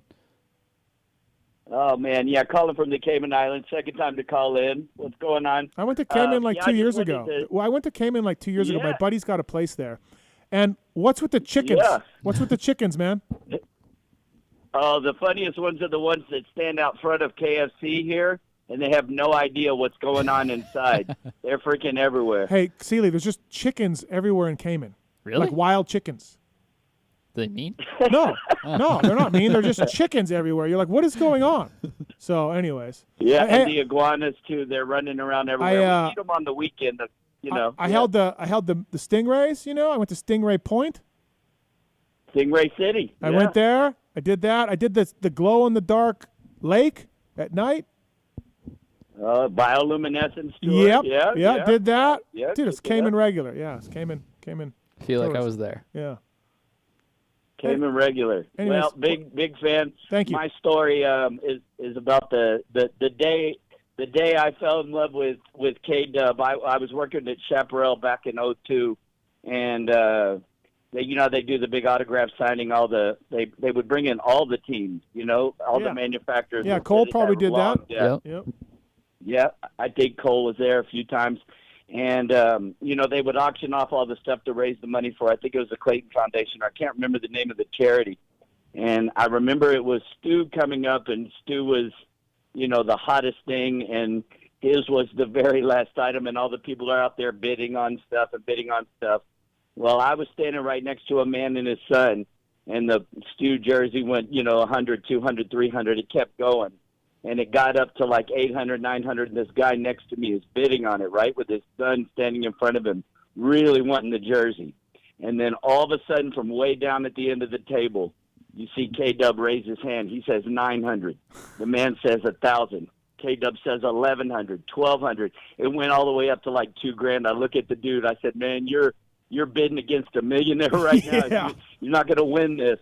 And so I think it got to like 2,500 for the jersey. K-Dub stands up from the table, walks down to the end, grabs the jersey, pays the money, and hands the jersy to the kid. Oh, wow. Right there in front of his father. Oh, yeah, K-Dub. That's awesome. I was like, everyone in how big Chaparral is, everyone in there just like their jaws dropped. This kid started crying. I was like, man, K-Dub. Wow. Yeah. It was awesome, man. Yeah. No, he's a legend. So cool. What a guy. He probably had 2,500 in his jeans, just in his ashtray in his car. He pulled out a wad. It wasn't a problem, but I've always wanted to call in and tell you that's that a good story. I couldn't get on earlier when he was on. Yeah, thanks for the story. No, that is awesome. Thank you, man. I appreciate it. Thanks. Hey, boys, have a good show. Thank you. I was playing blackjack, same table as K-Dub years ago, maybe U.S. Open. I'm doing like $50 a hand. Sometimes 100. He's 500 every hand. $500. Just like, yep. I'm like, fuck, must be nice. Okay, no. I remember when I first turned pro, and I was riding for Troy Lee, and I was getting ready for my heat race, geared up, warming up in the back of the rig, and I look over, and I'm about to get on my bike and head down for my heat race, and I'm like, K-Dub's not in gear. You're not racing tonight? I'm like, dude, are you racing tonight? He's like, yeah. I was like, isn't opening ceremonies right now? And he's like, yeah, it takes me 5 minutes to get ready. He wears knee pads. Yeah, he doesn't wear no knee braces. Yeah. Yeah, and sure enough, see him in the tunnel 10 minutes later. Yeah. Sam is on 2. What's up, Sam? Hey, man. Just wanted to shout out to Cole. Tell me he's always one of my favorite guys. I was in the building in 2015 when he got his win in Houston. Nice. And one of the things that kind of really solidified it for me, I think back in 2017 when I first started listening to the Pulp Show, you did a sound check with Cole, and he talked about growing up with Jesse Rutherford from the neighborhood, and he had another couple bands in there like AFI and Portugal the Man, and that was really cool, man. And that's bands that I grew up listening to, and was kind of a big fan of as well at the time. So just want to shout out to Cole. Yeah, those sound check pods. Zacho tweeted me. I saw that a month ago, and he's like, "You got to do more sound checks." Yeah. And I'm like, okay, got to find some guys to do them with. Yeah, because you want rock music. Yeah, I don't most guys like rap. Thanks for calling that. I forgot about that. What are you listening to now? Same stuff? More like Highwaymen, Johnny Cash Oh, stuff. really? Yeah. Yeah. More of that. Still a bunch of punk rock. Yeah. I dabble with rap a little bit, if I'm hanging out in the shop working on bikes and stuff like that. But if I'm going on a road trip, usually the Highwaymen, old Willie Nelson. Wait. The Highwaymen, I know they were the super group, right? Yeah. But I thought they just had 1 or 2 albums. Did they have more? No, I mean but they recovered a bunch of Oh, they did. Their each other's songs and stuff like that. Right. But they're known. It was a short thing. Yeah, it was the Highwaymen, the song Silver Stallion, songs like that. Yeah, yeah. I do find as I get older, and I'm much older than you, but I'm dude, Elton John's good. Elton John is good. Yeah. You can't beat classical music. No, and I'm just if you had told Steve Matthes in 2005 that Elton John was good, he would have killed you. You know what I mean? But as I get older, I'm like, fuck. Yeah. So, thanks for the call, Sam. Appreciate it. Thank you, man. Yeah, man. Thanks, guys. Thanks. Yeah, I should do some more sound checks. I need to get figure it out. Ethica, by the way, Ethica is a leading lifestyle brand based in San Clemente. Ethica.com. Ethica employees. You're sponsored by Ethica? Yeah, got them on right now. Do you? Oh, yeah. Nice. PulpMX 20 is the code to save at Ethica. Great company. I love their hoodies, zip-up hoodies. Oh, T-shirts too, blank tees. So comfy. That's what I just said last show. I was like, dude, you're not going to believe they're I've got plain, 15 in my closet. Plain colored T-shirts are amazing. Yeah. My wife loves them too. She steals them for bed. Yeah. They're so comfortable. Yeah. PulpMX 20. Ethica's more than underwear. That's the point of this. Point of this read. Socks too. Love socks. Good too. Okay, that's enough. It's enough. Everyone's it was gonna get pissed off. Weirded out, but I'm telling you, I'm discovering Ethica for the last year or two. I was out on Ethica. You know what? It's funny actually. I actually just found them the other day. So. What? So, anyways, I've been an Ethica guy forever, but I had one pair of Ethica that I raced in and won in. I think it was Anaheim 2012. Anaheim 1, I want to say. And they were my lucky pair of underwear. I wore them the rest of my career on every Saturday. For real? The same exact pair. Never got a hole in them or anything. I still have them. Yeah. They last forever. What pattern were they? They're the jersey stretchy material with the red waistband. Yeah. Every single Saturday night I had those pants. You were one of those guys. Yeah. Very superstitious. I didn't know that. That's pretty cool. Yeah. PulpMX 20 is the code to save with Ethica. Firepower parts too as well. Batteries, chains, firepowerparts.com. Please check them out. Backed by a 2-year warranty. The batteries are. Chains are made in Japan. And again, they got 50 years of experience in the industry. Firepowerparts.com. Batteries and chains. Privateer proven. Thank you to those guys. All right, Cole. So I want to talk to you a little bit of Anaheim and more. But most of my listeners to the show, about a month ago, I got to go out to Glen Helen. Stark guys got me out there to ride one. I rode an Alta with Kiefer way back in the day, and the Stark guys brought one out for me, and I heard so much about it, and I had a blast. Rode at Glen Helen all day. I rode my YZ450 to start, did about 10, 20 minutes on that, came in, and Ryan from Stark got me set up, and yeah, man, I love the bike. Did you go handbrake or foot brake? Well, they asked me about a handbrake. I said, dude, that's too fucking weird. I don't want to try that. And they said, we'll bring one out for you with a handbrake. Try that. So at the end of the day, I did. and it was super weird because my foot was moving. Yeah. And then you go to like air brake, and you're like, oh yeah, oh yeah. and then it took me a while, and then maybe 5-10 minutes into the moto, it's like mountain bikes. It's really like a mountain bike, and then I still couldn't get that great at it, but I was talking to people who say the handbrake is the only way they will ride it now. Like that's it. I really like it. Bogle was there, and Bogle's like, dude, I can't do it because in an oh shit moment, I still move my foot. Yeah. So if I'm really pushing hard, I can't use the handbrake. Yeah. But some told me it was the way to go.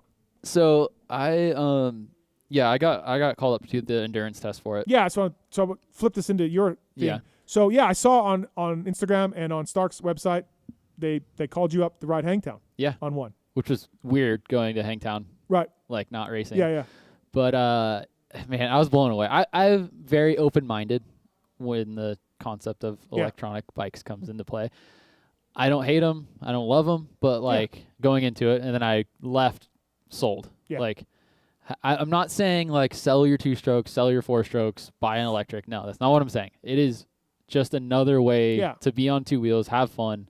I don't know how anybody could hate them if they ever tried one. If you try one, you're gonna love it. No, yeah, 100%. Like you said, maybe you don't sell your bikes, or maybe you're like, I still like my old carburetor. Yeah. 2-stroke, that's cool. Yeah. But that's the same thing. Like 4-strokes, I love riding 4-stroke. I have a 94 250 I just rebuilt. Yeah. Like I love riding that just as much as I love riding my 4-strokes and the Stark. Yeah. I really like them for technical side of things, like entering a turn and exiting a turn. You can like something about not having like vibration and sound distracting you. Yep. You can really focus on your form. Where I've told people like, hey, you should get one just to like spend a day a week on and like hone in on your form. Like I felt like I had a whole another second or two before I'd enter a turn and think about, okay, like, oh yeah, last lap that turn kind of blew out. I need to square up. Yep. Or last lap I was doing this. You have a more clear mind, if that makes sense. And for as heavy as they are, they don't feel it on the track at all. No, but when you go to lift it on the stand, you're like, oh my God. But on the track, doesn't feel heavy at all. I mean, Patrick Evans doesn't seem to think it's very heavy. So that thing like crazy. The only thing, and I mentioned this when I talked about it, and Bogle and I talked about it too, is, for a guy like you or Justin Bogle, the batteries don't last enough. Like they just still don't. Because if you're hard and you're riding fast and the sand and the track is a little deep or a little wet or whatever, like a good guy like you're not getting 30 out of it, Yeah, you're not. But I don't think the conversation goes back to not taking it's not trying to steal the spotlight of what we have going on with combustion engines. Yeah. I almost see it as its own entity. Like, let's have exhibition races or let's, match them. Because you can't. Well, yeah, they're in arena cross right now. They're racing arena cross. I think that part of it's cool. Yeah. Like, there's space for it for sure. Yeah. Like, same way there was space for. And let's face it, you're in the upper 10% of people on a dirt bike. Yeah. Like, hopefully still. Yeah. No, I mean, you are. And Bogle is too. Like, like you guys can't get 30s out of it, but I rode it for fully charged for 27 minutes and had 40% left. Yeah. The beginner that did the endurance test with us, I think he made it to an hour and 10. Okay. 100% to 0. Yeah, yeah. What'd you make it at? 32, I think it was. Yeah. And then the amateur rider was like 57. Okay. So still a long. Yeah, yeah. And like you can pull in and charge it between your motos. Not everyone. Well, that's what I was saying too. Like on the show, generally my program is GH or Mesquite. Ride 20 minutes, 25-minute motos. Come in with your buddy, Kiefer, whoever. Probably talk for 45 minutes. Yeah. Before you go back out. Check your phone, call your wife, answer emails, do another. So while you're charging, you come in and you charge it. So, it was really cool to see you do that, and I'm glad. Like, you're a believer. They're cool. Yeah. Yeah. And like I said, I wasn't for it or against it when I went into it. I was just open-minded. Hey, this opportunity to come endurance test the Stark. All right, cool. Yep. Showed up and was really blown away. Like, yeah. I rode the one with the handbrake. I still have the one with the handbrake. Yeah. I kind of prefer it. Do you? Yeah. Yeah. It is weird to get used to. The other last month I did a photo shoot for Troy Lee Designs and I brought both a 450 and that. Mm-hmm. It was weird going back and forth. That's where I got messed up. I was like, what am I doing? What bike am I on again? I talked to some guys at World Vets. There's a bunch of them at World Vets, and they told me the handbrake's the only way to go. Yeah. You know what I mean? Like these are just like guys like me, tubby vet guys, and they're like, dude, no, handbrake's the way to go. And I'm like, fucking weird. You know what I mean? But I could, after 5 minutes, I could be like, oh yeah, you know. And 80 horsepower is a lot. Dude, and they were running the Glen Helen when I was there. They were running the top hill all the way, and I had, you know, the 80. I think I was at 75 actually. I think Ryan put it 75. And dude, like, you make the left and you come up, and then you get the little rise, and then you go up to the top again, and like you're just like this. I'm gonna launch. Like, yeah, because it's not 80 horsepower that you're shifting through. No, it's 80 immediately. Yeah, it's gnarly. A lot of fun though. I'm glad you enjoyed it. No, I enjoyed it a lot. And all that. And that does seem like a bike that you would think is pretty cool. You know. Yeah, so. for sure. Yeah, I wanted to actually race the arena crosses with them. I thought about hitting them up about that, but they got one. They will let people ride. I know, my shoulder. Oh, yeah. It always goes back to that. Don't do that. Yeah, it hurts. Cole Seeley launches it into the stands in Reno. Put it up to 80 and send that thing into the nose. 702-586-7857. You got a question, concern, comment about Supercross, give us a call. Like I said, Cole Seeley is here. And factory Honda Supercross winner, 250 Supercross winner. What's your best national finish? Third. Season? Season race. fifth. Race third. Third? Yep. 450s or 250s? Both. Both. Yeah. 450s Unadilla in the mud. Oh yeah. How's that for a SoCal mudder. guy? Yeah. Yep. Got a couple podium moto finishes, but yeah. Cole Seeley here, motorcycleindustryjobs.com, job of the week. Upload your resume for free today. And please check it out. If you're a company looking for people, then post it up on motorcycleindustryjobs.com. You'll have a lot of people looking at it. And this week's job of the week, marketing coordinator. Marketing. So right up your bag. Yeah. For Aero Helmets, full-time job. Based out of me up. Marietta, California. Athlete management, marketing, social media marketing. It's right up my alley. A marketing coordinator is responsible for supporting and executing marketing strategies and campaigns to drive brand awareness, sales, and customer engagement. Marketing coordinator, Aero Helmets. If I send him my resume, can it just be like my racing resume? That's about all you got, right? Yeah. Lance can say something like, he shows up most days. Yeah. Like today you didn't work. Yeah, I just came off 2 week paid vacation. And they're like, hey, can I have Monday off too? All right, cool. Call Lance. So check it out, everybody. Marketing coordinator for Aero Helmets. Aero is Jason Anderson wears them. Tom Vial wears them, so they're good helmets. And they're looking for a marketing coordinator, athlete management, social media marketing. Check it out, motorcycleindustryjobs.com, job of the week. Thank you to those guys.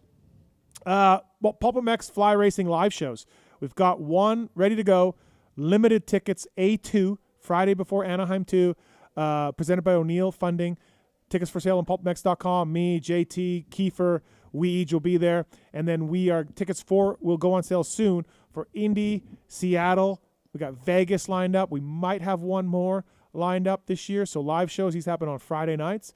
And right now, A2, limited seats though. We only have like 100 capacity. So check it out. Really cool venue. Thank you to Rich and Craig for helping us out with this. And tickets for sale on PulpMX.com. Fly Racing live shows. These are a lot of fun. We got a lot of fans that come up and hang out and talk and never quite know. Good old time. Yeah, you never quite know what they're going to say. Fuck you, you're fired. That's David Villaman. He's in studio next Monday. Oh man. Yeah, he's going to break down Anaheim. Oh. So in only the way DV can. So please check that out if you can. PulpMX Fantasy as well. Sign up. Why don't you? Racetech Rant of the Night. Racetech.com. Thank you to Racetech guys for coming on board with us. And, privateer proven. Moto work, suspension work. They do moto work for some high-end race teams in the industry, but I can't tell you who they are because they sign an NDA. But they'll do it for you. They've got all the machines to port four-strokes heads and flow them and everything else. And then, of course, suspension services from Racetech as well, seals and bushings and spring rates. And if you need parts, there's Racetech service centers all across America. You ever use Racetech? I think you did in your Fun Center days. Before that. When I was amateur, I was Racetech. Okay. I think, wasn't your Fun Center guys Racetech? RG3. Oh, okay. Yeah. Racetech. Nah. Anyways, I'll edit that in. But I like good friends with those guys at Racetech. Yeah, absolutely. Racetech, thank you to those guys. Yeah. Racetech Rant of the Night. Do you have anything you want to rant about? Anything? You want to go first? Or you want me to go first? You can go first if you want. Yeah. I was thinking about it earlier because Okay. you told me I had to think of something. Yep. And it kind of came up on the show. 9 whoops and no dragons back. Yeah. I'm pretty upset about that. Everybody on the show today, JT, Nicoletti, Reed, Windham, JB, myself, we all had to do it. Yep. We all had long whoop sections and dragons backs. Why do they not have to do them now? You can't just go 3-3-3 through a set of whoops anymore Or now you can. You shouldn't be able to anymore. We need longer whoop sections. We need dragons backs. It's put in for safety. Feld said they... What about when I was racing? I had to do it till I retired. I don't know. I mean, they also used to smoke on airplanes, Cole. So, I mean, we've changed a lot of things. But Feld says that the data they got said that they had a lot of crashes and whoops, a lot of injuries, and it was over 9 whoops is when the riders got hurt. Okay, maybe dragons backs. I understand the argument there, but longer whoops. Yeah. I mean, look, Supercross is dangerous, man. It is. And, like, okay, you want to put 9 in for safety. Okay, I get it. J-Mark got hurt last year, was about the only guy that got hurt in whoops last year. Feld will tell you this, and like, let's face it, for the health of the sport, they need to keep you guys on the track to sell tickets, to have exciting races. I understand that. But could we go 10 so that you don't have to go 3-3-3? Like, could we put one more in there? Yeah, so if you do have the when balls to skim them, you have an advantage still. Yes, can we just put one more? Or 2. And go. Or 3. Let's or not 4, push our luck. 5. But, yeah, man, look, I don't know what to say because I hate it. It's dumbed down the racing. Yeah. It's made it way easier. Dragon backs I kind of get. Near the end of main events, those things get gnarly. They are gnarly. And, the one at Nashville took out 3 guys because it was concrete, and it was basically like, and you were over. I get it. But the whoops things, to me, is Supercross is whoop-de-doos. And to master those was something special. And to go 3-3-3, all the riders do it down the middle. What if they did 9, but they were like those weird square ones that they used to have back in like the Wardy days? Yeah, Wardy days. Yeah. Where you couldn't skim like, them. It was just like, you ever see Pasadena 85? I don't know. Probably. Yeah. Probably seen clips of it was that. Those were just. Yeah. It was literally like they laid bricks down. It was just squares. I'm with you, man. Like, can we just put 10? Yeah. I'll settle for 10. Just to somewhat help the guys that want to skim. So, yeah, I don't know. I wish they would do it. It has hurt Supercross. We have Dartfish. Bikes are better than ever. 9 whoops. No dragons. Like, dude, it's pretty much Starcross. Yeah. We got come around. There's 3-footers and 5-footers. There's no 4s or 6s. We can't do 4 or 6. Just not fucking possible. We got 3s, 5s, tables. That's it. You guys come out. Second lap of the first session. Everything's done. Yep. Jumping everything. And now we watch the start. And we just sit there. It's... I hate to sound like the old man yelling at the clouds, but it has hurt the sport. Absolutely. Yeah. For me, it's more of like I had to do it. They should have to do it now. I can't go with that because like we used to smoke on planes. There was no seatbelts in cars. Different. But that's for everyone's safety. But I'm just saying, like, you can't say it because I did it. You need to do it because we do get smarter as a society as we live. But can we just get 10? We're dumb dirt bike riders. Yeah, listen. Build more hoop-de-doos. I remember Anaheim 2000 when I was on KTM and Shane King was on the team and he was a 500 world champion a few years before and he'd never raced Supercross before. And the whoops were so big, he literally couldn't ride through them. Like, Kinger's an awesome guy.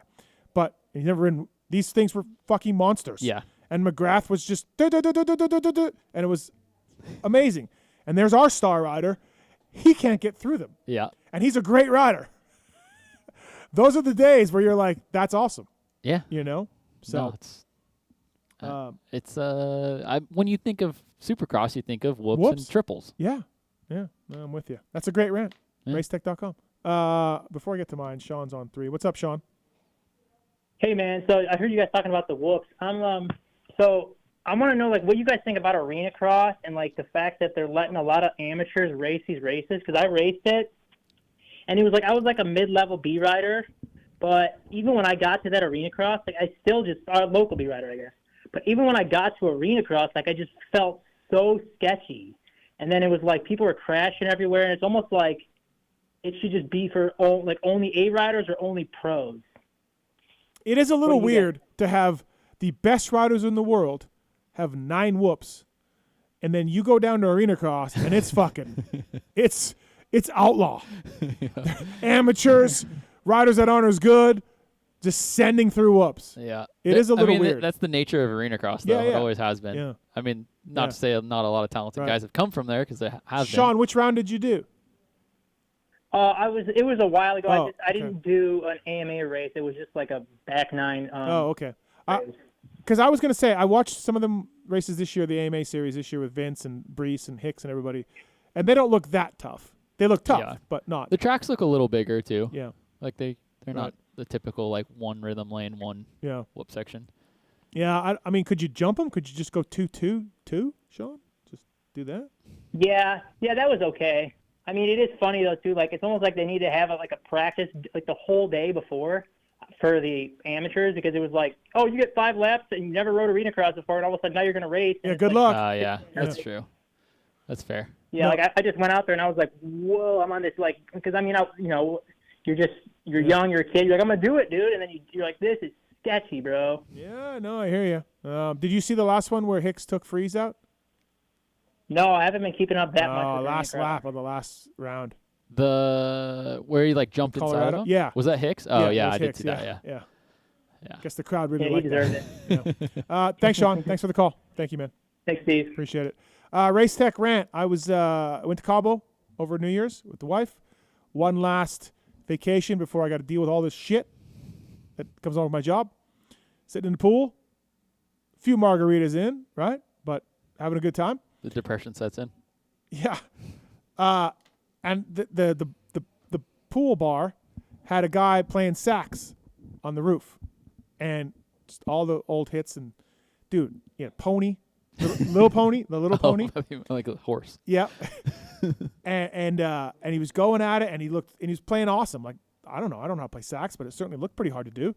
And he was jamming, and I was like, look at that guy, man. He's fucking living his best life. God, that'd be awesome. That'd be so awesome to be able to play a sax like that.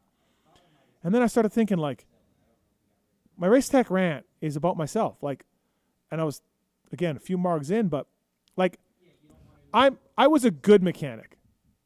Not great. I was just a good mechanic. My bikes didn't break. I tried my hardest, worked hard. Yeah. Good mechanic. That's it. I'm a good podcaster, good interviewer. Not great. Just good. Like, you know what I mean? Like, dirt bike rider, like, okay, sure. Like, I raced some Canadian nationals, and, I got a national number one year.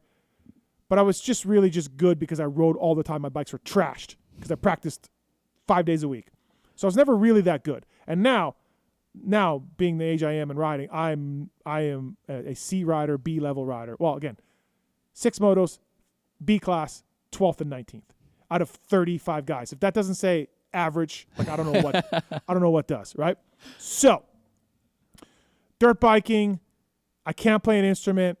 I'm okay at this job. I'm useless with home improvements.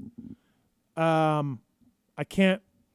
need Vaj to help me with anything, Kiefer's buddy to help me with anything around the house. Anything I can think of.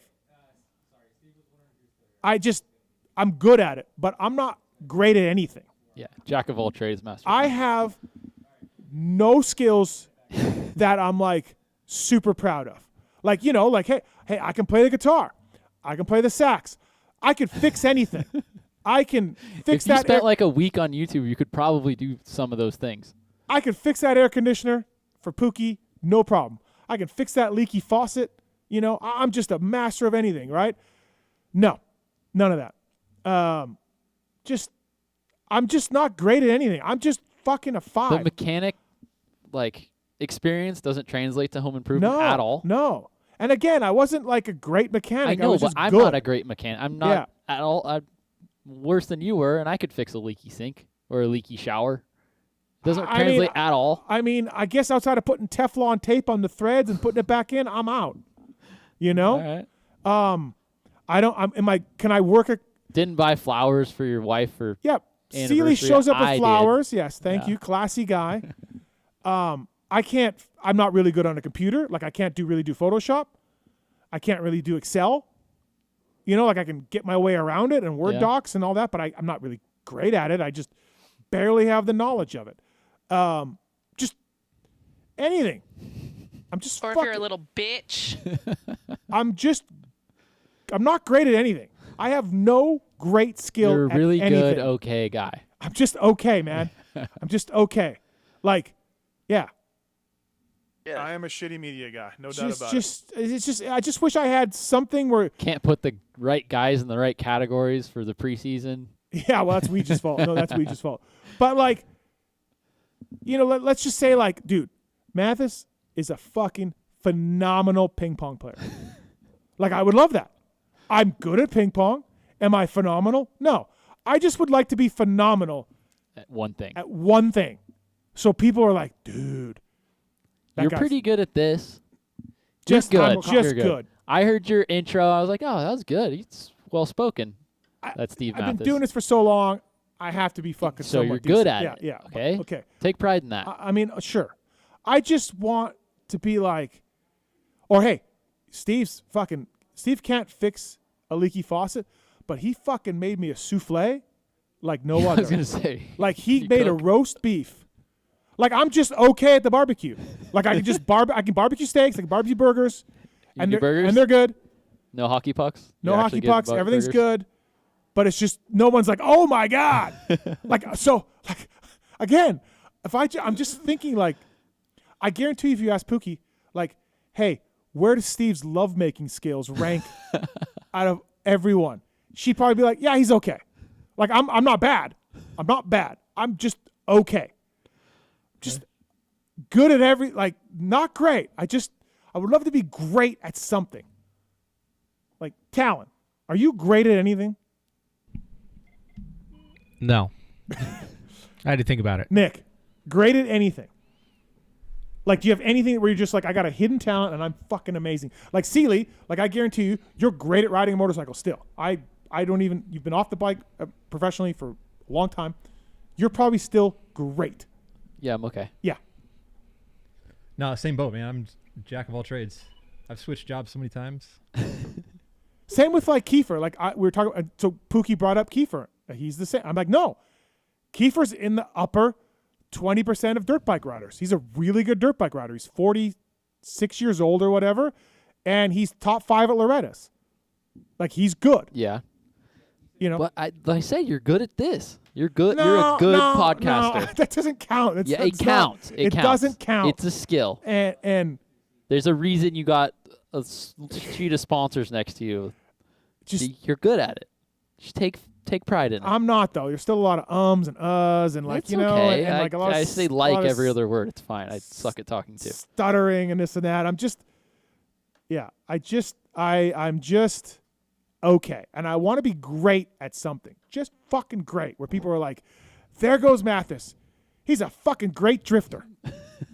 That motherfucker can bake a cake like no other. Get into it. I could and practice and, and like. Quiet down. Jake Weimer, great potato farmer. What am I? Nothing. So I watched that sax guy in Mexico. Was it East Coast time? He's in bed right now, just like has time. no idea that some guy in Vegas is just hyping him up right now. I just want to excel at something and have people be like, there goes Matthes. What a fucking blank. Insert you like that? Chef, lovemaker, handyman, drifter, driver, rider. Do you know? Just anything. Mountain biker. Bicyclist. I've been mountain biking with you. You're a good mountain biker. I am not.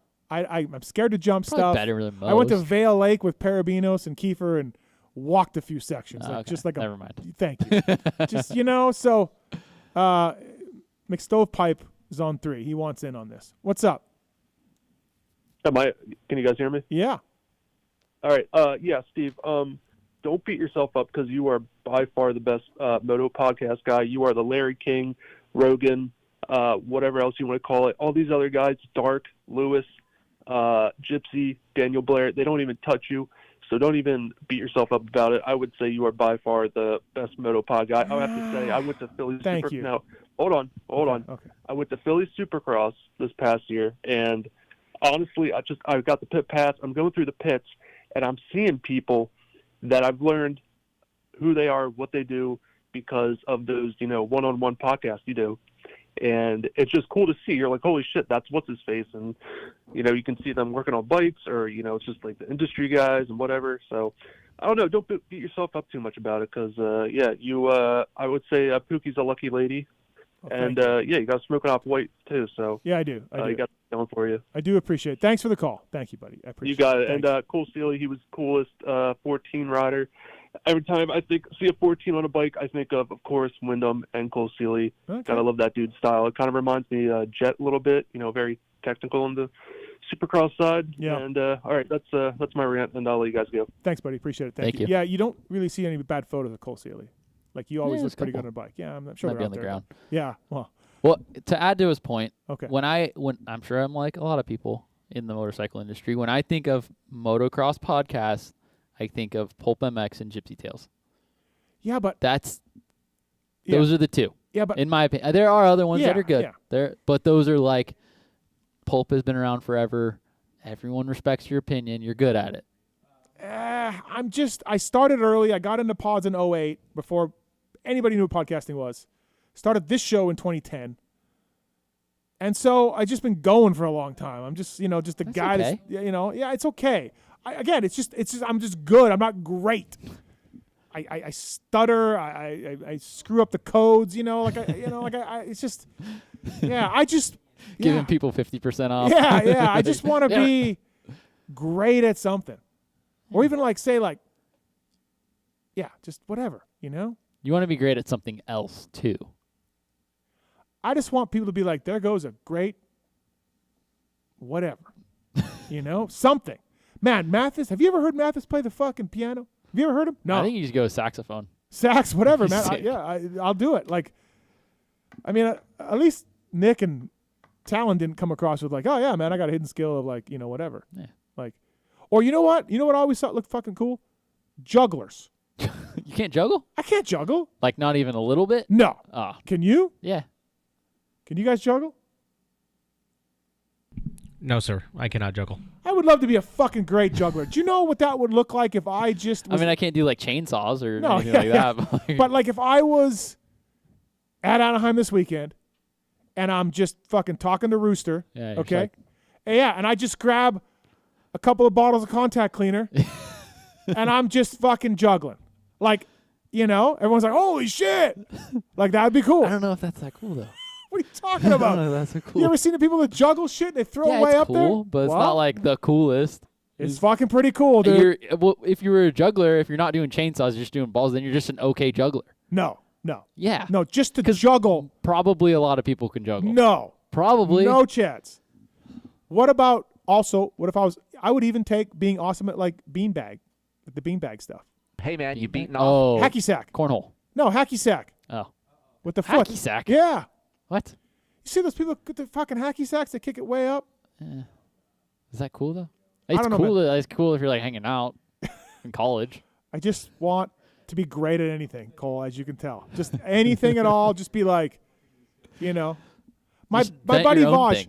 I'm like, Vaj, what's up with my door lock? My door lock's not working. Oh man, that's bad. I don't know. All right, that's my race tech rant. I just want to be great. Faith is on 2. Faith, what's up?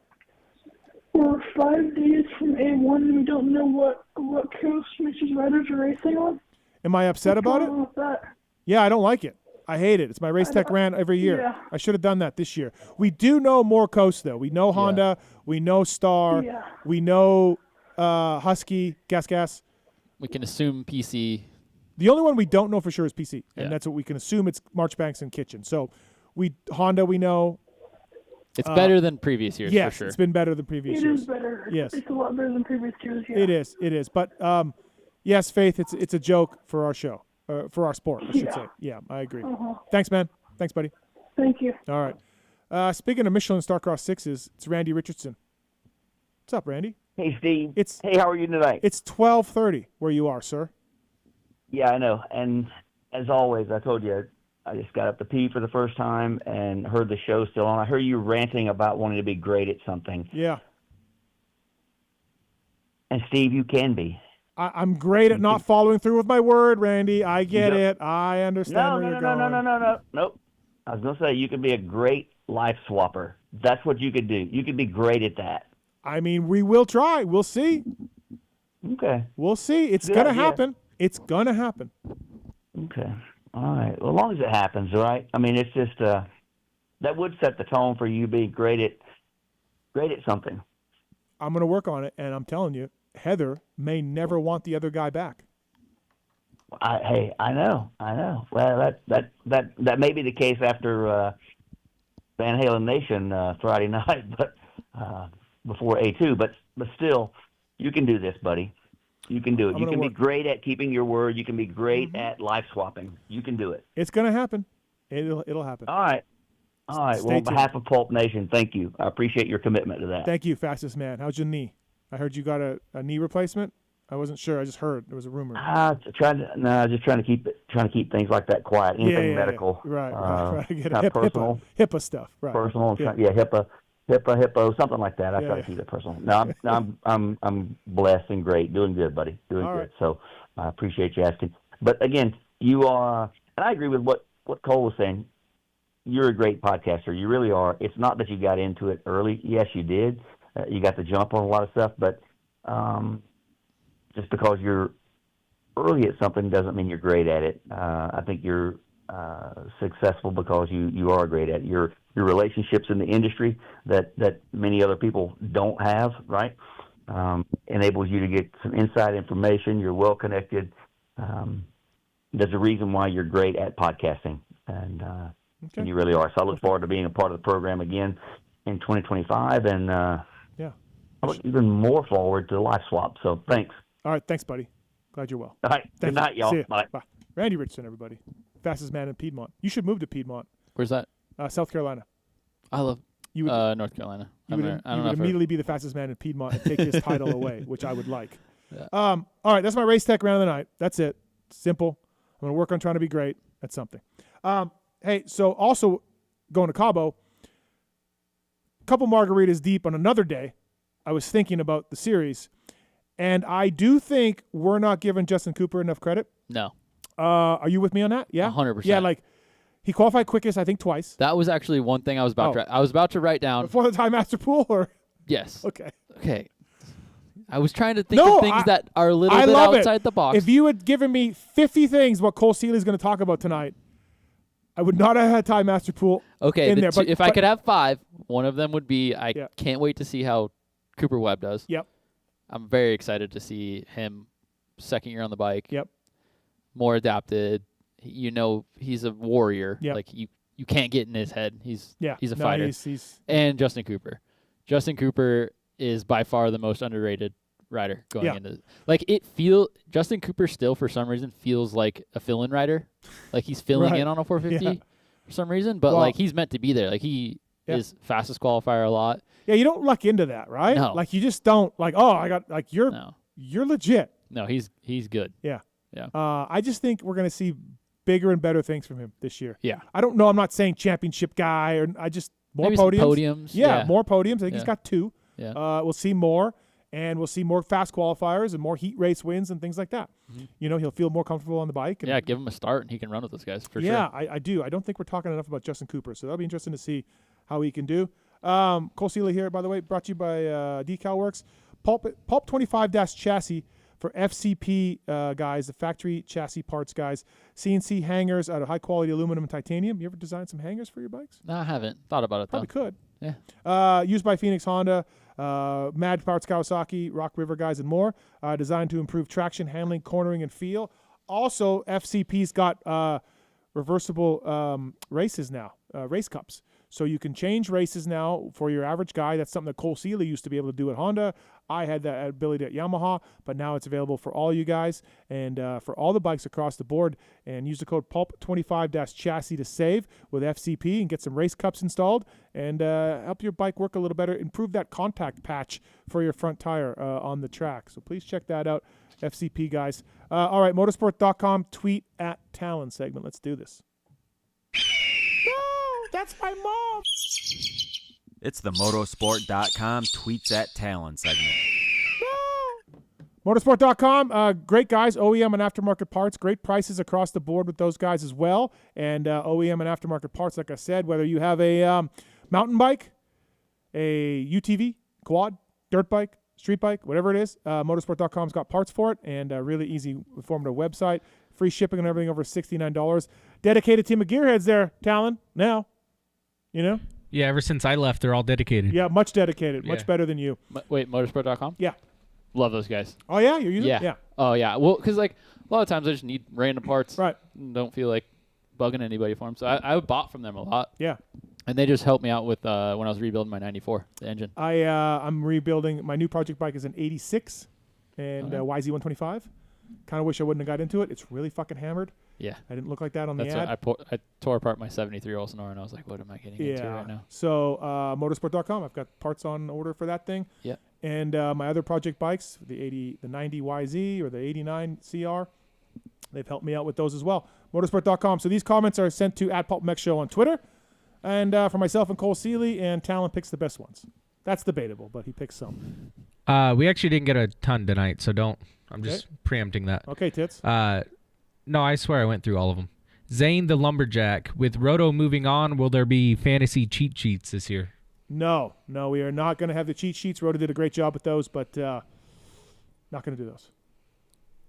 Sorry. All right, this Sir For Real guy really likes Cole. He had a bunch, so I'll ask like his best 2 or 3. Let me see. What does Cole think about fans being able to bet on races nowadays? I mean, I think we're a little late to the game with that. Like, I feel like a lot of sports were already doing that, so I think it's kind of cool to see it in Moto. I mean, why not? It's a risky thing to do. I think there's a lot of variables in Moto, for sure. I think it's a little more risky than a lot of other sports. I mean, it's just I think it's a bit of a joke if the teams don't improve on their end, and they won't. But the reason that these other sports have public injury information is because of gambling. Yeah. We have factory riders that don't show up for the night show, and we don't know why. Yeah. Like I was thinking about that too earlier when we were talking about A1 prep and how everybody's like, I'm the best I've ever been, all that stuff. Nobody lining up is 100%. Everybody's had their... Even Anaheim 1, you think? Yeah. Everyone's had their off-season tip over, or they were sick a week ago, or something happened. Like, nobody...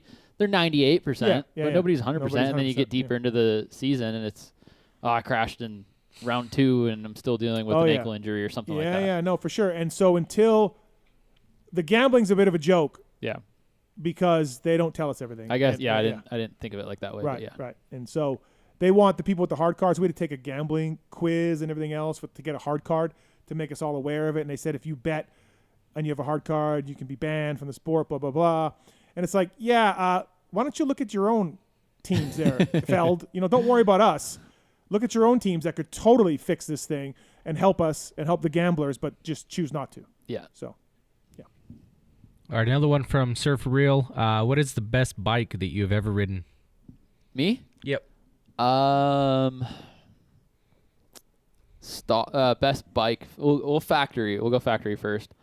I loved my 2016 factory Honda. That was my favorite bike. 2015, 2016, same chassis, but just like the most plush, perfect power, like easiest bike to ride. Then they kind of switched up the chassis and things got a little funky after that. But was that with your SFF or the? That KYB? Was with SFF, yes. I did ride KYB later on at the end of 2016, but that was when I think of a bike that I loved, that was one that sticks out to me. Production bike, I am in love with the new 25 Honda. I think the updates to the chassis, motor, suspension, all that, just an overall great bike. I think you can ride it off the showroom floor to the track and be extremely happy with it. All right. Cool. He's got one more. Do you think Jet is going to surpass McGrath's record? I don't think so. I think Jet will make his own records for sure. I think he will be a Hall of Fame guy no matter what. But I think 72 wins is a high order. I was one of those guys that when he said it before the year, I'm like, hey, easy, bro. Easy. But now when you start doing the math, he got 9 wins. Yeah. And then he's 20 years old. 9 more years. Yeah, he could. Yeah, it's not as crazy as I thought. It isn't. I think it's cool that he said it though to have something to chase, right? Like he just came off of 22-0 summer. Yep. And he needs some fuel. Maybe he needed a little bit of backlash for that. I don't hate him for saying it. Like more power to him if he thinks that. But I think Jeremy didn't like it. Yeah. Yeah. Oh, well, it's a it's a number I think that him and a lot of us never thought would be possible ever again. Yep. Penner 794 for you, Steve. Being a McGrath fan as a kid, I didn't realize how good DV was in 2002. He won several races, was better than RC, and had he not hurt his shoulder in 02, I think he would have won that title. He's overshadowed by MC and RC, but I don't think it gets talked about enough. Yeah, I mean, look, we just had Kevin Windham on tonight. Like I said, 8 second places in championships or something. Crazy. K-Dub did. And K-Dub was better than Villeman, indoors and out. But Villeman was good, man. The turning point for DV, and he'll tell you this, is Dad went home at the end of 02, back to France. His dad was tough on him and kept him in line. And then halfway through 03, when I was at Yamaha, he crashed at Daytona and broke his back, like broke the vertebrae off his back. Came back, was out of shape. Dad was gone. Never got back to the 02, 03 level from the injury, and then not having his dad. You know, he relaxed a little bit. He was like, fuck, I got a lot of money, and my dad was, his dad was gnarly on him. So that was the turning point for DV. But those years, 99, 2000, 2001 for DV, yeah, bad dude. Bad dude anyways, but. I just instantly think of DV goon riding videos. Yeah. He was so good. He was good at goon it. riding. What about Reality of Speed? You ever watch that? I don't know if I ever did. The reality show where he was on that team. He was on Buku Honda. Oh yeah. I forgot about that. Yeah, he was just like telling those guys, "You don't know anything." Yeah. Oh, that's right. Yeah, it was great. I forgot Buku Arena Cross. Yeah. All Sports Boss. Do you think training alone or with other riders is more beneficial? Tomac, for example, training primarily by himself in Colorado. Do you think he could have reached a higher ceiling if he trained at a facility like Star, being pushed against other riders? I don't think so, because he's Eli Tomac. It works for him. I think he's being kind of pushed in that direction, though. Yeah, with he's guys. been in Florida a bunch. Yeah. I think, to answer the question, I think it's more beneficial to ride with other riders. Yeah. 100% every time. If the hard part is if you're not in a training camp, I was never in a training camp, it is hard to set your egos aside and let's go do motos. Mm-hmm. Trey Kennard was really good about it. Him and I were good buddies. Yep. And, hey, I'm doing a 20 right now. You want to hop in, or vice versa? Yep. We would go do our motos together. Maybe not like gate drop and we're passing each other, but like, hey, I'm going to start 10 seconds ahead of you. You start 10 seconds ahead of me. And like having somebody to push you out of the corner of your eye is huge. Yeah. And if you can do it with 4 or 5 guys, answer the question, yes, it is beneficial. Yeah, I think Alden's secret sauce for a long time was that. Yeah. No one was doing it. No. He brought people together, ran motos, gate drops, competitiveness, right? And everyone was like, oh, it's the bicycle work. But it wasn't. It was the bicycle work and all that was fine, but it wasn't the training. It was the motos. Yeah. You know? When I was at the Nest, I was fortunate enough to ride with Cincerillo, Sexton, Craig, and Kenny when he was healthy. Yeah. And it was like pushed me so much hard. Like that's the reason I really struggled with outdoors, but I had to figure it out because I had a full year contract. You want to just get worked with those Yeah. dudes. So that was the years that I shined the most was riding with other guys. Yeah. This one's from Thirsty. Might have touched on this one. Cole, do you have any more bike build plans? I do not right now. I just finished one. The YouTube thing's hard for me. Like I mentioned earlier, it's difficult because it's coming out of my pocket most of the time. I do get sponsors like Motorsport helping me out every now and then, but to buy a bike every time, YouTube ad revenue is not great, and it's coming out of my own pocket. So that's I'll give you an idea. I built a 90 Cowie, and I get a lot of help, right? I get great deals or free stuff. I sold a 90 Cowie a few years back. I should have kept it, by the way, but sold it and lost about $1,000 on it. And then I just sold a 90 YZ125 that I built. My buddy Robbie bought it, Randy's buddy.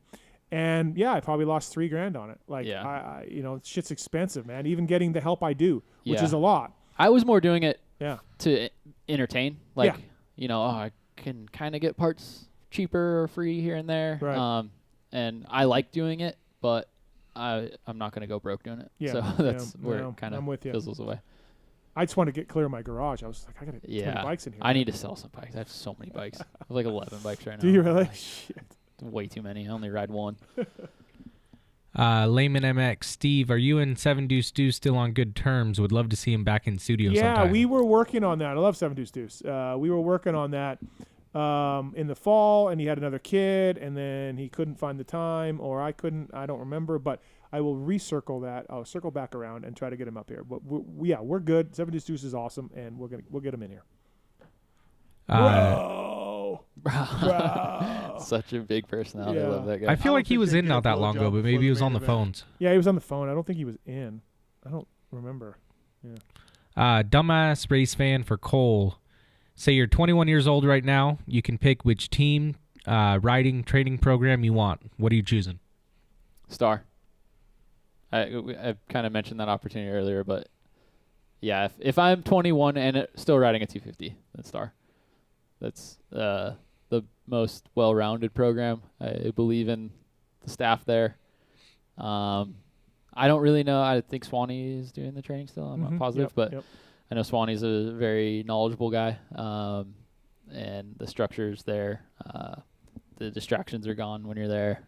So, yeah, Star. You were on an MCR 250 for your comeback, right? Yes. How was the Star 250 compared to that Honda? I mean, the Yamaha, I think just out of the box, stock to stock, they're pretty up on power, aren't they? Yeah. It's impressive how much power they're putting out of those bikes.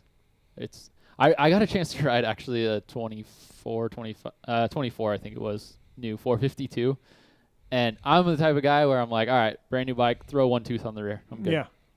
That bike, I was like, this is way too much power for the average guy. Yeah. I'd put whatever, if it's the 49 that came on the rear, I'd go 48. Yeah. Like, it needs a tooth less. It's that backwards engine thing they got going on is clearly working in the power. Hey, so what year did you ride?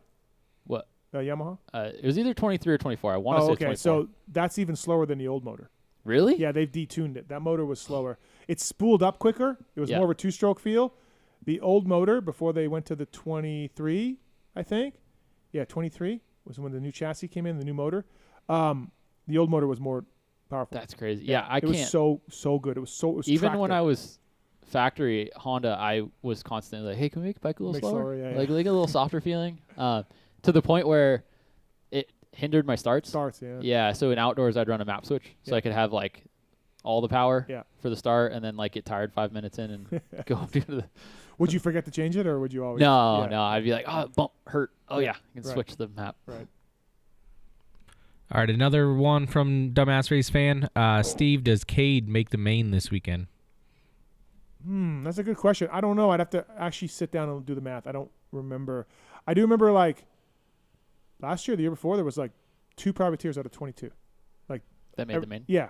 It was everyone else's That's factory. hard. Yeah, everyone else's factory. So I don't know. I can't say. I need to do the math. Be Her 95. Cole, did you ever think about racing any other motorsports when growing up, or is your love for cars strictly a hobby? Not growing up, no. I never, like, when I was racing and I got into drifting, I thought about competing in it, not professionally, just for fun. But at the time, being a full-time professional motocross racer made me not love motocross anymore. It made it a job. And I was afraid that if I transitioned my hobby into like a competitive aspect, that it would take away the fun. So no, I never really thought about it. And now, like, I was like, it would have been fun to try it out, but the opportunities aren't really there. Cool. We got 2 more for you. First one, Jimmy G. He says, you were never a big guy. Do you have any riding tips for a lighter guy racing a 450? Focus on your strengths. Kind of like what I was talking about with Musquin and myself. When I was teammates with Tomac, I would watch him ride, and then I would go try to do what he did, and I would go backwards. Like, if my times were like a quarter second off, and I was like, I need to get that quarter second, I'd be like, well, he's wide open everywhere. I got to do that. Yeah. I would be a second off then. So you got to really focus on your technique, like form, throttle control. It's like more of a finesse thing for smaller guys. All right, and then last one. This guy called in earlier. It was Lane, and he just wants to know if you still have your Supreme bike. I do. That's one of the bikes I need to sell.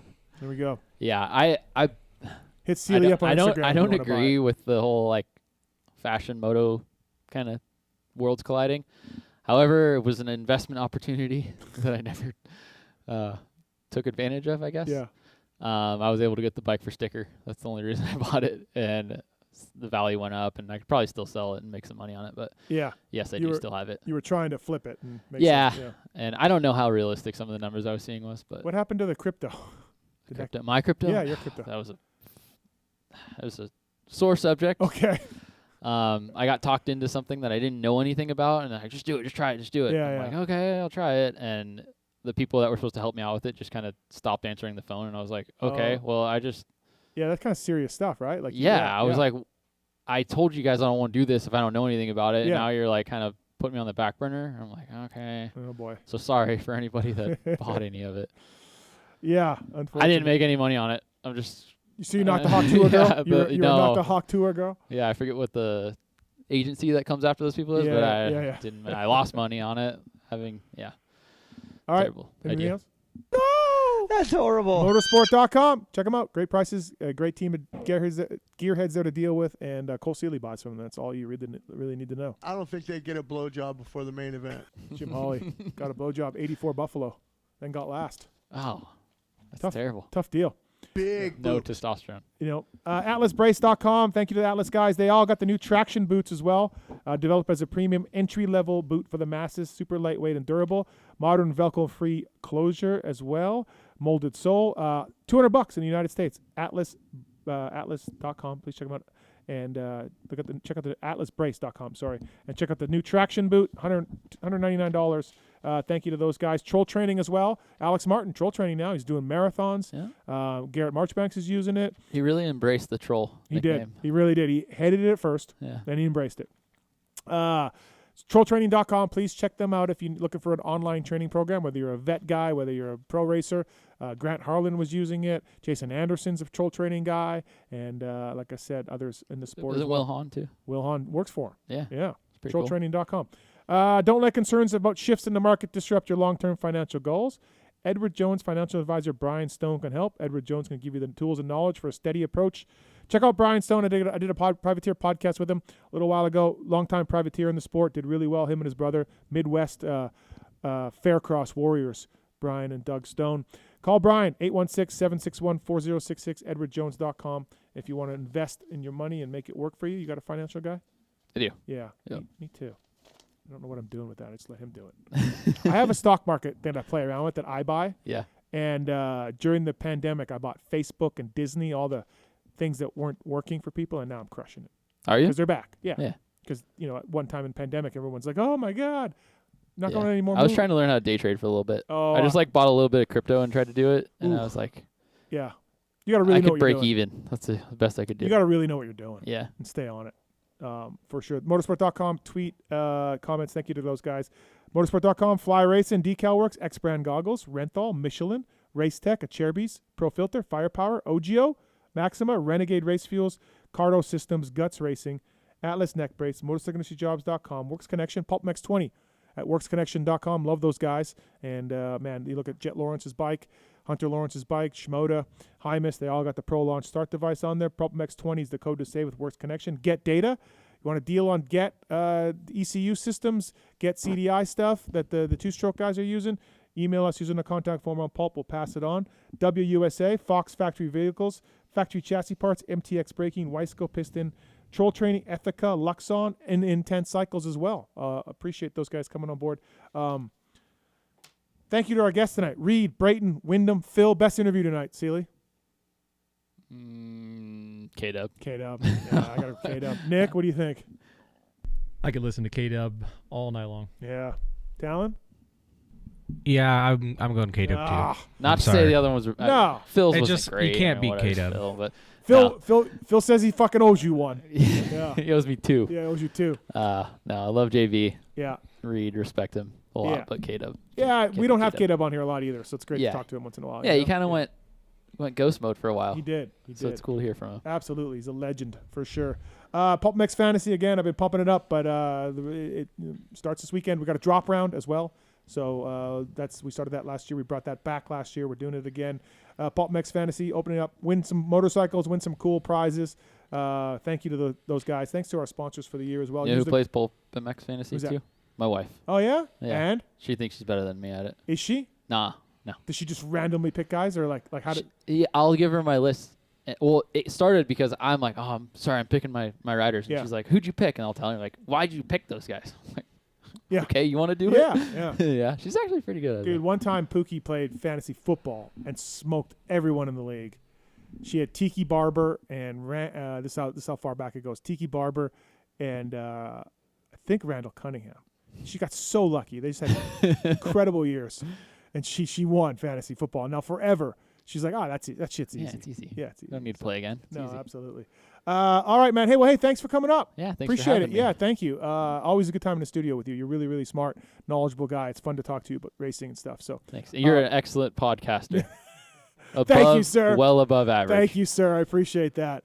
No, but let's get you back in here again. Let's not make it 3 years. I was gonna say JB earlier. We were supposed to have both of us in studio. We were trying, right? Yeah. We were working on that. Yeah, for like a year, and he never.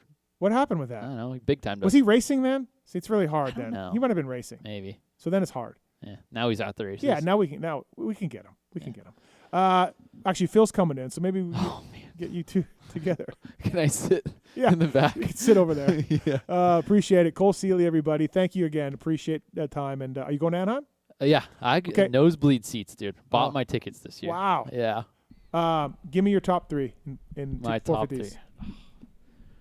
Not what you want it to be. I know playing Pulp Fantasy not to pick what I want it to be anymore. I'm going Jet. Let's go Jet, Cooper, Webb, and then Chase Sexton. Not bad. Yeah, not bad. All right, sounds good. Talon, thanks, buddy. Thank you, Steven. Sorry about not introducing you. Oh, you're fine. Yeah. You should apologize to Yari because she's been searching all night trying to find it. Find what? Me getting introduced. Oh, shit. That's the only part she watches. Oh, boy. Thanks, Nick. Thanks for coming in. Of course, man. Absolutely. Yeah, thanks for coming in. Appreciate that. Mark's had a sick wife, and we know he's just a new dad, so you came in a late notice. Oh, you're a new dad too? No, Mark's is. Oh. He is not a father. I'm filling Mark's. He's filling Mark's. Oh, okay. So thanks for coming in late. Absolutely. Late notice. Yes, appreciate it. Not late. Next week DV in studio as well. So looking forward to that. Thank you to Swisscore and Marks, and thank Tits or no? No. Okay, no thank Tits. Thanks to Kellen Brower as well. He's doing more stuff with us as well this year, so appreciate that. And man, thanks for listening. Thanks for watching. Anaheim.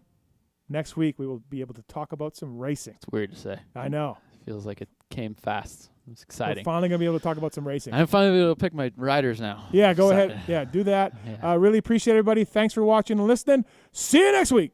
Wake up, Supercross. Eat Supercross. Shit, Supercross. Fuck Supercross. And sleep Supercross. There's something I want to get off my chest. And it's about that summer when you went away to community college. I got an offer to do Playgirl magazine. And I did it. I did a full spread for Playgirl magazine. I mean spread, man. I pulled my butt apart and stuff, and I was totally nude, and it was weird. I mean, you probably didn't hear about it because I went under the name of Mike Honcho, but I just wanted you to know that.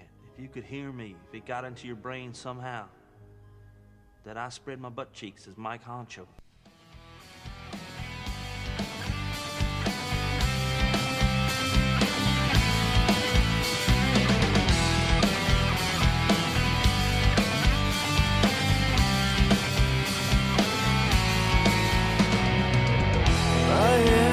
Sword inside your flame, I will burn.